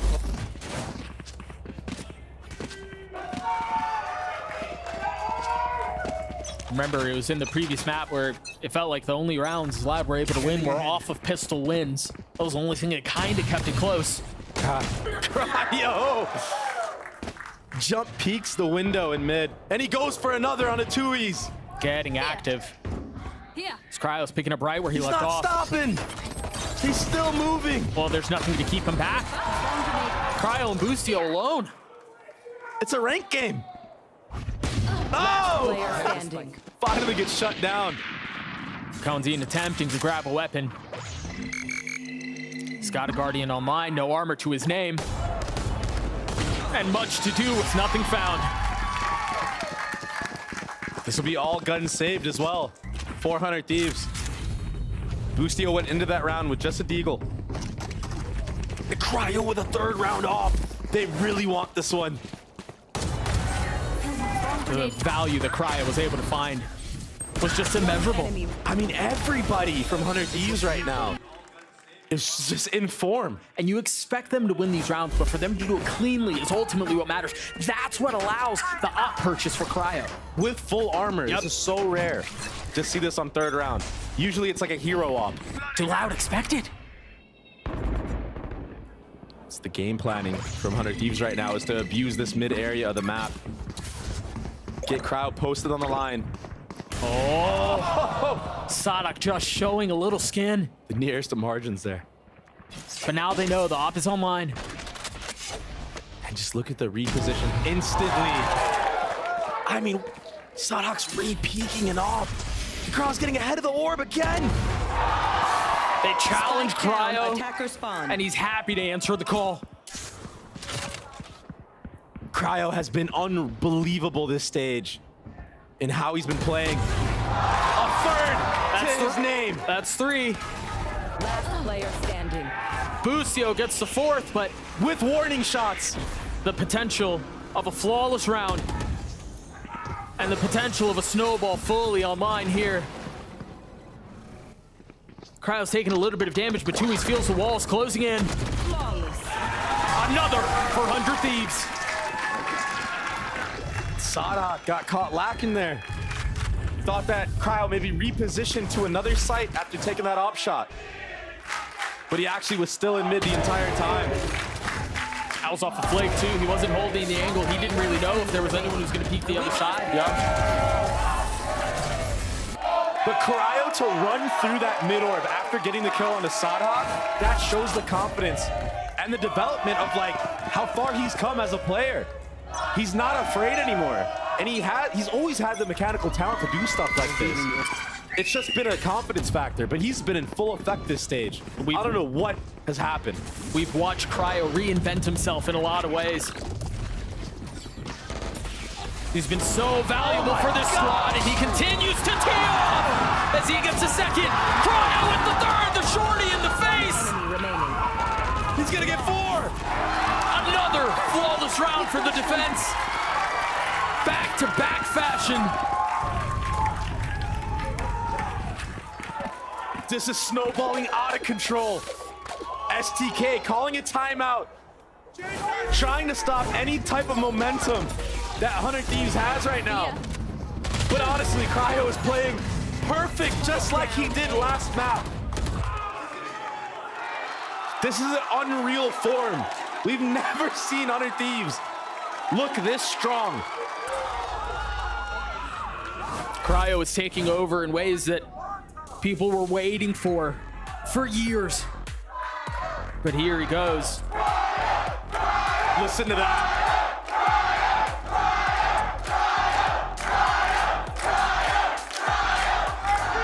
You can see the smirk creeping over his face. I mean, understanding what he's doing to, again, a perennial powerhouse. A name that is just synonymous with greatness, with championships, with majors. And here they are, getting pushed around. They're making Loud look like a tier 2 team right now, and that's not easy to do. You can hear the crowd trying to will them back into it, but I'm afraid it's going to take more than just that. Kawanzin is the only member on Loud who has a kill. 3. It's not over yet, though. This is a big opportunity for Loud to crawl back into this game after the timeout, and they're hitting the right site. Yeah, if VALORANT has shown us anything this stage, it's that no lead is safe. Just when you think one snowball is dealt with, another one's already rolling. I suggest you move. The Reckoning invested. Sadak taking space. Whoop, he's got to back that thing right back up. Look at the delay, though. These mollies. Cryo with the op trying to find a target. Meanwhile, Bang pushing forward. Looking for more. The spike has somewhat made its way out onto the site, but it hasn't been far enough for them to be able to commit. I mean, Bang just stole that kill. But Sonic steals it right back. A labored attempt today. Ends in silence once more. The chaos has calmed down now. Loud cut noise. Placing swarm grenade out. Just buying a little bit of time for the spike to go down. The shock in his face, the damage dealt, but the spike sunk. Now reposition as Asuna tries to catch a timing. And Asuna hasn't showed in quite a bit of time, so that's why Les is so dialed on the flank. This could open up an opportunity to take out Sadhak. He has some util too, but he's just waiting. There's just no idea of where they are, and there he goes. The general falls. They're perfect. Les has to be clutch for Loud once more. Under duress, tries to make a play, and he cannot. Not skipping a beat. 5-0 for 100 Thieves. This momentum on full display. And that was the closest round we've had so far. Every single other round was one-sided. Even amongst chaos, 100 Thieves are prevailing right now. Boostio. We gotta have a counter for how many times this guy steps out of his chair. Here. He's had 5 reasons to do it so far. Another weird buy from Loud. They just haven't been able to scrape anything together. Nothing is working. Oh my. They're just starved financially. Struggling to find anything. They are aware the op is on A now. And I like this call from Sadhak, just to hit where the opera is.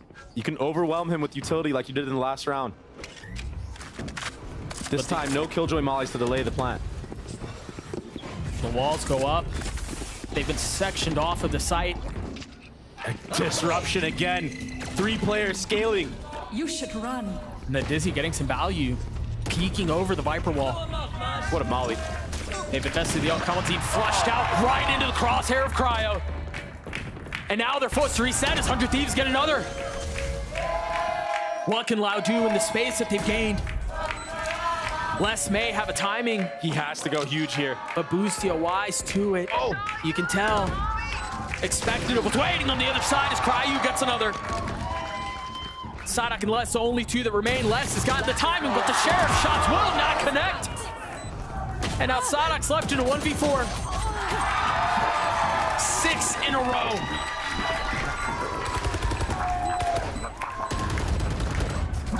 And when you're getting rolled this badly, I mean, you could feel just misery in your own gameplay. Les is a person who has some of the most stable aim I've ever seen in a player, and even he is succumbing to the pressure that 100 Thieves is putting on Loud right now. This is a different level that we're seeing out of 100 Thieves. And the moment could not be bigger. Again, feeling the weight, the gravitas of the situation settling in. The shoulders perhaps not wide enough to bear the weight of what's going on here as the second timeout is called 7 rounds into the map. The weirdest thing for me so far in this map for Loud is the fact that they haven't defaulted B, I think, a singular round. Yeah, you're right. That entire side of the map has been completely ignored. Not even a lurk. Nothing going on there. They're just going A every round.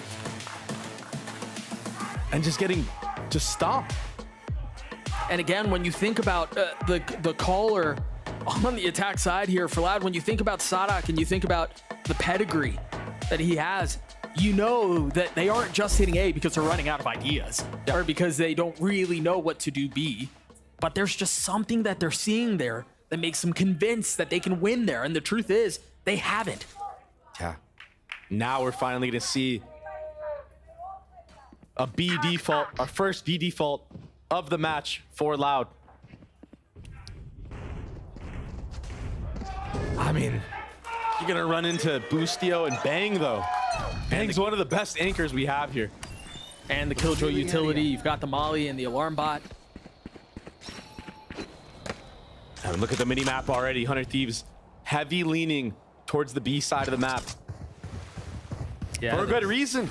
It's the first time they've seen a call like this from Loud. Kawanzin doesn't have his dart here, so there's the attempt at the drone to clear out Bang.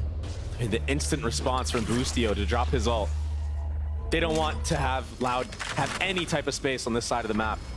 Another stumbling block in the way of Loud, but finally, an advantage. Finally, a breath of fresh air. How much more can they find as they try to overwhelm Bang? Can they do this, though? Can they get the hang on this round? Can they get the hang of this map, of this half? Oh! Bang gets another. But space has been found. And Sadak has taken so much space A. This is a concern, though, because if they try to rotate back, Asuna might catch them. Yeah, Sadak has gotten behind enemy lines, but he's the only one there. 30 seconds As the orb goes up, Asuna goes forward. He spotted one. Tries to land the shots on the left, and he does. An overcooked call, potentially. Whew. Placing swarm grenade. And finally, they're able to stabilize. But it's so great a cost. 13 seconds left. The spike will go down. 10 seconds Shocks will connect. Spike planted. Oh. Wow. Sadak with the snap onto EU. Looking to take matters into his own hands. And he does. This could be the turning point for Loud in this map, in this series. The IGL stepping up.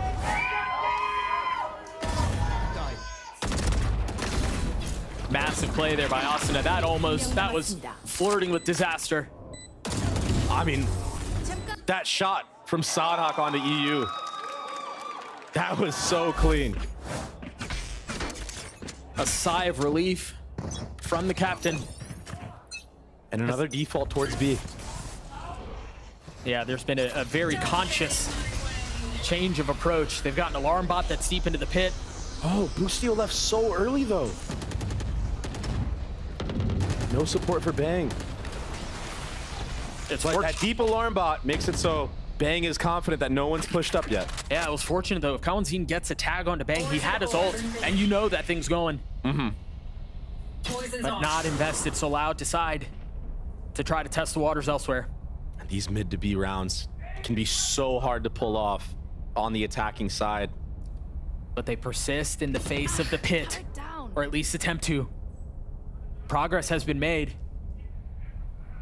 Oh my gosh. Into kitchen, but that's all it is for now. Boostio. Perfect crosshair placement. Crispy onto Kawanzin. And EU, understanding where the weakness is, looks to fill in on the space. So many angles you have to clear. Alarm bots have been traded. Sonic put his in the pit, so now they know there's no counter flank. Meanwhile, Les getting the best of Boostio, and that's alarm bot down. Now they can push forward. Now they can get a below. Bang has to try to do something on his own. And he gets a couple of kills. But that's not enough, is it? I suggest you move. A second reckoning. EU falls. Sonic is just taking over the game. But can he get it over the line on his own? Another clutch situation for the leader. Destroyed.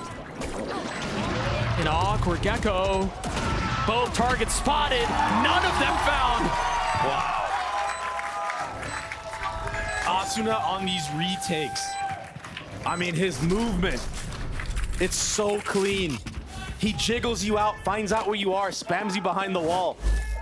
Makes it so hard to get a trade. And these 2 kills from Bang.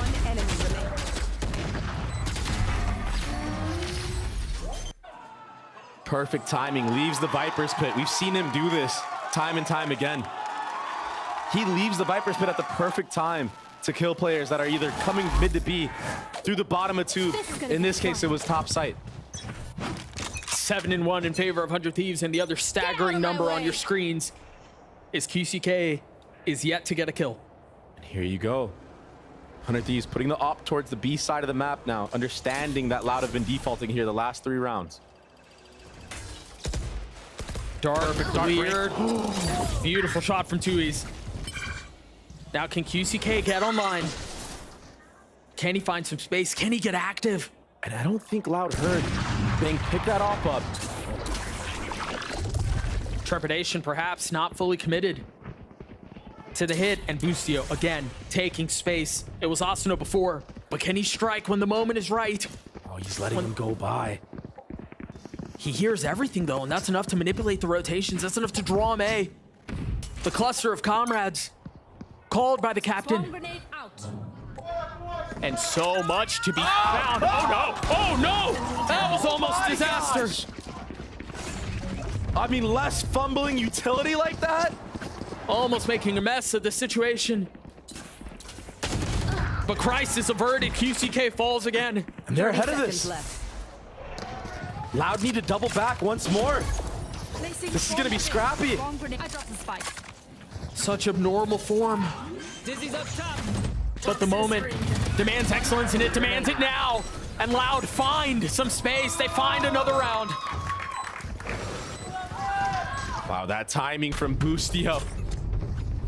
Les, he almost fumbled the bag there. More than once. Pulled out the molly, what, twice? Maybe 3 times? Dug it down. That was so awkward. Oh my gosh. I don't know how he didn't hear him drop either. There's so much chaos, I guess, happening that emotions just running rampant right now. For both sides. So Loud get their second. 100 Thieves still sitting onto a cozy lead. 5 rounds between the two. The op still in the hands of Cryo, who's been a menace this series. EU getting a tag onto 1. Info gathered, but that's all it is. But through this, Bang has tucked. He's been so good watching this player develop and grow and mature. What's his time on 100 Thieves? Doesn't seem like he's going to be challenged this round. They're going to rotate back into A, and you still have a little bit of presence here. I mean, the wall's going to go up. Boostie's waiting on the other side. Sonic has taken a fair tag. And now the Clove to protect. Ult online. And here we go once again. The Reckoning repositioning as Cryo gets another. Bustio down low, joining in on the fray. But they still don't have all their members here. Loud have a numbers advantage here. If they strike, they can find some space, but Cryo hits another. Now Bustio finding a little bit more room. Enemy remaining. Gets it. Les again left. arriving just a moment too late. And the situation continues to slip away. Gosh. 8-2 in favor of 100 Thieves.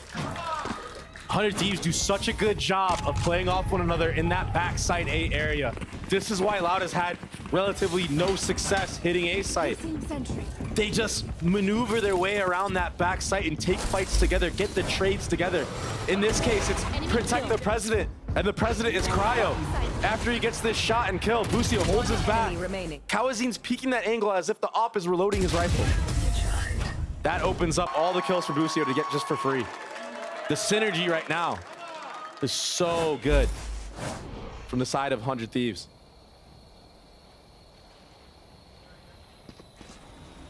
Cryo again feeling some of the pressure.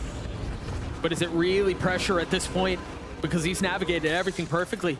Even here, in the face of the drone, understanding he's got a way out.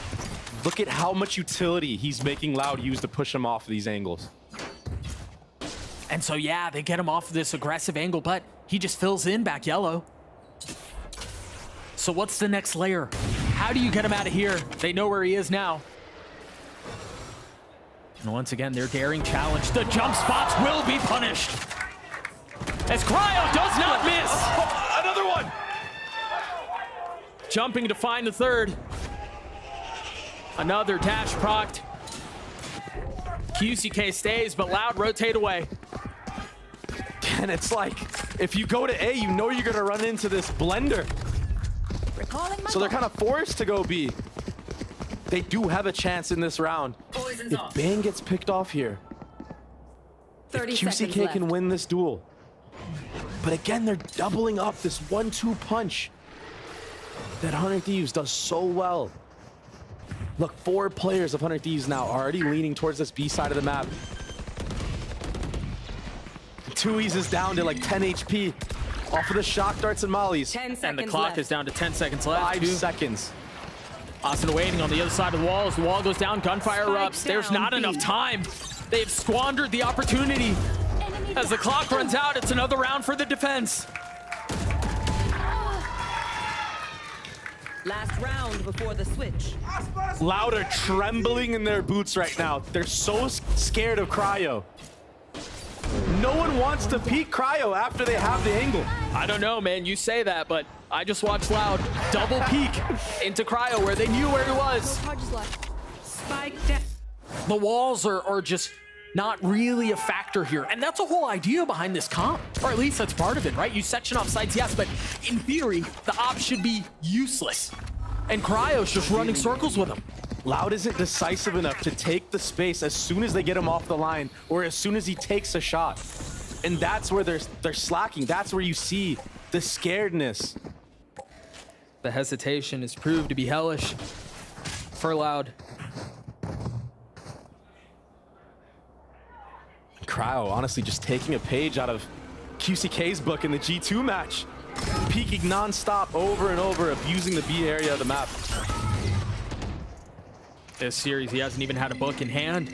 QCK, not even able to get the kill there. Tui's does, but the space has been found. But Boosty has slipped behind enemy lines. How dangerous does he dare get here? He's gonna go for broke. In the face of the lockdown, finds one, and that's all it is. Delays for just a moment. As the cove goes up, the spike goes down. And they reset. How do they take this thing back? Trying to use the cove to their advantage. They're gonna stick Wingman on the first, not able to get it to half. So there's still much work to be done. Only 2 remaining for Loud. Kawanzine and Tui's against the world. Can they hold them back? The first will fall. Cryo gets 3, and it's a 10-2 half in favor of 100 Thieves. Complete obliteration.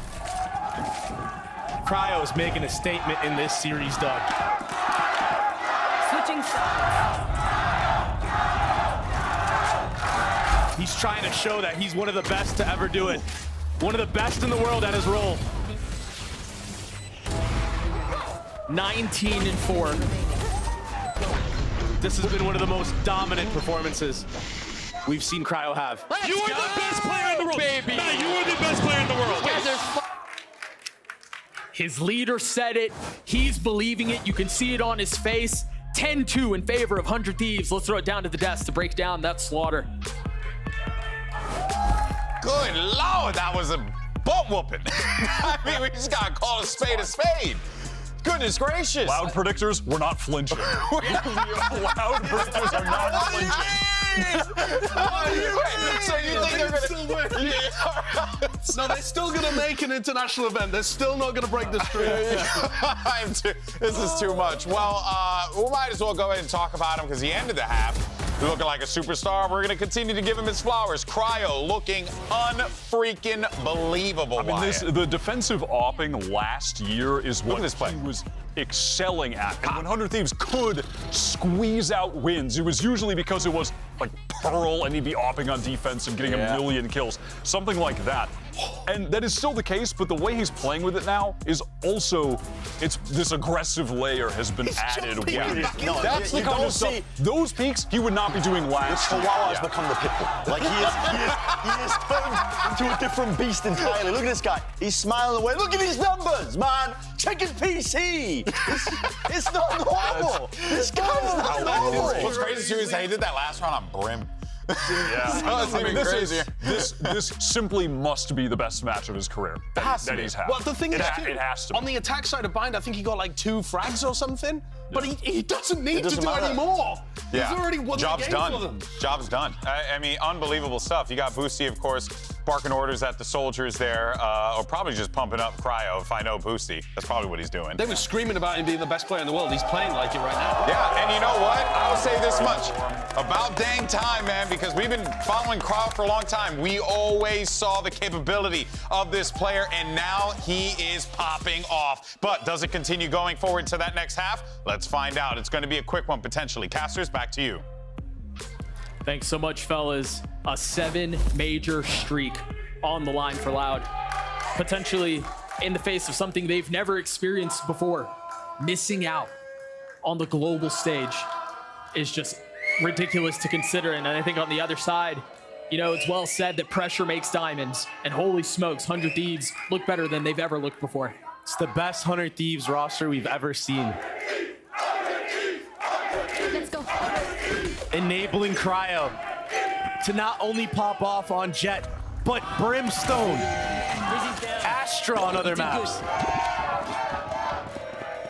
Potentially watching the beginning strokes of a beautiful, magical run with Shanghai on the mind. Can they put them away? Can 100 Thieves finish this thing? And it certainly looks that way. Boostio's not afraid of a fight. Neither allowed, it seems. Spike down A. Cryo and Asuna get caught. The spike hits the ground and Loud reset.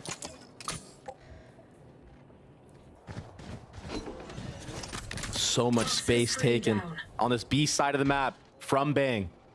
I got the spike. Yeah, do they flip back? Is there going to be anything for them to suggest they're staying A? There's no dart that they could throw backside from EU. There's really nothing. It's really just timing at this point, and Loud's internal clock not going off, choosing to give up the site, choosing to give up the space.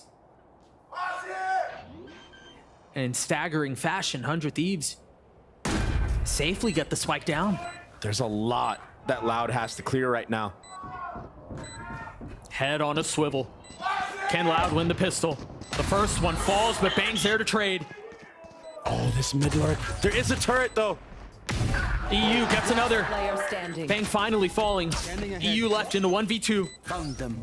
He has shocks. That's gonna hurt. He's gotten it to half. How much more can Sadak do? The second, he sticks it. There's nothing to keep him at bay. The pistol, the way of Loud. 100 Thieves almost brought that back from a 3v4. Playing very confident, but good trading from Loud. And they need to be on top of trading if they want to come back into this match. I mean, Boostia was not afraid right now. He got tagged through that box and instantly wanted to take a fight. Confidence is often the name of the game. It's something we consider and contemplate so often. Such a regular part of the conversation. And you see it there on full display for Boostio. QCK has been quiet, not able to land that shot. Has to dash away. The timing! Pistols for the attack, and Boostio the architect! Bang gets one at the same time! QCK's overwhelmed! But he responds! Now feeling some of the pressure, but the rest of the members crumbling around him. Finally, he falls. Asuna scooping up all the little guys he can. But cannot scoop up Tui's. So much damage done into this round for 100 Thieves. It got scary for a second.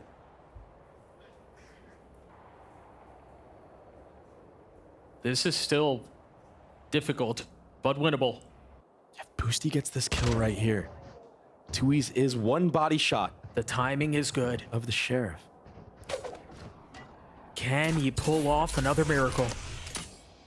With Sheriff in hand, the snap onto the first has to be clean, and it's not. Loud will get their fourth. QCK, he looked like he almost got overwhelmed in that moment, but he was able to hone it back in and put up, what, 2 or 3 into that round? Saving Loud from getting ecoed. I mean, Boostio caught Kawazine lacking there. And this was the major success for Loud against that G2 roster, was QCK punishing the B defaults from G2. But he looks shaky. Doesn't look like he's hot right now. They're gonna need a lot more of that if they want to pull this thing off. Third round op can be the trick. A round at a time, the name of the game for the defense. No drone. Oh, there is drone, I believe, for EU. So QCK should get pushed off of this line. But if anybody peeks too early, he might be able to snag a kill real quick. They challenge the duelist once more. A slight step back. And an op shot does not ring off. Bang again. Unbelievable performance from the youngster. And now 100 Thieves have all this space to go and all these kills to be found. Another 2 fall. Kalanzine and Tui's left to answer questions that their team have been incapable of doing all series. You just gotta save. And this opens up the option for 100 Thieves to pick up that op if they want and set a new look for this attack. Make the defenders scared to peek anything. They don't really have the money to do this, but it seems like they want to hunt. Maybe just bang. Oh, mouse wheel jump. Meanwhile, Kalanzine and Tui so desperately trying to white knuckle their way onto these rifles and hang on to them as the clock expires. Can they keep these weapons? They're slowly and methodically getting choked out. If 100 Thieves commit to this, they could get these guns out and force Loud to go in with nearly nothing in the next. And Cryo's still creeping up slowly here. He might, at the very last second, find someone. Ah, he doesn't. Cryo sitting on 20.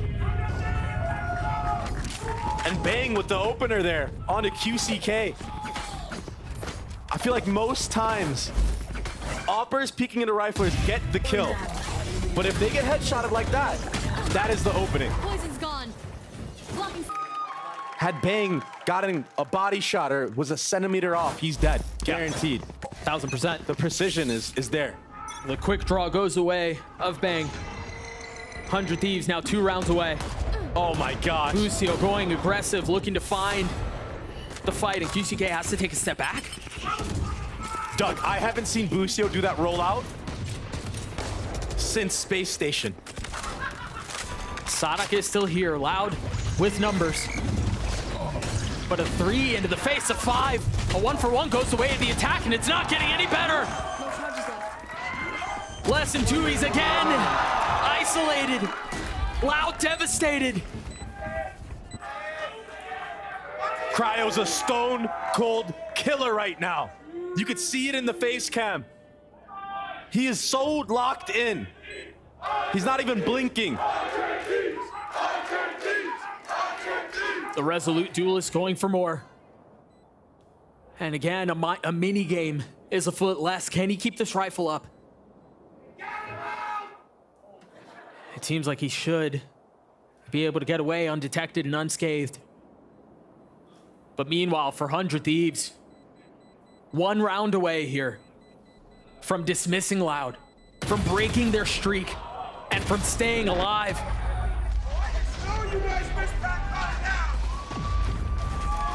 And in one of the most one-sided affairs that Loud has ever been a part of. We've seen them struggle before. Not like this. I think about Tokyo. I think about their opening series at Champs last year. Lost 3 series in a row for the first time ever. And now we're talking about them missing a major for the first time ever. 100 Thieves not shying away from the situation. Not stepping back from the moment. Understanding that their moment is now. Cryo, the first to fall though. As Asuna pushes forward there on the trade, and he will not relent. He continues to go. Asuna attempting to put Loud away. With everyone around him, the Thrash invested. And QCK taking a step back, 20 HP. With the Guardian in hand. Tries to deal some damage. Les does have a flank. Patience from Bang. Confidence everywhere. There's only 2 stand now. But they're not standing tall enough, Doug. No. Time's of the essence. They have to go now. And they will crumble. For the first time ever, they'll be sitting on the sidelines as 100 Thieves survive. 100 Thieves advance. And if you're Leviathan watching this match so far, you cannot believe your eyes at what 100 Thieves has just pulled off and in the fashion in which they did so. We talk about how Valorant is a game of momentum, I think, in the server, but also as you think about the season, momentum feels like everything. And for 100 Thieves, peaking at the exact best time. Which is so funny because normally it's Loud that have those moments. It's Loud that peak at the right time. And when we saw their performance last week, we thought we were going to get a bit of the same. Yeah. But it was anything but that. Again, Boostio was the architect all series, called circles around Sadak. Cryo did his thing in a way that people have been waiting for at the edge of their seat for years.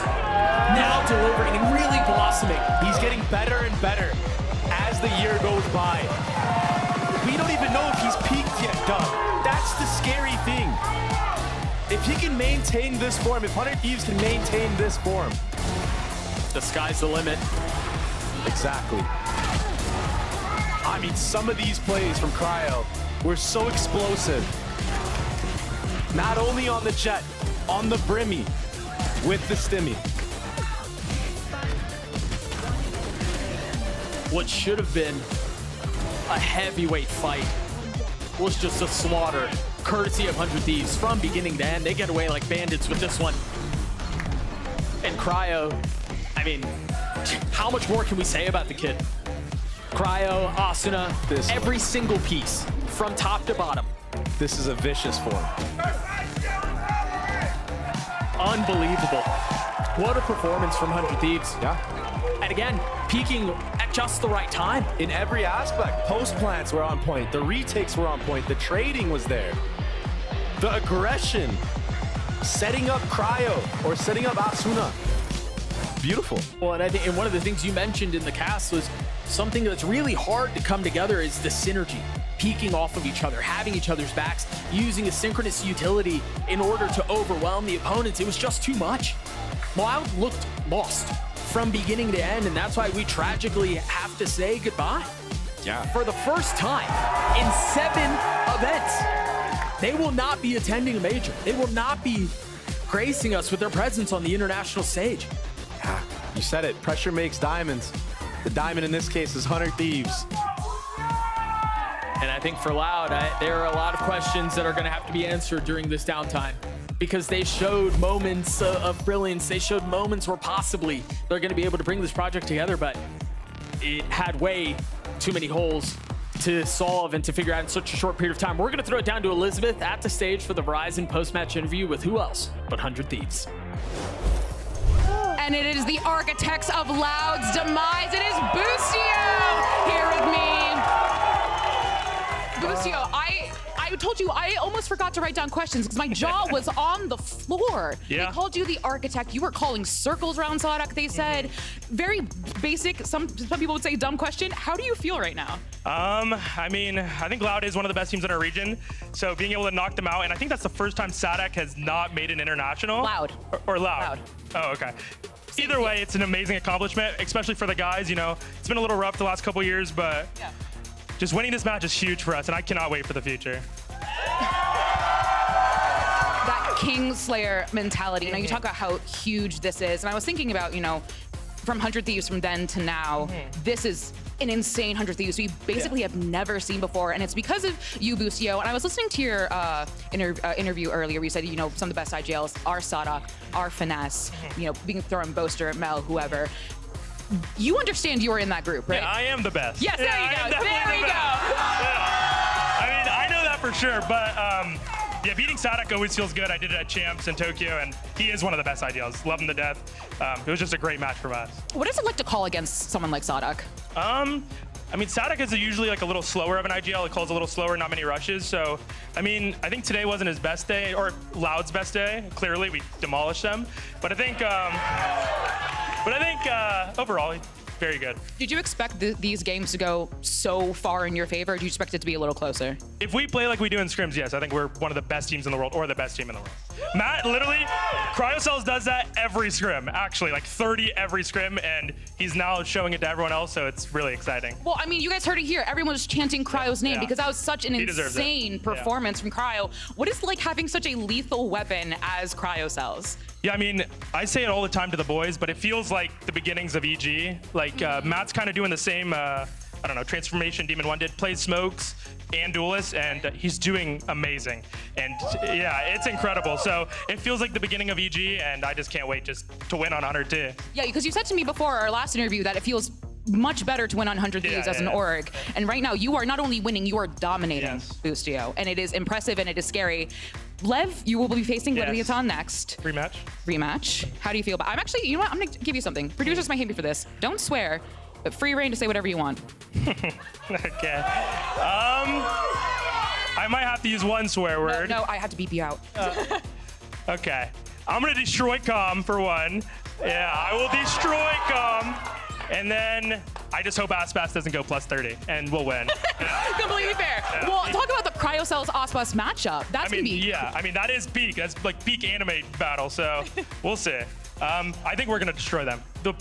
What we're playing at right now, I think we're the best team in the region, so. I mean, that's going to be an absolutely insane match. And thank you always for your honesty, Boostio. Give it up for the Architect one more time. Bye, Poolchan. Bye, FNS. Bye, Tarek. Bye. But we buy our favorite watch parties. But stay right there, Finesse, Poojan, and they're the same person, Tarek. And because we have Asuna and Cryo in the post show. So friends, please take it away. Bye, guys. And Brent is in absolute shambles, going all in on Loud, and we just decided to murder him. So there you go. He's dead. It was a good run. He was a good caster, but not time to move on. Me and you, GB. Hey, it's my time to shine. Finally, old man gets the opportunity. All right, guys, enough about this shenanigans. Let's talk about... Guys, what an incredible... Of course, we have Cryo. We have Asuna here joining us today. Congratulations. First things for you, man. What did you eat this morning that turned you into a beast? Half a Chipotle bowl. Half a Chipotle for breakfast? Well, I woke up at 12, and then I didn't eat till like 2. Okay, you know what? I'll give it to you. Duly noted. Don't think my stomach can handle that, but all right. Cool. Yeah. I wanted to know, like, it feels like this year you've added such a aggressive component into your defense opping. You were like jump peeking them at yellow and just smoking them. Whereas I feel like before when we saw you last year, you were kind of letting the game come to you a little more. Is this a conscious thing? Is it confidence-based? Like, do you feel like there's that development in your game? I think it's just a feeling thing, to be honest. Every time I go for like any jump peaks or anything like that. Also just based on how I'm feeling that day, just my confidence overall. Yeah, your Icebox game, last time we saw it, was also nuts, but we'd only really seen you play it once. Is that just a map that you enjoy going nuts on? Yeah, it's probably one of my favorite maps right now to scrim. I just really enjoy playing it, yeah. Yeah, it's working out for you. I mean, we've been playing a lot of raised maps recently, so he's been complaining a little bit. But now we got him on a jet map. Last two, we said when we finished the veto, last 2 maps were Ascent and Icebox, or Icebox Ascent. Yeah. And even if I didn't show up, I knew my go would had me.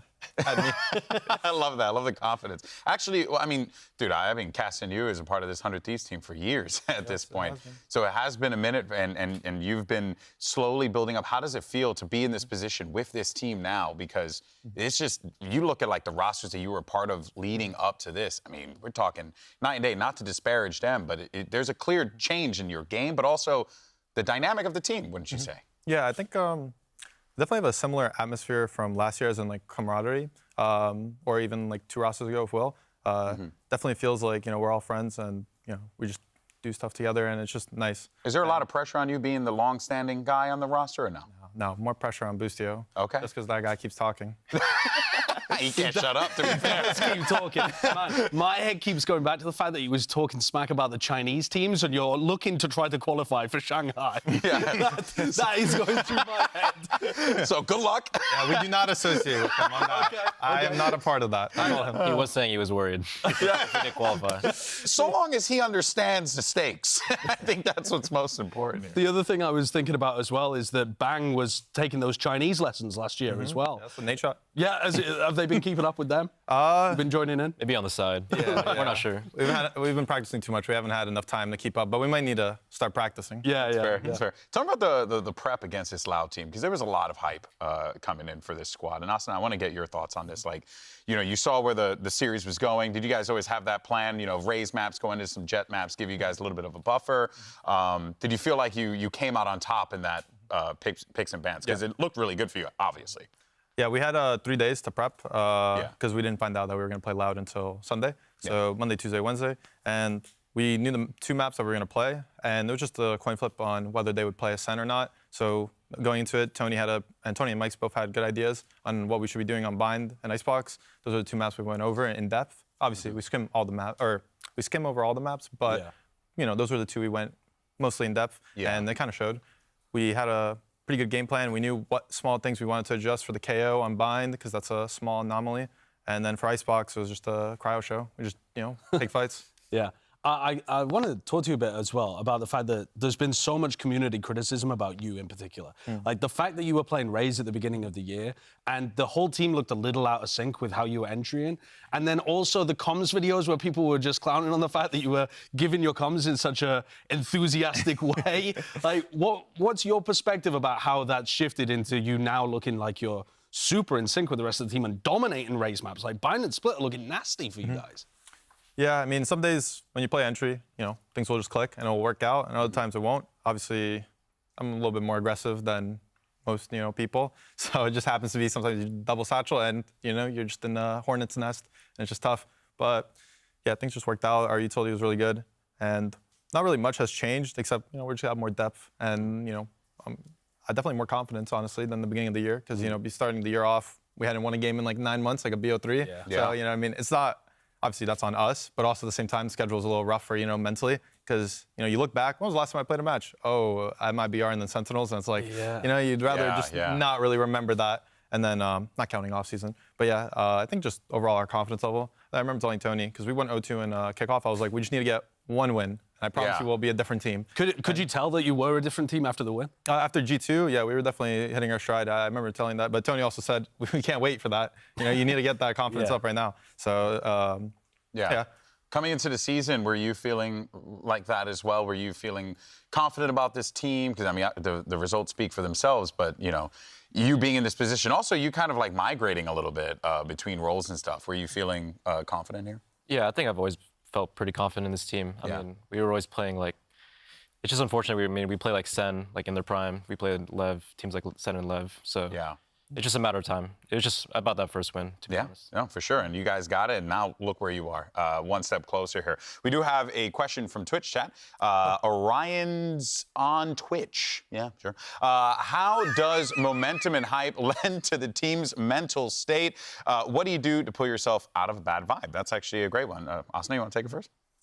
Depends on who you are as a person, I believe, honestly. With Boostio, getting loud, just screaming. Does that help? Yeah, definitely. Depends on, for who you are as a person. Have you ever had to tell him to be quiet? Yeah, all the time. Good. No, I'm kidding. No, I don't think I've ever told him. I mean, he's just enjoying himself, and you don't want to kill the mood. Of course. So, yeah. I think, obviously, I enjoy it. It's really nice, because I'm also a loud person, and sometimes it's hard, just to be the only one. But with Boostio now, it's like really easy to, bounce off someone. Getting excited. But yeah, I think helps a lot. Yeah. Especially when we won the first round on round 4 in Bind with my double Sheriff, and then we just win the 3v3, they TP, and then Sean gets to in Octagon when they were dropping out. I think that was our momentum building round. We knew the second we won that, we were going to be, we're in this half. Obviously, it's 0-3, anything can happen, but when we won that round, it's like, all right. I think you guys went on a 5-6 round run. Yeah, I think we just won out, or 8-4s, yeah. Oh yeah, that's right. And what about for you? Is that, how does these guys being the emotional, more vocal individuals help you out as a player? No, definitely. I think momentum and hype is really important. I mean, if you look historically at any team that had success in this game, I think there are teams that went on momentum runs, and they're just feeling extremely confident. And I think that's a huge factor in Valorant. How do you keep you guys from not just being in a momentum run right now? That's a tough one, huh? Yeah, it's a tough question. Obviously, showing up on the day is pretty important to keep your momentum going, because tough starts are definitely killing sometimes. But Boostio is really good at giving us confidence. And anytime we play attack, also it's usually attack we have the most confidence because of Boostio, just the things he says. The FNS clip where he's like, if you guys just give me 3 rounds on Icebox, I'll and Boostio the same exact way, it feels like. No matter what our defense side goes, as long as it's not a 10-2 disaster, we will probably have a good attack, and we'll keep it competitive. That's how I feel going into every match. So it's just how we show up on defense. Well, I think so long as you guys keep that attitude going, you're going to be perfectly fine. So congratulations on a massive win. Let's go ahead and take a look at the playoff bracket now that 100 Thieves have managed to push past Loud, and they will be taking on Leviathan. Now, we heard Boostio talk some trash about wanting to take out Calm. It's, of course, par for the course for Boosty. But are you excited to get out there, maybe square it up with Aspas again? How you feeling? Yeah, 100%. I mean, I think we always told ourselves, like, if we win this first match against Loud, we're going to feel, like, extremely confident going into our next one, and even our next one if we lose this one, so. Yeah. There's a great shot. I mean, when we were doing the brackets earlier, and I said whoever wins the 100 Thieves Loud game, they're just primed to go on a run. Because I think that was a really tough matchup, and once you get past that, you've got like the momentum to continue down. You get like multiple tries now as well. It's not just immediately elimination. You've got like some room to grow. So I think you're in a great spot. Yeah, you have to feel pretty good. Speaking of, let's go ahead and take a look at the standings as well and see where 100 Thieves are, as well as their colleagues over at G2, because they both picked up some big championship points today. Again, and remember, it's very important to note, you get that 1 extra point for each win that you get in the playoffs. So 100 Thieves with that 4 champ points, now sitting at second in the Omega group. On the other side, G2 push past, well, Sentinel's in the standings, but, I mean, Sentinel has 9 championship points, but they have 4. So, you know, looking pretty solid there. But overall, man, these things are definitely shaking up. It's getting quite interesting to see how things unfold. We have our double elimination bracket that's going to be taking place here tomorrow. Bren was just widely wrong with his predictions. He was today. You know? He was today, but they were difficult matches to pred, I think. It's very true. It's very true. But guys, I mean, congratulations. Well deserved. And I look forward to seeing what do you guys give me a little spoiler. You know, what's the score against Lev? You know, want to give me something? You got that. Oh. The pressure? I'll pass. You guys are such good guys. In here. Yeah, I know, right? You guys are such good dudes. That's why I respect y'all. All right, guys. Well, here is the schedule, of course, because the winner of these qualifying matches will move on to Masters Shanghai. First up, it's going to be Crew versus G2 Esports, and then Leviathan versus 100 Thieves. We just saw them on stage, looking good. We'll see if they can keep that momentum going. It seems like all signs point to yes. But that is going to do it for us here today. Once again, thank you to Asuna. Thank you to Cryo. Thank you to everyone for tuning in, to the entire team for crushing it at the start of playoffs. We'll catch you guys tomorrow, same time, same place, for some big matches. See you then. Thank you, folks.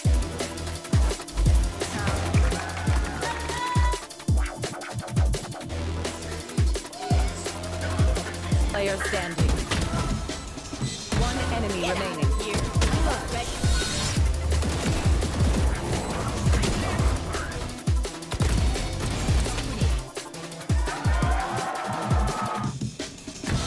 Viper down.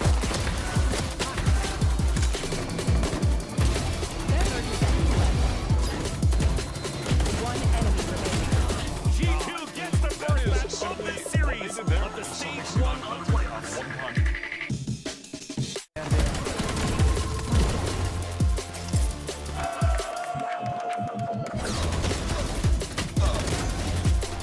One enemy remaining. Give me those back. Moose left alone, stuck onto the spike, halfway through, picked off, and G2 with the pick on the right as they move forward in the Stage 1 playoffs.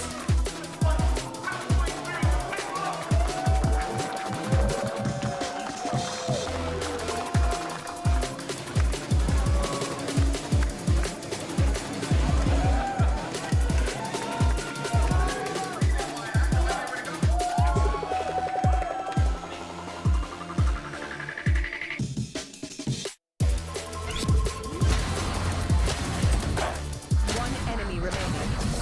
Nice, Matt! Boom! And then we will go to Shanghai. Let's get it.